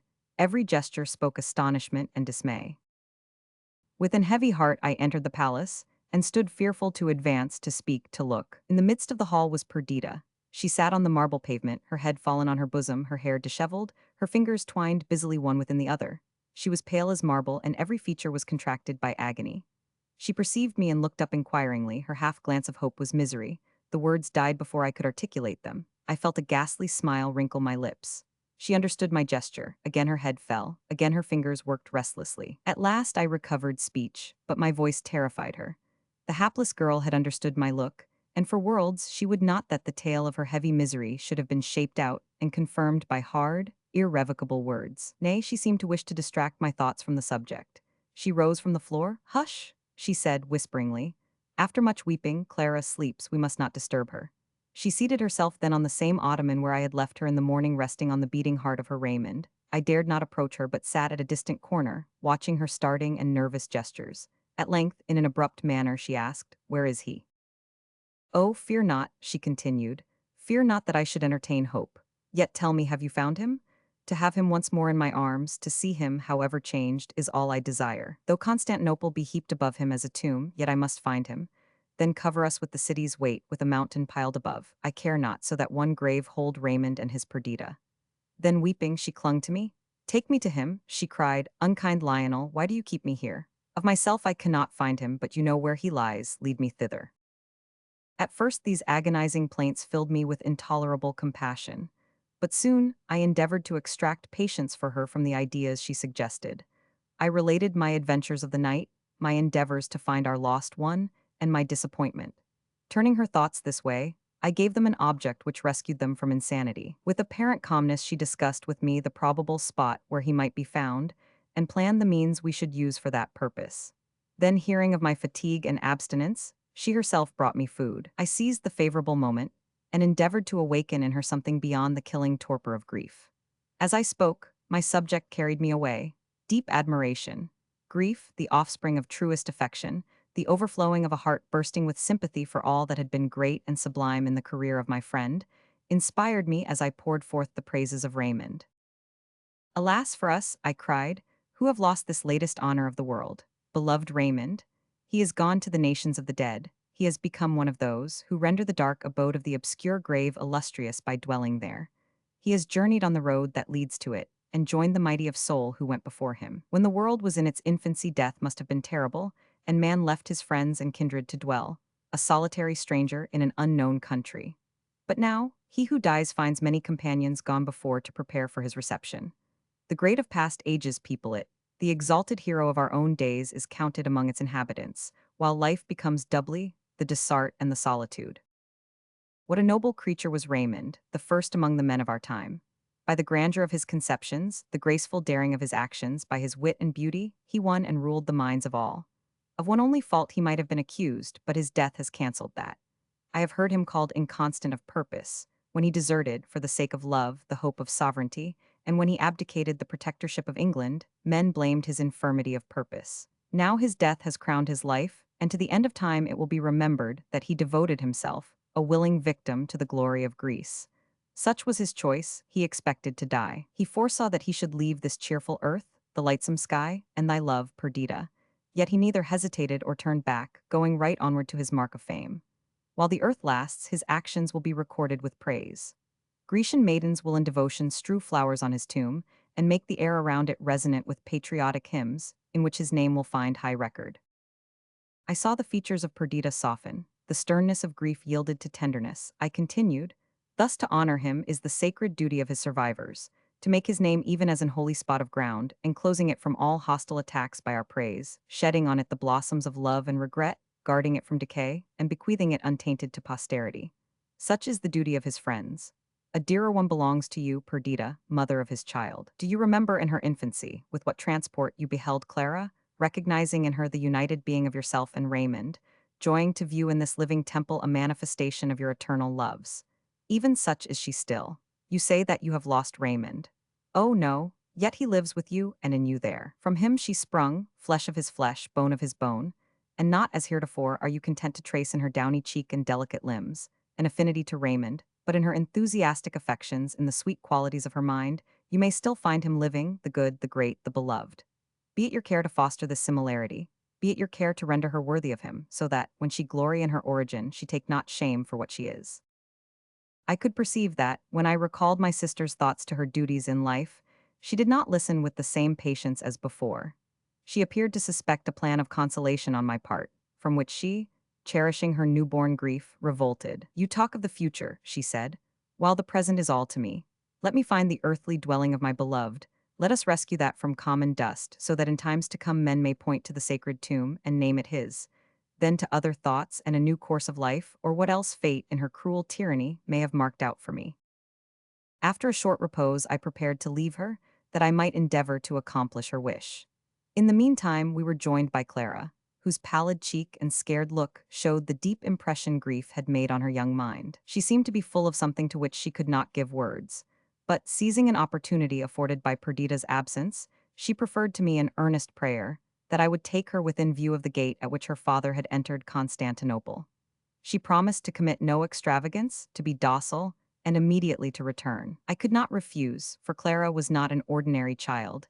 Her sensibility and intelligence seemed already to have endowed her with the rights of womanhood. With her, therefore, before me on my horse, attended only by the servant who was to reconduct her, we rode to the top Kapu. We found a party of soldiers gathered round it. They were listening. "They are human cries," said one. "More like the howling of a dog," replied another. And again they bent to catch the sound of regular distant moans, which issued from the precincts of the ruined city. "That, Clara," I said, "is the gate, that the street which yestermorn your father rode up." Whatever Clara's intention had been in asking to be brought hither, it was balked by the presence of the soldiers. With earnest gaze she looked on the labyrinth of smoking piles which had been a city, and then expressed her readiness to return home. At this moment a melancholy howl struck on our ears. It was repeated. "Hark!" cried Clara. "He is there. That is Florio, my father's dog." It seemed to me impossible that she could recognize the sound, but she persisted in her assertion till she gained credit with the crowd about. At least it would be a benevolent action to rescue the sufferer, whether human or brute, from the desolation of the town. So, sending Clara back to her home, I again entered Constantinople. Encouraged by the impunity attendant on my former visit, several soldiers who had made a part of Raymond's bodyguard, who had loved him, and sincerely mourned his loss, accompanied me. It is impossible to conjecture the strange enchainment of events which restored the lifeless form of my friend to our hands. In that part of the town, where the fire had most raged the night before, and which now lay quenched, black and cold, the dying dog of Raymond crouched beside the mutilated form of its lord. At such a time sorrow has no voice. Affliction, tamed by its very vehemence, is mute. The poor animal recognized me, licked my hand, crept close to its lord, and died. He had been evidently thrown from his horse by some falling ruin which had crushed his head and defaced his whole person. I bent over the body and took in my hand the edge of his cloak, less altered in appearance than the human frame it clothed. I pressed it to my lips, while the rough soldiers gathered around, mourning over this worthiest prey of death. As if regret and endless lamentation could re-illumine the extinguished spark, or call to its shattered prison house of flesh the liberated spirit. Yesterday those limbs were worth an universe. They then enshrined a transcendent power, whose intents, words, and actions were worthy to be recorded in letters of gold. Now the superstition of affection alone could give value to the shattered mechanism, which, incapable and clod-like, no more resembled Raymond than the fallen rain is like the former mansion of cloud in which it climbed the highest skies, and gilded by the sun, attracted all eyes, and satiated the sense by its excessive beauty. Such as he had now become, such as was his terrene vesture, defaced and spoiled, we wrapped it in our cloaks, and lifting the burthen in our arms, bore it from this city of the dead. The question arose as to where we should deposit him. In our road to the palace, we passed through the Greek cemetery. Here on a tablet of black marble I caused him to be laid. The cypresses waved high above, their death-like gloom accorded with his state of nothingness. We cut branches of the funereal trees and placed them over him, and on these again his sword. I left a guard to protect this treasure of dust, and ordered perpetual torches to be burned around. When I returned to Perdita, I found that she had already been informed of the success of my undertaking. He, her beloved, the sole and eternal object of her passionate tenderness, was restored her. Such was the maniac language of her enthusiasm. What though those limbs moved not, and those lips could no more frame modulated accents of wisdom and love? What though like a weed flung from the fruitless sea, he lay the prey of corruption? Still that was the form she had caressed, those the lips that, meeting hers, had drank the spirit of love from the commingling breath. That was the earthly mechanism of dissoluble clay she had called her own.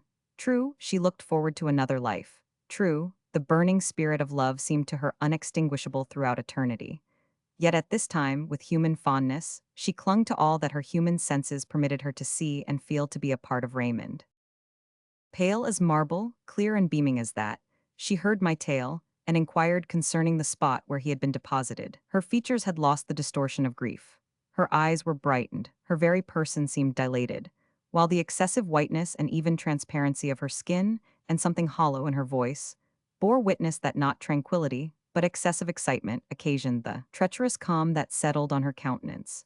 I asked her where he should be buried. She replied, at Athens, even at the Athens which he loved. Without the town, on the acclivity of Hymettus, there is a rocky recess which he pointed out to me as the spot where he would wish to repose. My own desire certainly was that he should not be removed from the spot where he now lay, but her wish was of course to be complied with, and I entreated her to prepare without delay for our departure.